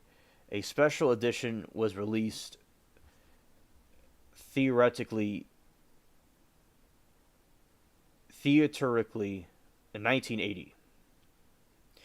Spielberg agreed to create his edition to add more scenes that they had been unable to include in the original release, with the studio demanding controversial scene depicting the interior of the extraterrestrial mothership. Spielberg dissatisfaction with the altered ending led to a third vision, the director's cut on VHS and Laserdisc in 1998, later to DVD and Blu-ray. It is the longest version, combining Spielberg's favorite elements from both previous editions, but removing the scenes inside the mothership. The film was later remastered in 4K and was then re-released in theaters in 2017 for its 40th anniversary.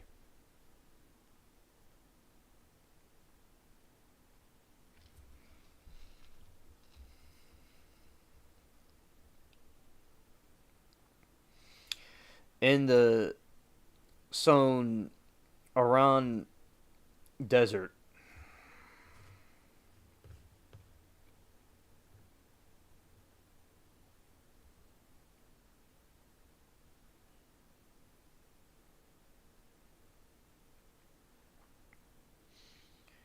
The Sonoran Desert is a hot desert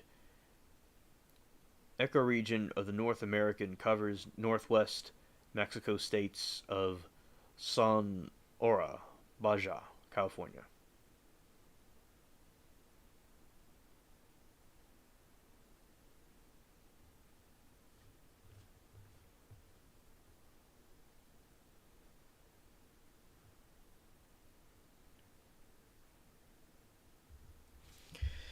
In the Sonoran Desert, French scientist Claude Lacombe, his American interpreter cartographer David Logelin, and other researchers discovered Flight 19, a group of United States Navy Grumman TBM Avenger torpedo bombers that went missing over the Bermuda Triangle on 5/1945. The planes are in perfect condition, but without any occupants. An elderly witness nearby claims the sun came out at night and sang to him.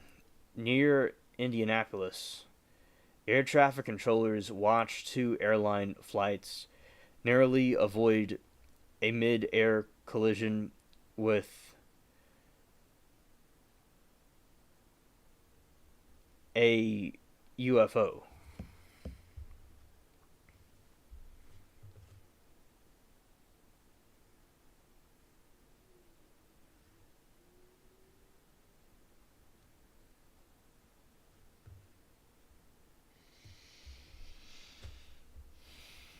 At a rural home outside Muncie, Indiana, 3-year-old Barry Gueller wakes to find his toys operating on their own.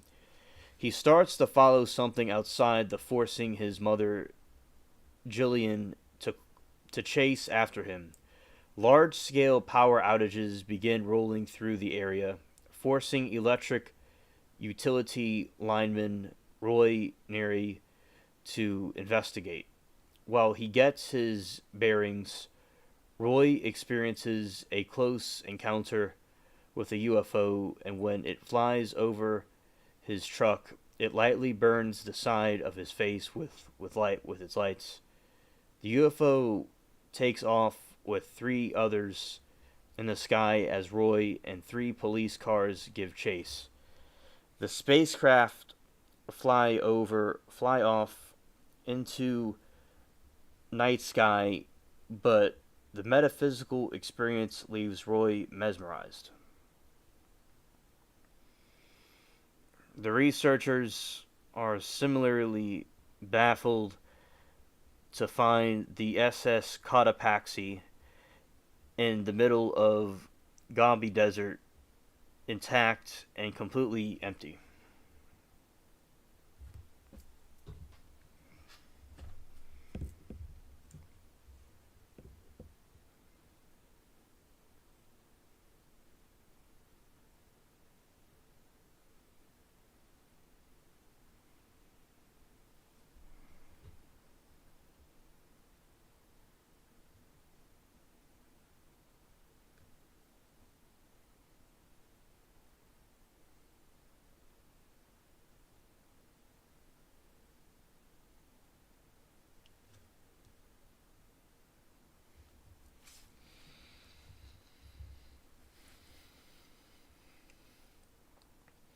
Roy becomes fascinated by UFOs to dismay his wife, Roni. He obsesses over subliminal images of mountain shape, often making models of it. Jillian, meanwhile, also becomes obsessed, sketching the unique mountain image. Soon after, she is terrorized in her home by a UFO which descends from the clouds. She fights off the violent attempts by the UFO and unseen beings to enter the home, but in the chaos, Barry is abducted. Lacombe, Laglin, and a group of United Nations experts continue to investigate the increasing UFO activity strange related occurrences witnesses in Dharmeshala, northern India, report that the UFOs make distinctive sounds, a five-tone musical phrase, and a pentatonic sound. Scientists broadcast the phrase to outer space are mystified by the response, a seemingly meaningless series of numbers 104, 44, 30, 40, 36, 10, repeated until Laglin, with his background cartography, recognized it as a set of geographical coordinates which point to Devil's Tower near Moorcroft, Wyoming.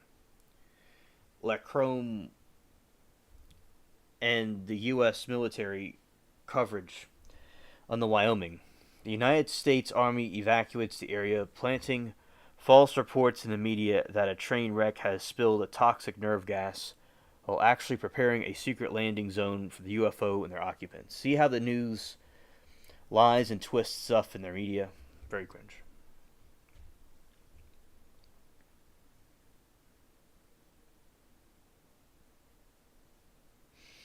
Meanwhile, Roy's increasingly eccentric behavior causes Ronnie to abandon him, taking their three children with her when a news program about a supposed train wreck near Devil's Tower airs on television. Rory and Jillian recognize the same mountain they have been visualizing. They, along with other travelers experiencing similar visions, set out for Devil's Tower in spite of the public warnings about toxic gas.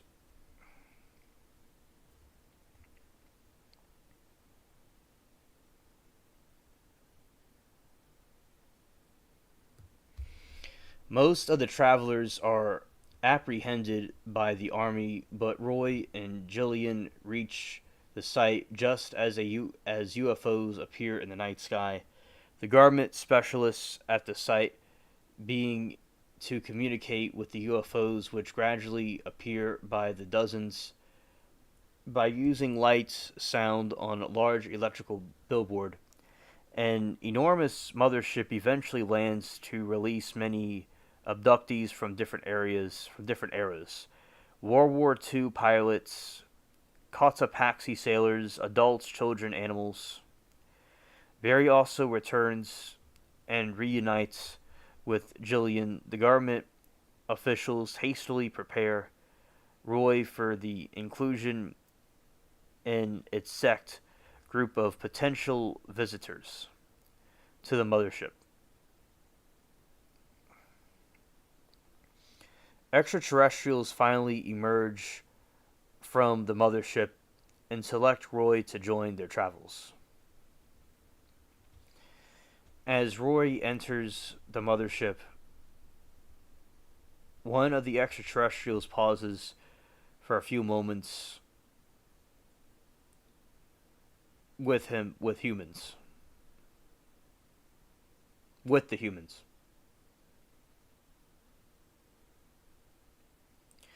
Lacombe uses Corwin hand signs that corresponded with the five-note extraterrestrial tonal phrase.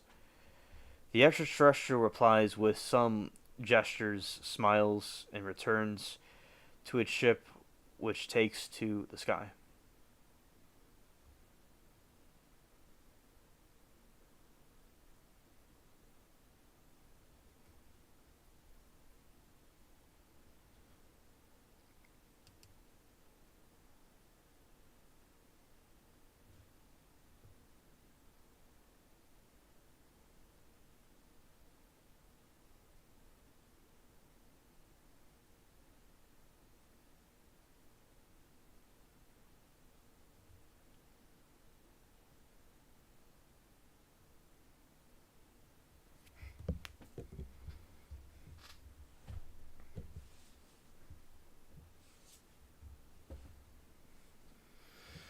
Richard Dreyfuss as Roy Neary, an electrical lineman in Indiana who encounters and forms an obsession with unidentified flying objects. Steve McQueen was Spielberg's first choice. Although McQueen was impressed with the script, he said he was not right for the role as he was unable to cry on cue. James Cain, Dustin Hoffman, and Al Pacino and Gene Hackman also turned down the part. Robert De Niro was also considered. Jack Nicholson declined it because of scheduling conflicts. Spielberg explained that when filming Jaws, Dreyfuss talked me into casting him. He listened to about 155 days worth of Close Encounters. He even contributed ideas. Dreyfuss reflected, quote, I launched myself into a campaign to get the part. I would walk by Steve's office and say stuff like Al Pacino has no sense of humor or Jack Nicholson is too crazy. I eventually convinced him to cast me.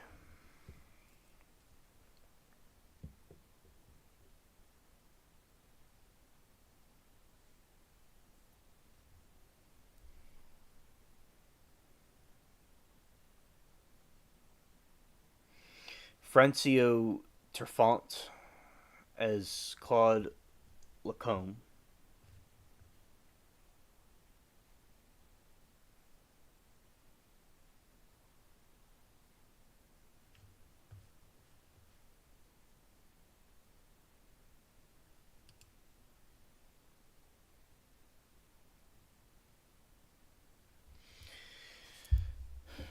A French government scientist in charge of UFO related activities in the United States.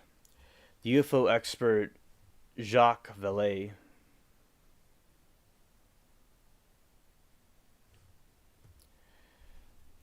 served as the real life model for Lacombe.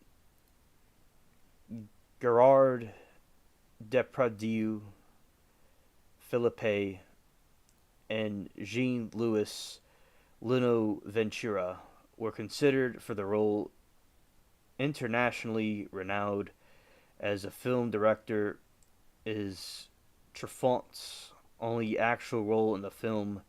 He did not direct, and he is the only role in an English language film. During filming, Truffaut used his free time to write the script from The Man Who Loved Women. He also worked in the novel The Actor, which he abandoned. Terry Garr as Ronnie Neary, Roy's wife, Meryl Streep, and Amy Ivering also attuned for the role. Melodia Dillion as Julian Euler. Terry Garr wanted to portray Julian but was cast as Ronnie. Hull Ashby, who worked with Dylan on Bound for Glory 1976, suggested her for the part of Spielberg. Dillion was cast 3 days before the filming began. Bob Blabin as David Laughlin.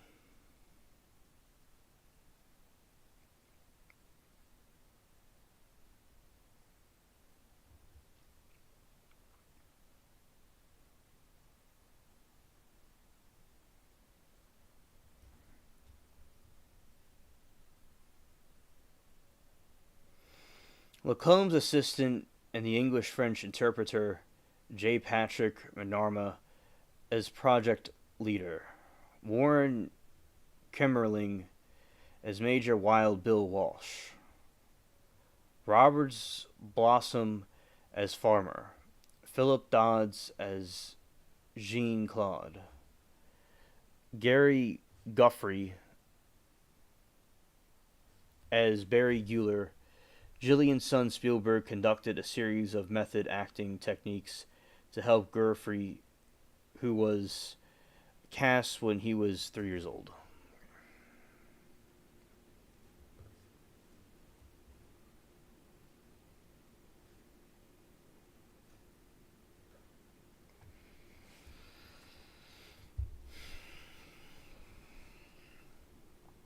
Production, development.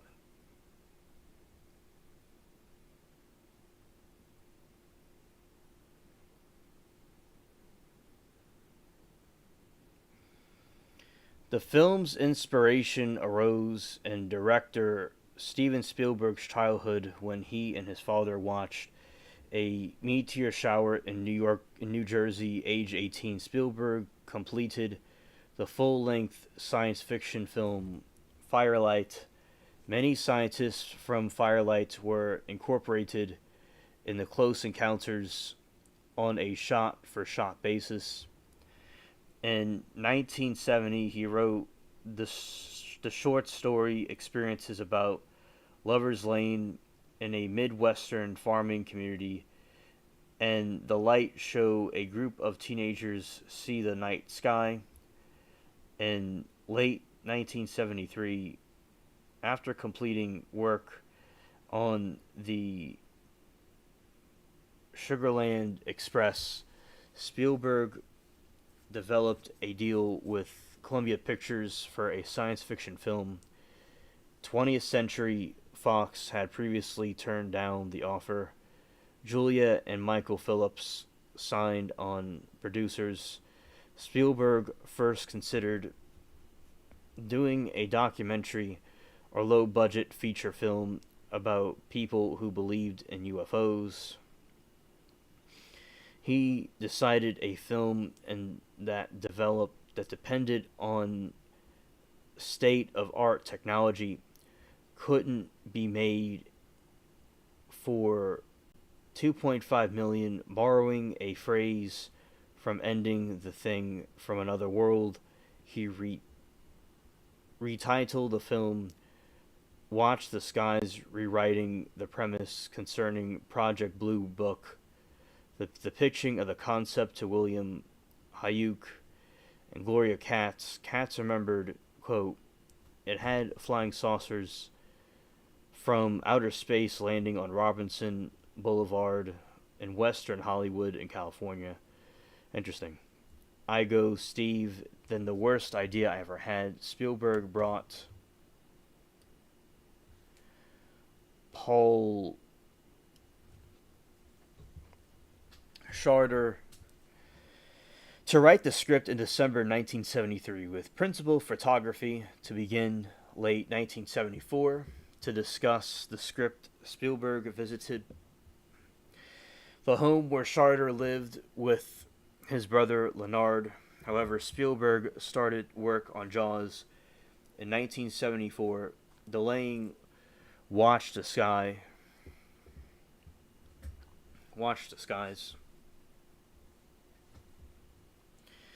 with the financial and critical success of Jaws.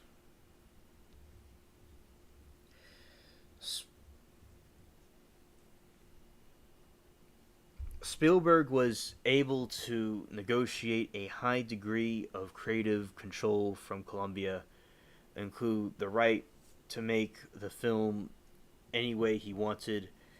Schrader submitted his script, which Spielberg called one of the most embarrassing screenplays ever professionally turned into a major film studio or director, in a terribly guilty written story about UFOs at all. Titled Kingdom Come, the script protagonist was a 45-year-old Air Force officer named Paul Von Owen, who worked with the Project Blue Book. His job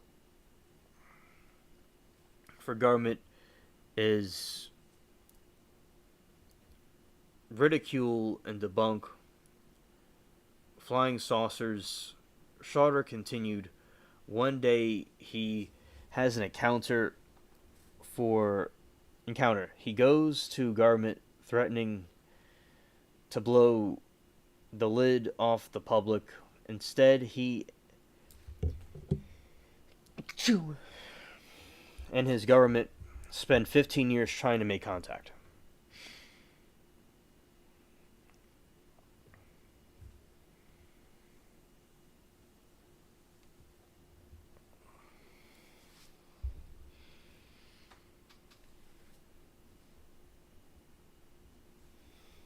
Spielberg and Schroeder experienced creative differences, hiring John Hill to rewrite at one point. The media character was a police officer. Spielberg found it hard to identify with men in uniform. I wanted to have Mr. Everyday Regular Fella. Spielberg rejected the Charter Hill script during the post production on Jaws, reflecting that they wanted to make it like a James Bond adventure. David Gillier performed a rewrite. Hull Barwood and Matthew Robbins' finds of Spielberg suggested the plot device of a kidnapped child. Spielberg then began to write the script. The song When You Wish Upon a Star from Pinocchio influenced Spielberg's writing style. Quote, I hung my story on the mood of the song created in the way it affected me personally. During pre-production, the title was changed from Kingdom Come to Close Encounters of the Third Kind.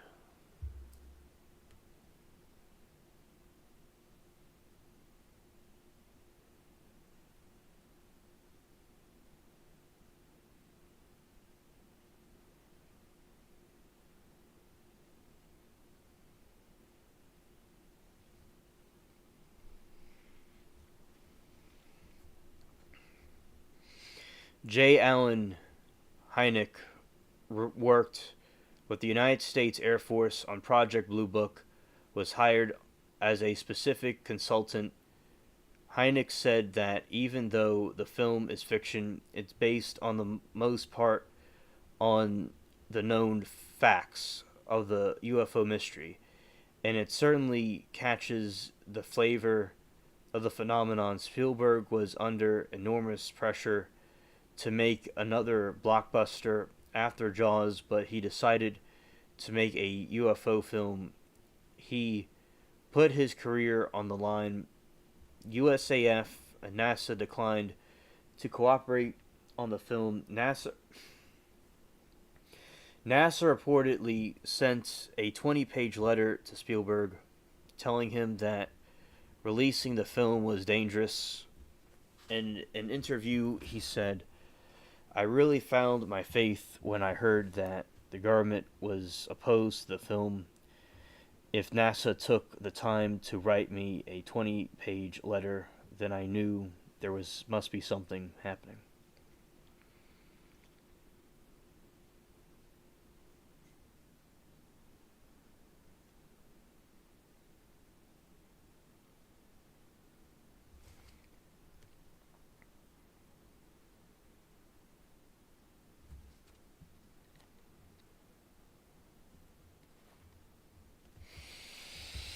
Early in pre-production, Spielberg hired film designer Dan Perry to design long logotype.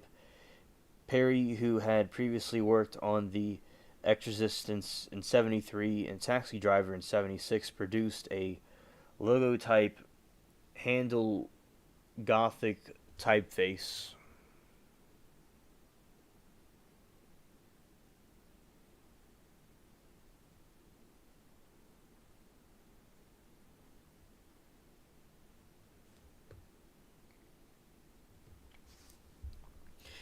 With only a script to work from, delighted with the result, Spielberg applied the logo to all production stationery and crew shirts.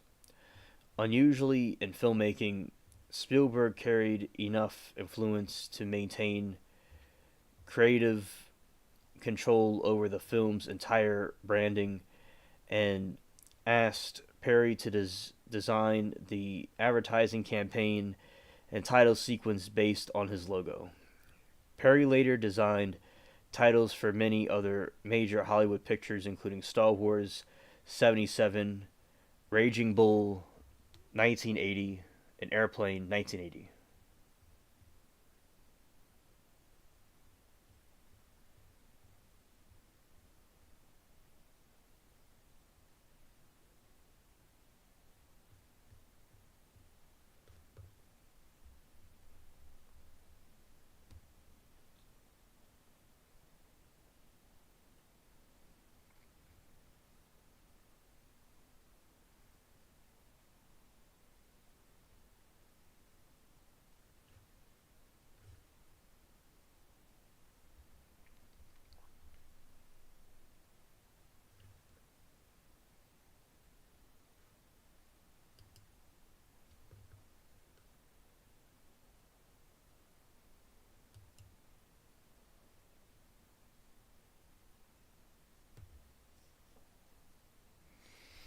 Filming principal photography began on May 16, 1976, through an Associated Press report in August 1975 had suggested filming would start in late 1975. Spielberg did not want to do any location shooting because of his negative experience on Jaws and wanted to shoot close encounters entirely on sound stages, but eventually dropped the idea. Filming took place in Burbank, California, Devil's Tower National Monument, Wyoming, two abandoned World War II airships, hangars from former Brooklyn Air Force Base in Mobile, Alabama, and Louisville National Road. And what this is, I'm talking about, is the movie The Close Encounter. And I'm just reviewing about this movie, The Close Encounter, that, because I'm talking about a couple different movies, and this is one that I am talking about at the moment. And I'm just reading through the article about it and explains about what the movie was about.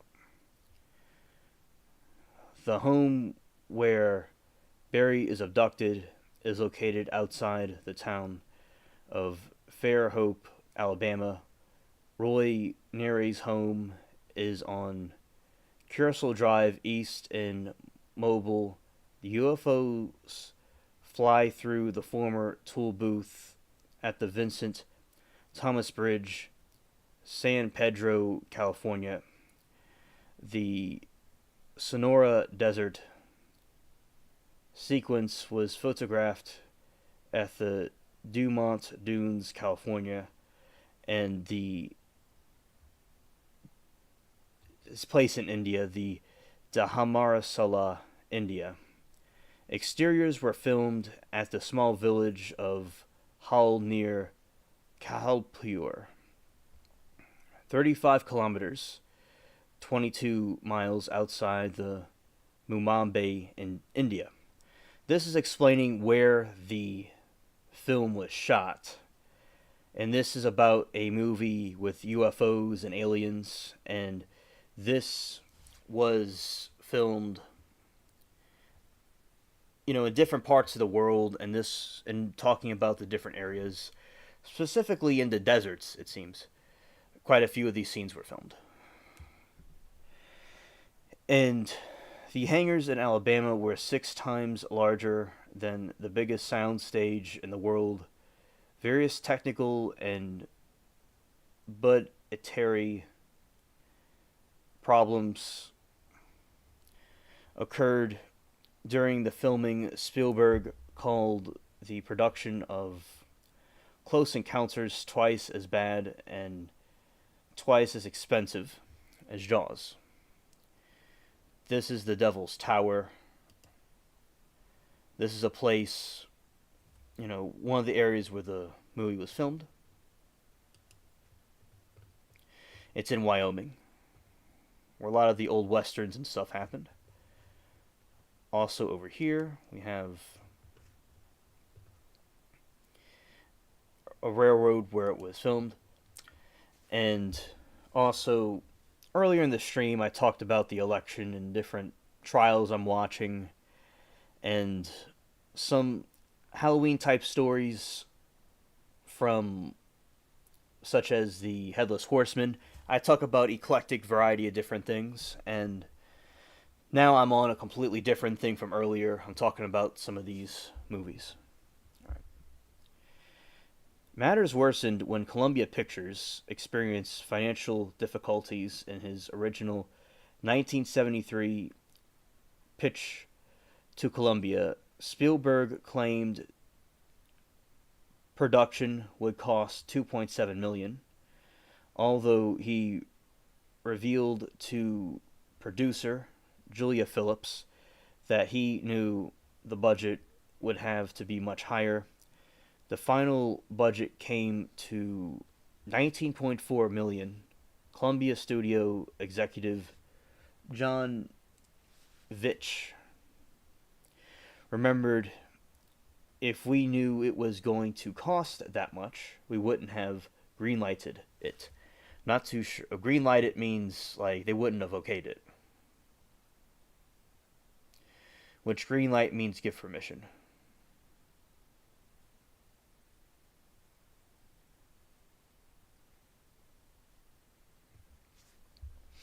Because we didn't have the money, Spielberg hired Joe Alives, his collaborator on Jaws, as production designer. In addition to the 1976 Atlantic hurricane season, brought tropical storms to Alabama. A large portion of the sound stage in Alabama was damaged because of lightning strike.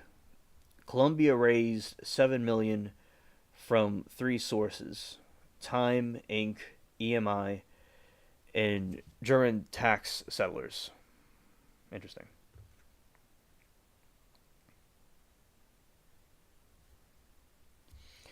All right, 1976 hurricane season.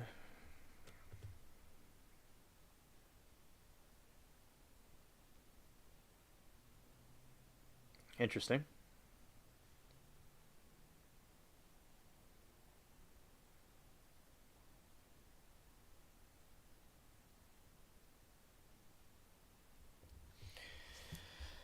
Cinematographer Vilmos Ziegmund said that during the shooting, Spielberg got more ideas by watching films every night, which in turn extended the production schedule because he was continually adding new scenes. Sigmund previously turned down the chance to work on Jaws in her 1991 book, You'll Never Eat Lunch in This Town Again. Producer Julia Phillips wrote highly profane remarks about Spielberg. Sigmund Trefont, because she was fired during the post-production due to a cocaine addiction. Phillips blamed it on Spielberg being a perfectionist. And it's good to do things correctly, and also doing the blame game. I don't think is always helpful. Understandably, sometimes things might not always be perfect. Sometimes there could be things that could go wrong, but in the end, never giving up, you'll have victory in the end. Visual effects. Douglas Trumbull was visual effects supervisor, and Carlo Rambaldi designed the extraterrestrials. Trumbull joked that the visuals effects budget of $3.3 million had been used to produce an additional film. His work helped lead to advances in motion control photography. The mothership, designed by Rolf McQuarrie, built by Greg Gine. Look of the ship was inspired by oil refinery Spielberg saw at night in Indiana, not in Indiana but India. Instead of the metallic hardware look of Star Wars, the emphasis was luminescence of the UFOs. One of the UFO models was an oxygen mask with lights attached to it, used because of its irregular shape.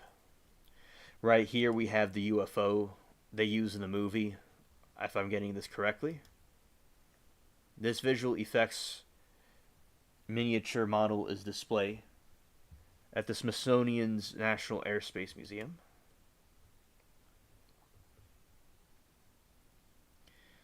Looks very cool.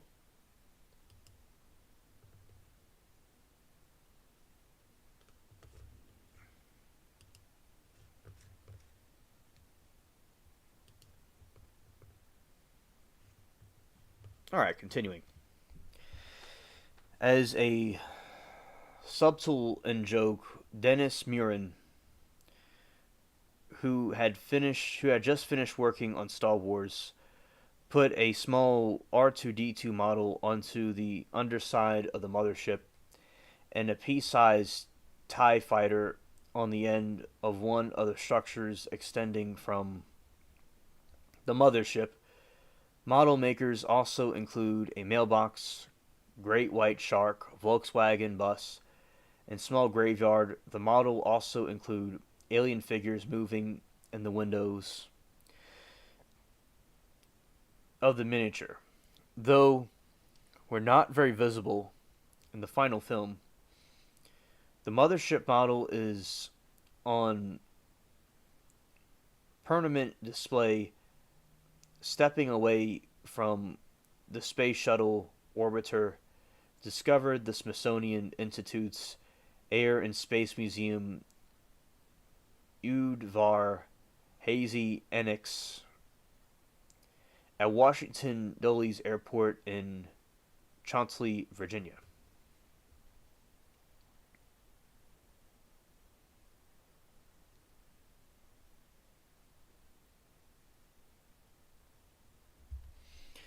Close Encounters was filmed anamorphically, and visual effects sequences were shot on 70mm film, which has greater resolution than a 35mm film used in the rest of the production, so that when the miniature effects were combed with full-sized elements through optical printer, the effects footage would still appear clear and sharp, though having lost one generation's worth of visual fidelity.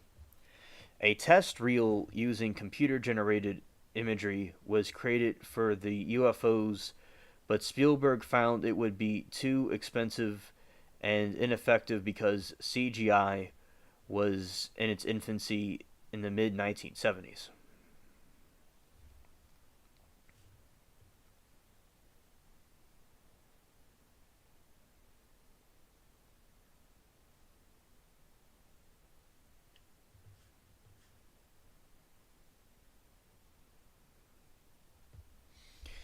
The small extraterrestrials in the final scenes were played by 50 local 6-year-old girls in Mobile, Alabama. That discussion was questioned by Spielberg because girls moved more gracefully than boys. Puppetery was attempted for the extraterrestrials, but the idea failed. However, Rambaldi successfully used puppetry to depict two of the extraterrestrials, starting with Marionette for the tall extraterrestrial that is the first emerging from the mothership in what was originally a test shot. And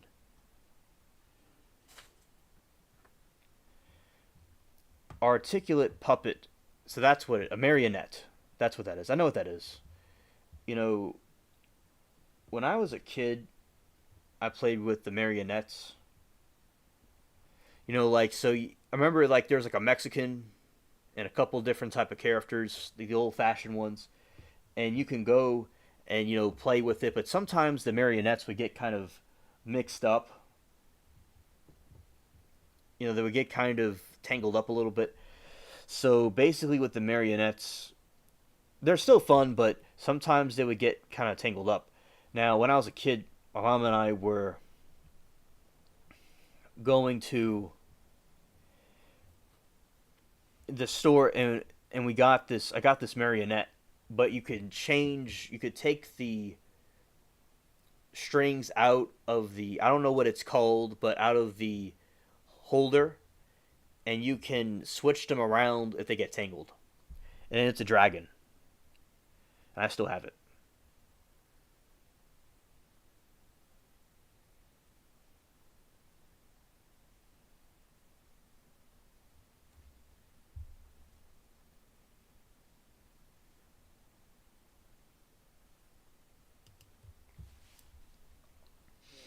For the tall extraterrestrial that is the first emerging from the mothership was originally a test shot. An architectured puppet from the extraterrestrial that communicates via had signals near the end of the film. Post production. Close Encounters is the first collaboration between film editor Michael Kahn and Spielberg. Their working relationship has continued for the rest of Spielberg's films. Spielberg said that no film has ever made since has been as hard to edit as the last 25 minutes of Close Encounters, and that he and Kahn went through thousands of feet of film, find the right shots for the end sequence. When Kahn and Spielberg compiled the first cut of the film, Spielberg was dissatisfied because there wasn't enough wowness. Pickups were commissioned, but cinematographer Vilmos Sigmund could not participate due to other commitments. John A. Alonzo, Laszlo, and Douglas worked on the pickups. Lacombe was originally intended to find Flight 19 hidden in the Amazon rainforest, but the idea was changed to the Sonarian Desert. Spielberg also took 7.5 minutes out of the preview.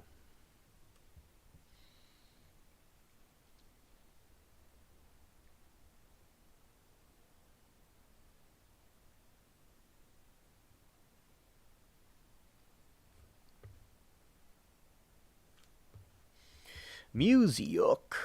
The music. Music. The film was composed, conducted, and produced by John Williams, who had previously worked on Spielberg's Jaws. Williams included the ominous two-note phrase of Jaws' theme derived by the mothership. Williams wrote more than 300 examples of the iconic five-tone motif to be used by scientists to communicate with the visiting spaceship as a mathematical language. Before Spielberg chose the one incorporated into the film's signature theme, William decided on five notes because it has to be somewhere between the fragment, which is four notes, and a song, which is seven notes. So he had decided mathematically it would be five notes.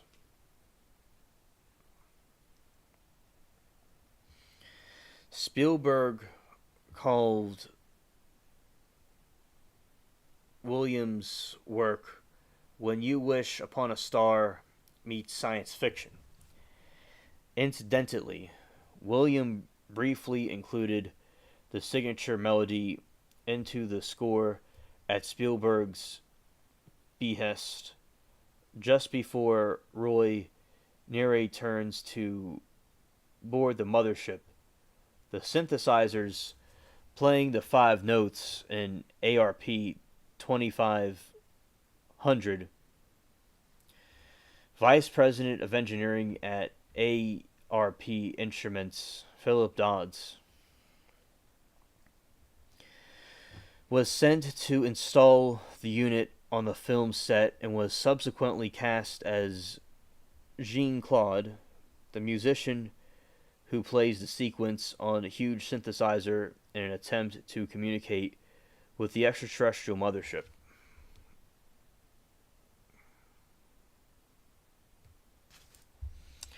Spielberg initially included Cliff Edwards' original When You Wish Upon a Star from Pinocchio. The closing credits after a Dallas preview were several members of the audience audibly snickered at the inclusion. The song was dropped and replaced with the Williams orchestral version. The phrase from When You Wish Upon a Star are included in the final sequence in the director's cut and in the special edition of the end titles on the 1998 collector's edition of the soundtrack. The score was recorded at Warner Bros. Studios in Burbank, California. Williams was nominated for 2 Academy Awards in 1978, one of his score to Star Wars and one of his score to Encounters. He won for Star Wars through he late won 2 Grammy Awards in 1979 for his Close Encounter score. One for the best original film score and one for the best instrumental composition for theme from Close Encounters.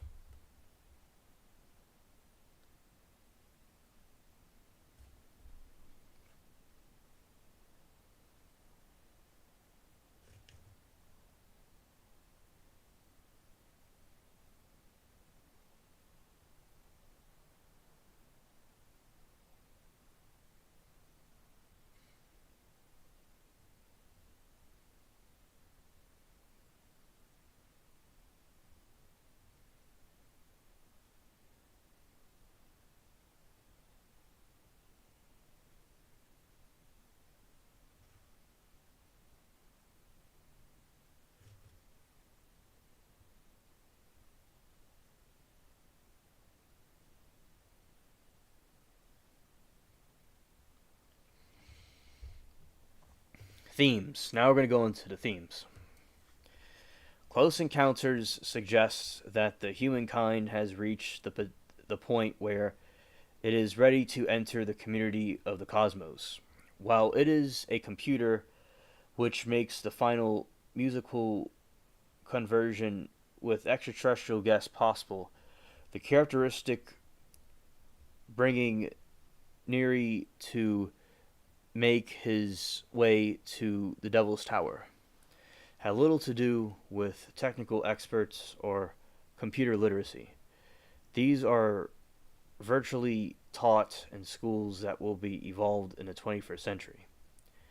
The film also evokes typical science fiction archetypes and motifs. The film portrays new technologies as a natural expected outcome of human development and indication of health and growth.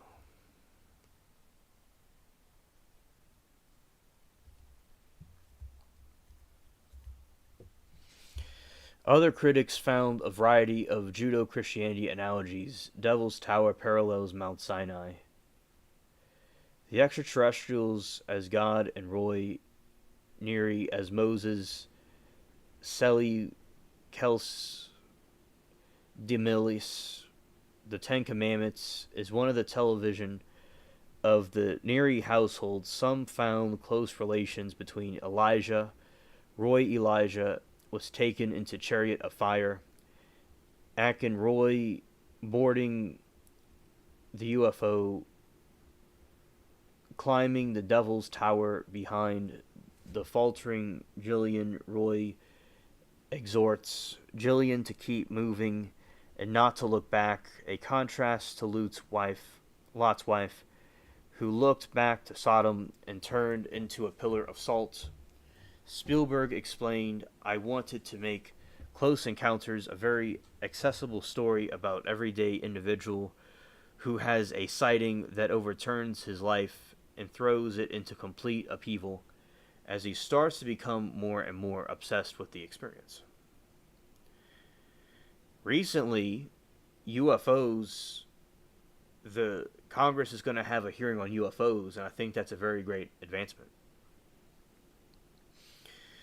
Roy's wife, Ronnie, attempts to hide the sunburn caused by Roy's exposure to the UFOs and wants him to forget his encounter with them. She embraced the bewildered by what has happened to him and desperately wants her to ordinary life back.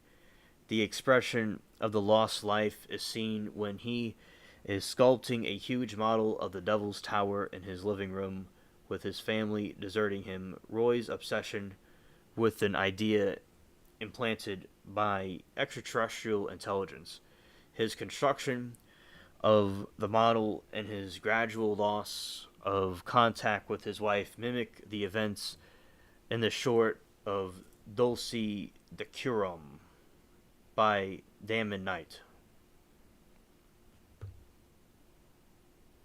Damon Knight.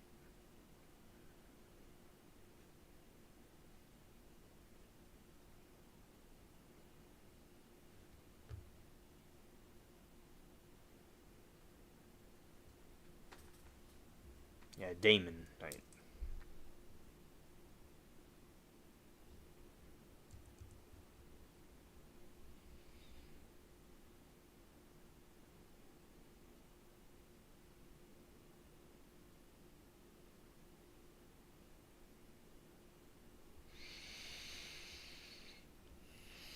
Close Encounters studies the form of youth, spiritual yearning. Barry Gueller, the unfearing child who referred to the UFOs and their paraphernalias as toys, although that was unscripted, with the child being drawn to smile by being shown toys off stage, serves as a motif for childlike innocence and openness in the face of the unknown. Spielberg also compared the theme to communication as highlight that of tolerance. If we can talk extraterrestrials in Close Encounters of the Third Kind, why not talk about Reeds in the Cold War? Talk about not Reeds but Reds in the Cold War.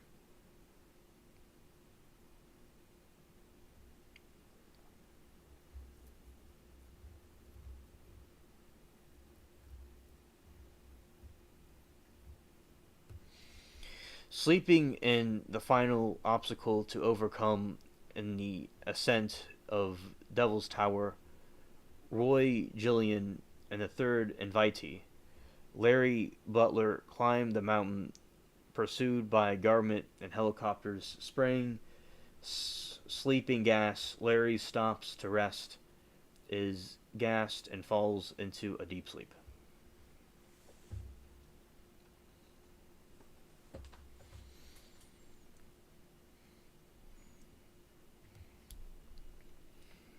In his interview with Spielberg on Inside the Ancestors Studio, James Lipton suggested Close Encounters has another, more personal theme for Spielberg. Your father was a computer engineer, your mother was a concert pianist, and when the spaceship lands, they make music together on the computer, suggesting that Roy Neary's boarding the spaceship represents Spielberg wished to be reunited with his parents. The director had not consecutively intended his aspect. In 2005,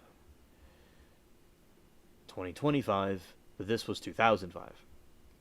Interviewed, Spielberg stated that he made close encounters when he did not have children, and if he were making it today, he would never have had Roy leave his family and board the mothership. Communication and language issues constitute additional themes as noted by Andrew Johnston in Time Out New York.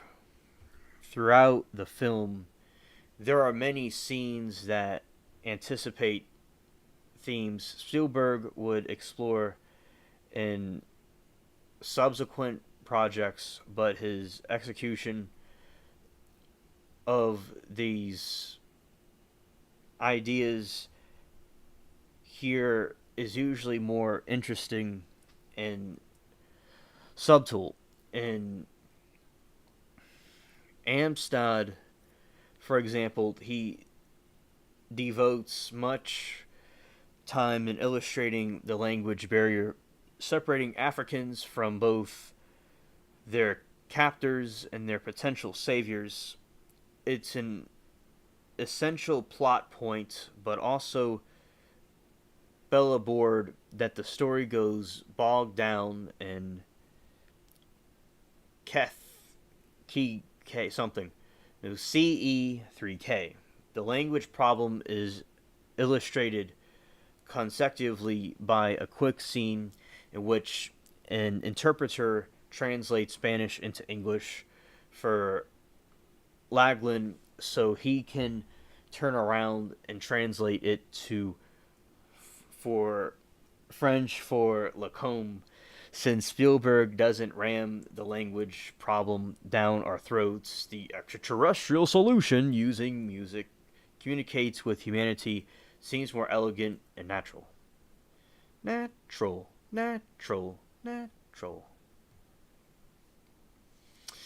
Shout out to all of you that are watching, listening, seeing this is a rerun. I appreciate all of you. Alright. Now we'll be talking about the box office. The film was released in mid 1977, but was delayed in November because the various production problems. Close Encounters premiered at the Ziegfeld Theater in New York City on November 16, 1977, and continued there and at the Kenarma Dome in Los Angeles, grossing $1 million. Its national release was December 14. In 270 theaters, grossing $10 million in 1 week, where a per-screen average 37,000. On December 21, 301 more theaters were added.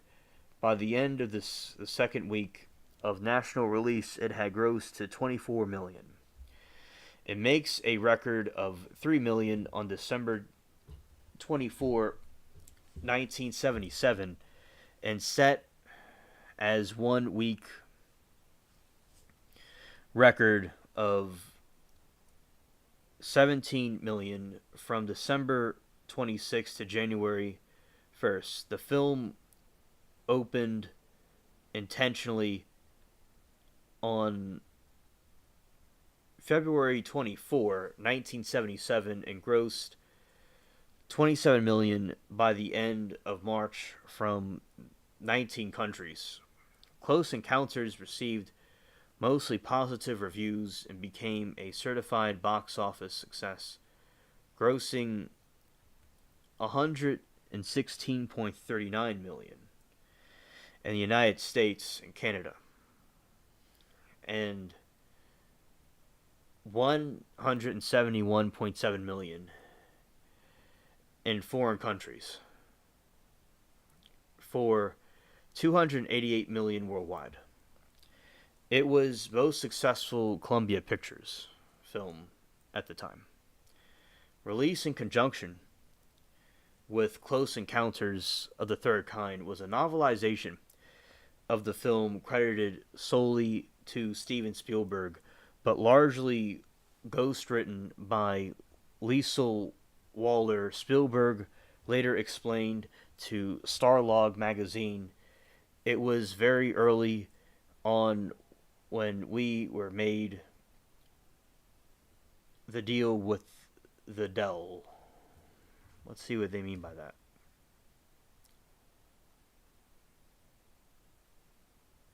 It was very early when we made a deal with Dell. It included advance with a promise that I was going to have direct writing input into the book, but post production on the movie became so impossible that I had to get somebody else to write it.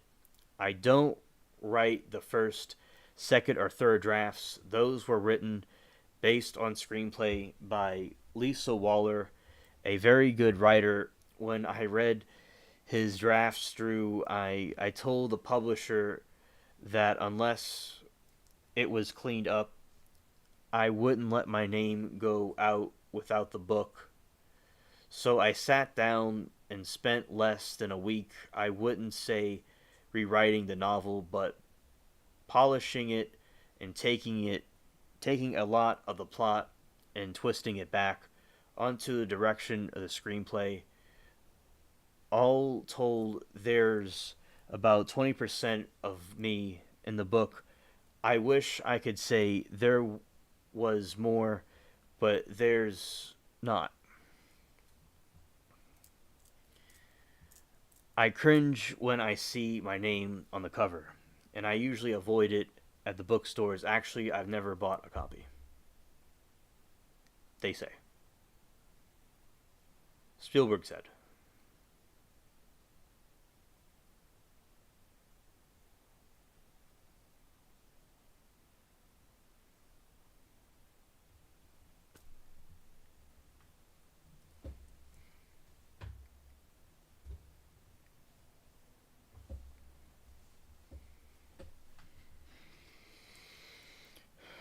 Critical reception.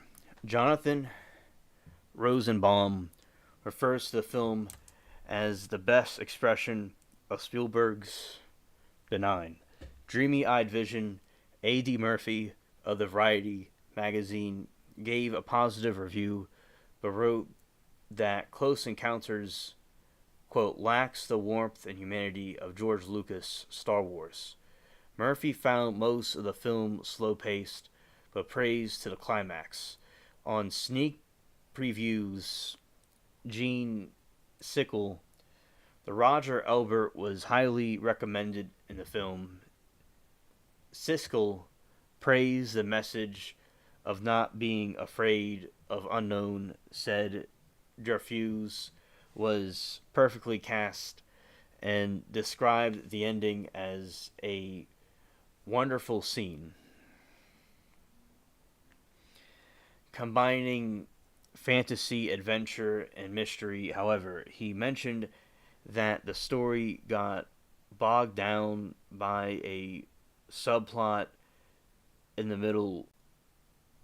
Obert said that the last 30 minutes are among the most marvelous thing I've ever seen on the screen, and the film was like a kid's picture in its innocence. Pauline Kael similarly called it a kid's film in the best sense. Kael wrote that the Spielberg is the son of the electrical engineer, a sci-fi addiction father, and a classical pianist mother. In the climax, the film he does justice to both under the French scientist's direction. The Earthlings are ready with a console.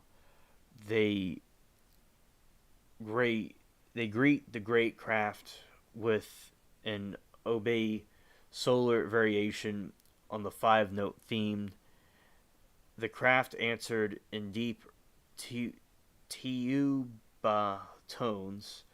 The dialogue becomes blissfully garrulous. which the light flooding out of the window, this omniscient airship. Come on, Beige. Come on, Goof. Hello, Danny. Good to see you.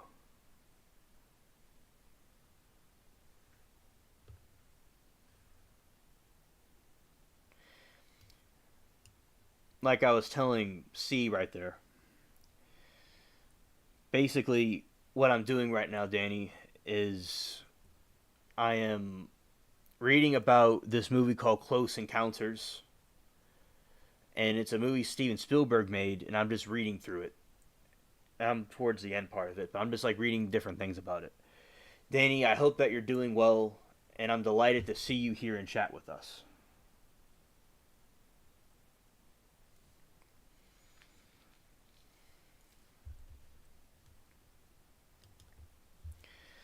Of the of the omniscient airship.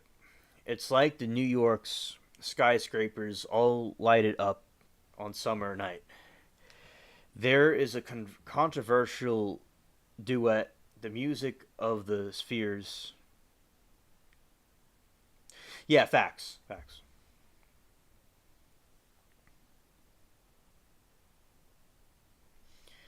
This is one of the perilous moments in the movie history, spiritually reassuring the magical and funny at the same time. Very few movies have hit upon this combination of fantasy and some assumment. The Wizard of Oz, perhaps in the plainer, down home way, Jean Renoir compared Spielberg's storytelling to Jules Verne and Georges Méliès. Ray Bradbury declared that it is the greatest science fiction ever made. David Thompson wrote that Close Encounters had a flawless wonder such that it might be the first film ever made, calling it a tribute to the richness of human imagination and as close to mystical experience as major film has come, but it's the mysticism of the common sense. The movie could have been native to sentimental. It was inspired by Disney. Spielberg never relinquishes his practicality and his eyes for everyday detail.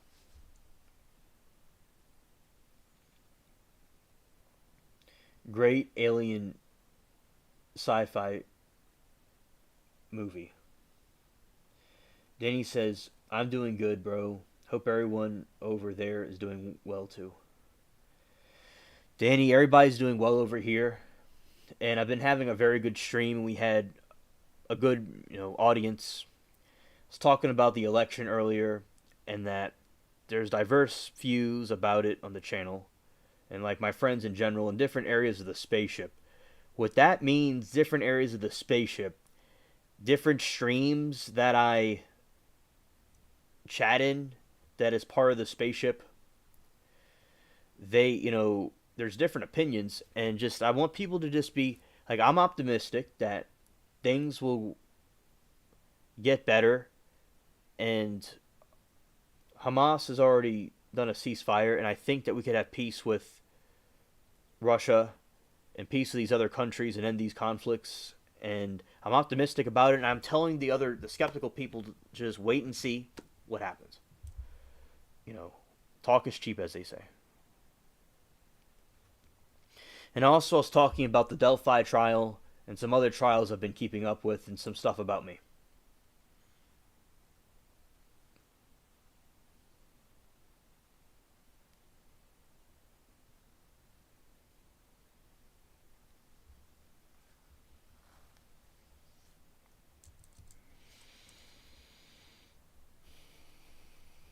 On the final cut privilege, Spielberg was dissatisfied with the film. Columbia Pictures was experiencing a financial problems, and depending on his film to save their company, He explained, I wanted to have another 6 months to finish off this film and release it in the summer in 1978.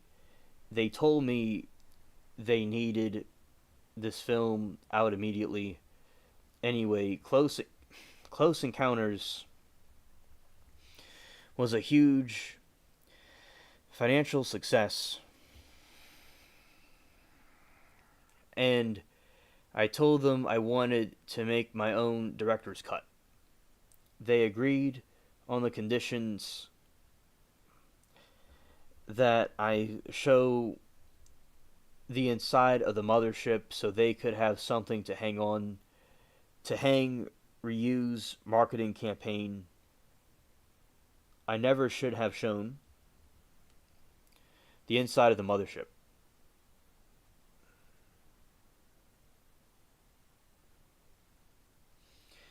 Then he said, I'm so happy for y'all. Trump won by a landslide. Flipped every swing state, won the popular vote. It's amazing what can happen when there isn't COVID rules. Trump will make things happen. Thank you, Danny.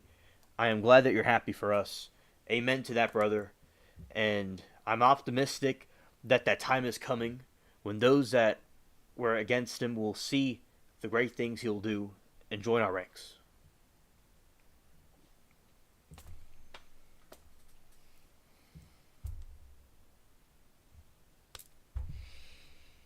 In 1979, Columbia gave Spielberg $1.5 million to produce what became the special edition. Spielberg added 7 minutes of new, previously discarded footage, but also deleted a shortened various existing scenes by 10 minutes so that it's 32 minutes. Runtime is 30 minutes shorter than the original release. The special edition features several new character development scenes, the discovery of the SS Cotopaxi in the Gobi Desert, and view of the inside of the mothership. Close Encounters Third Kind. The special edition was released on 3/1980, making it further 15.7 million, accumulating a final 303.7 million box office gross. Roger Ebert thought the original film was astonishing achievement, capturing the feeling of awe and wonder we have when considering the likelihood of life behind the earth. This new version is quite simply a better film. Why didn't Spielberg make this a good first time? The evil around the world is already crapping their pants. Yes, absolutely.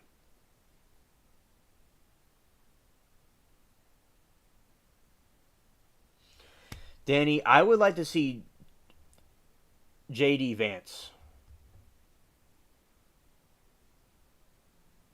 Or, if he doesn't want to do it, perhaps Vivek. That's all I know of for now. But I think it'll be G-Day Vance. G.D. Vance. I said G-Day, but that's not the way to say it.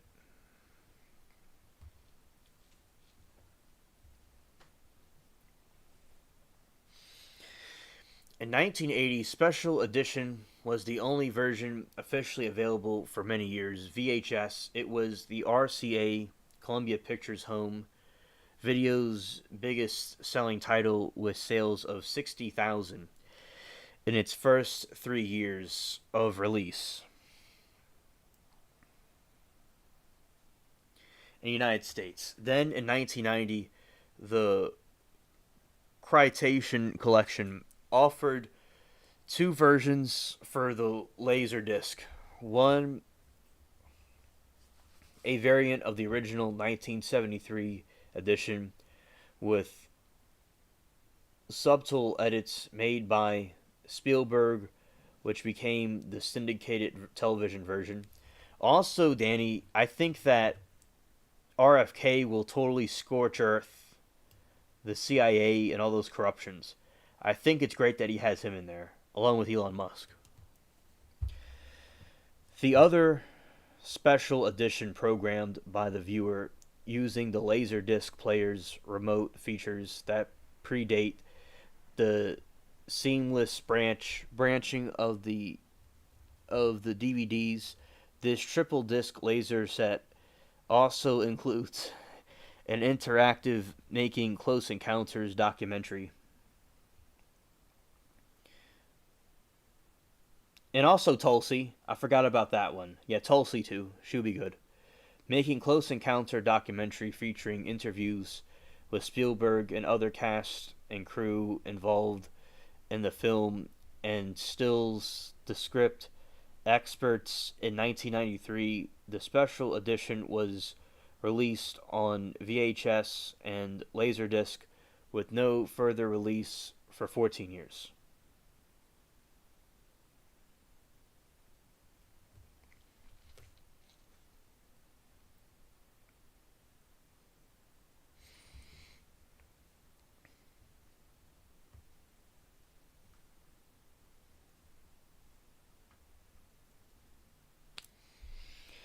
Vincent Misciano reviewed Close Encounters, the special edition in Ares Magazine 5, commented that artists in other media have always had the luxury of returning to a piece reworked and refining it for various reasons. Money first among them is the opportunity has rarely been afforded to filmmakers. Steven Spielberg has been given the chance and used it well. On May 12, 1998, Spielberg recut Close Encounters again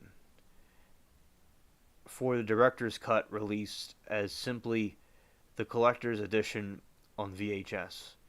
This version is a re-edit of the original 77 release with some elements of the 1980 special edition, but omits the mothership interior scenes, as Spielberg said they should have remained a mystery. The director's cut is the longest release of the film at 137 minutes, 2 minutes longer than the theoretical version and 5 minutes longer than the special edition.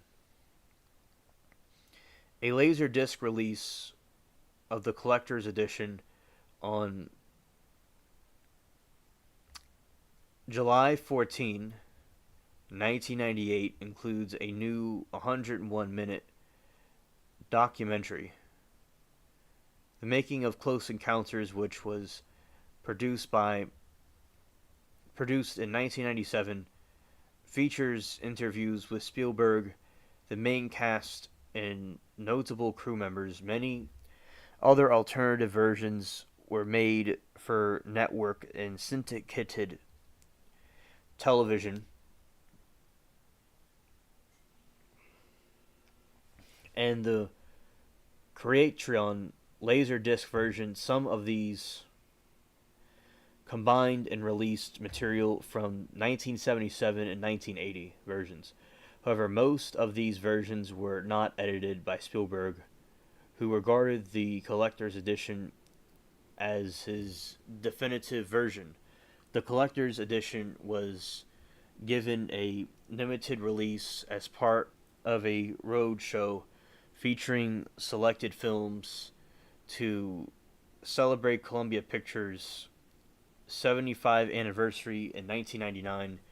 It was the first time this version, the film, had been shown theoretically. This was once again released in theaters September 1, 2017. In tribute to the film's 40th anniversary, it made $1.8 million in the weekend, $2.3 million over the 4-day Labor Day holiday, pushing its career global gross to over $306 million worldwide.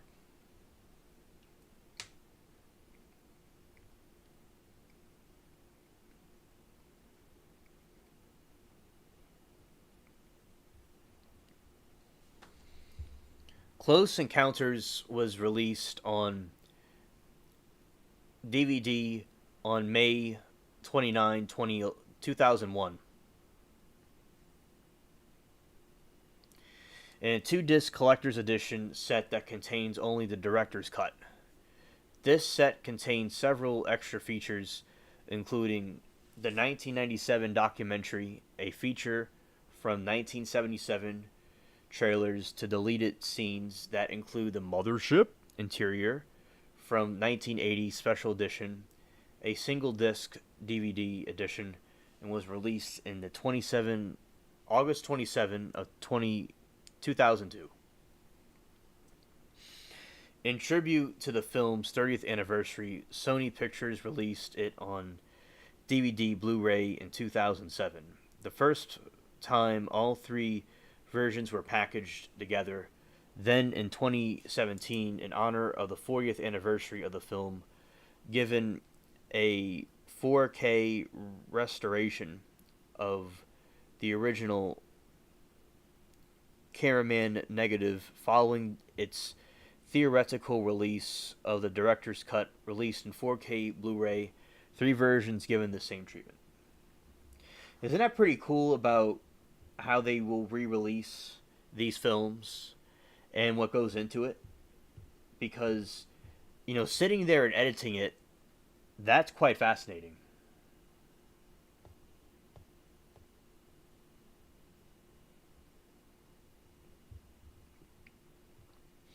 My uncle has this on 4K collection Blu-ray and 4Ks. Well, that's really cool, dude. The 4K and Blu-ray is so cool.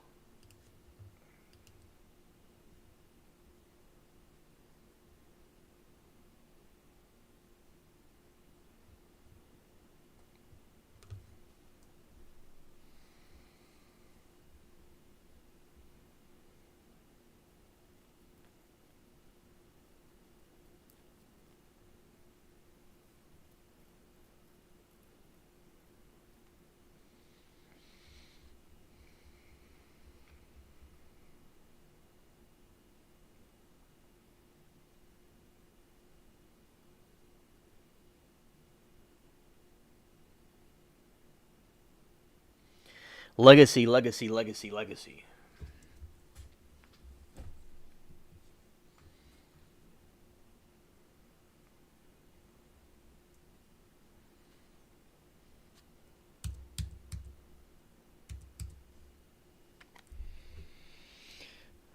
Observers credited the Close Encounters for launching the reemergence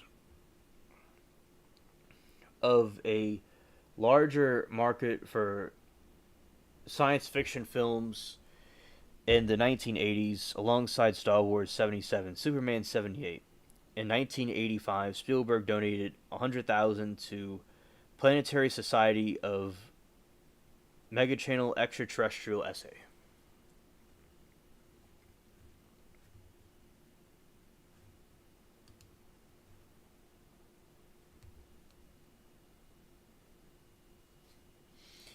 Danny, the thing is though, if you don't have 4K TV, then there is no point in buying a Blu-K Blu-rays. Okay, so you're saying that the Blu-ray is affected by the screen also. Interesting.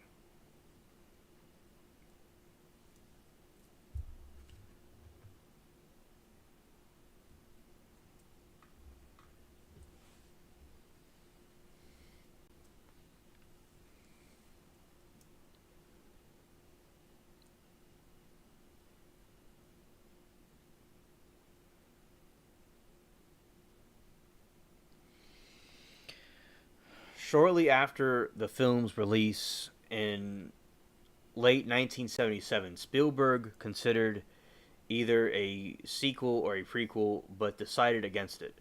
He explained the quote, "The Army's knowledge and ensuring the cover up is so subterranean that it would take a creative screen story, perhaps someone else making the picture and giving equal time it deserves."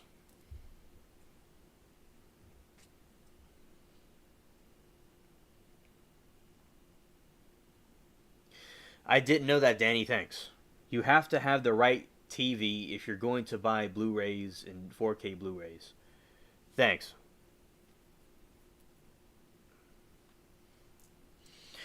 When asked in the 1980 to select a single master image that summed up his film career, Spielberg chose the shoot of Barry opening his living room to see the blazing orange light from the UFO. That was beautiful but awful light, just like the fire coming through the doorway. The very small and its very large door, there's a lot of promise or danger outside the door. In 2007, Close Encounters was deemed culturally, historically, or aesthetically significant. By the United States Library of Congress, it was added to the National Film Registry for preservation. An American Film Institute polls Close Encounters had been voted the 64th greatest American film, the 31st most thrilling, and the 58th most inspiring. It was also nominated for a top 10 science fiction films in the AFI's top 10 and the 10th anniversary edition of the 100 movie list. The score by Williams was nominated for AFI's 100 Years Film Scores.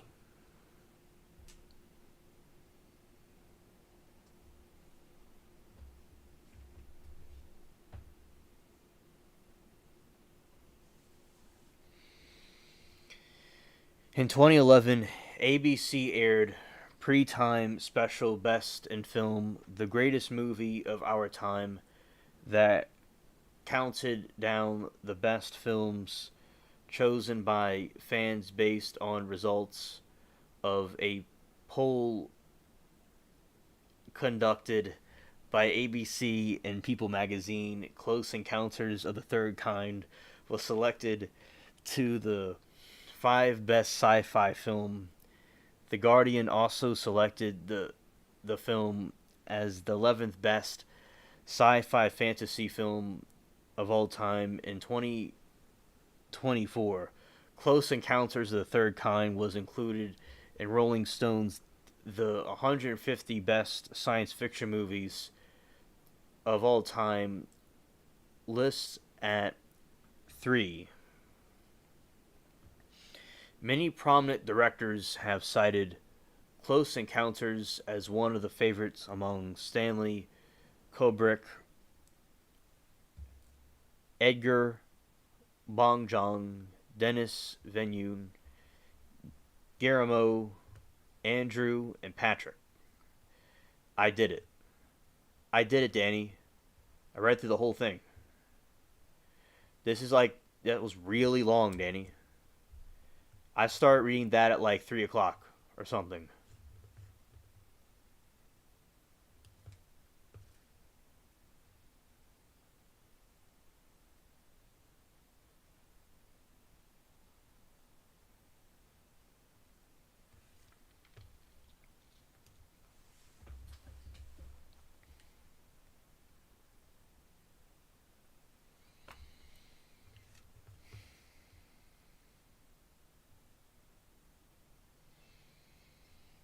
Okay.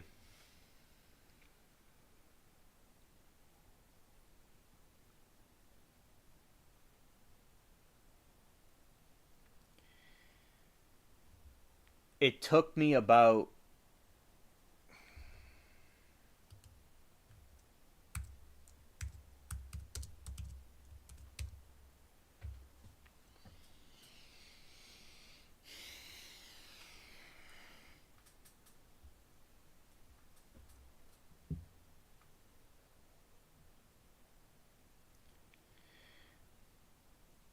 I've not seen the fourth kind. I just read about the third kind.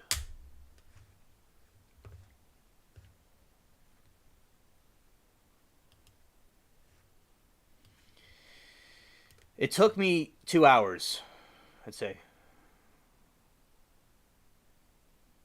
No, it took me nearly 2 hours. 2 hours and 58 minutes. No, it took me about an hour and 58 minutes to read it. Let's see. Come on.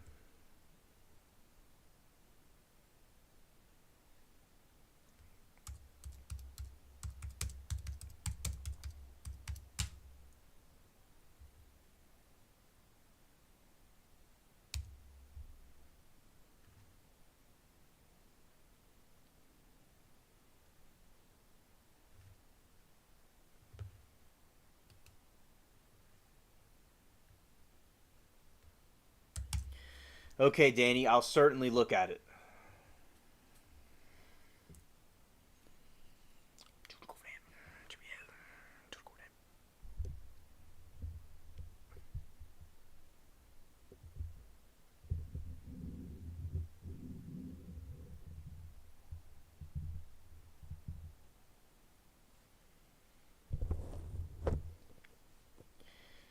Fourth Kind is a 2009 science fiction thriller film directed by Altitude and On Asanami and featuring a cast of Mila Djokovic, a couple of people. The title derived from the expansion of J. Allen Hynek's.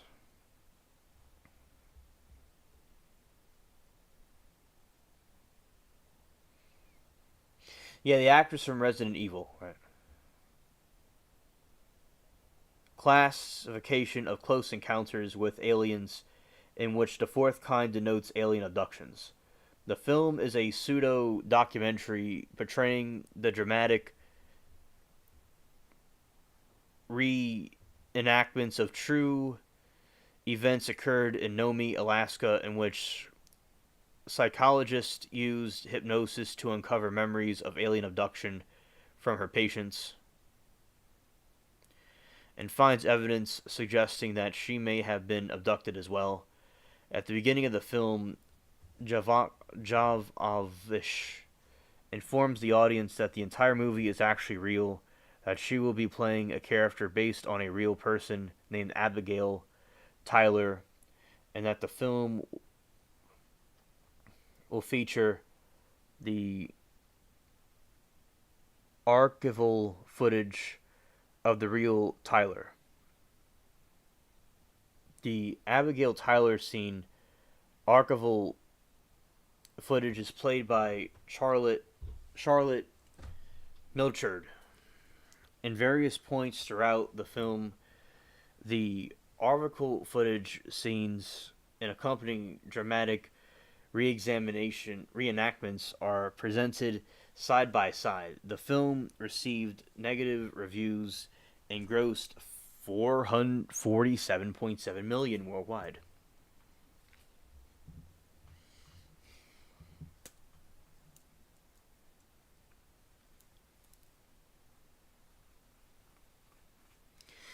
That's awesome. I'll certainly look into it.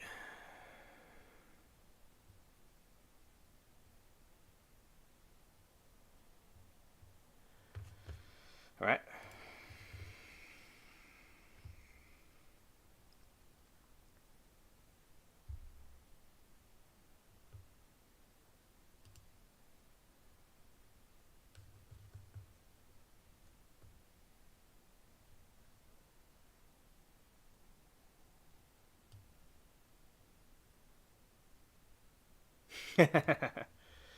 Right. Also, Danny, I've been having a good time with my trial chat friends, and earlier I was talking about like when I learned about doing ads when I had this website a long time ago, and then I did ads for my YouTube channel, and then I continued to pursue the YouTube channel because I had it in 2010, but I stopped it for a couple of years. Then I brought it back, and I started doing it again, and I learned a lot of different information, and I was able Because you're usually supposed to do a YouTube channel per topic, but I put them all in one channel. So that's what I did, and it worked.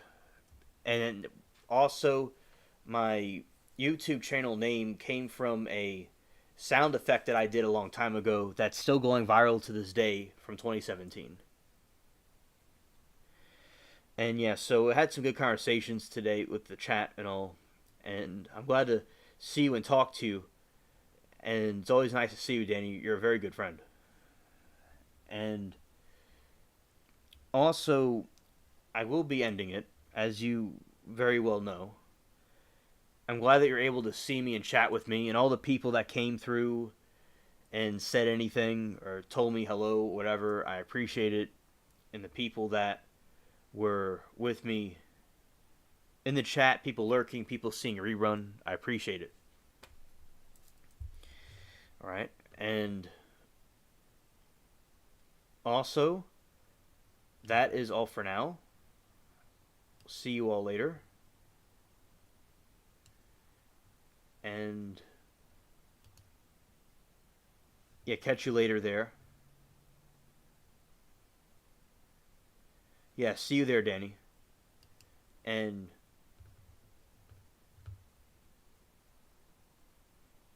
peace.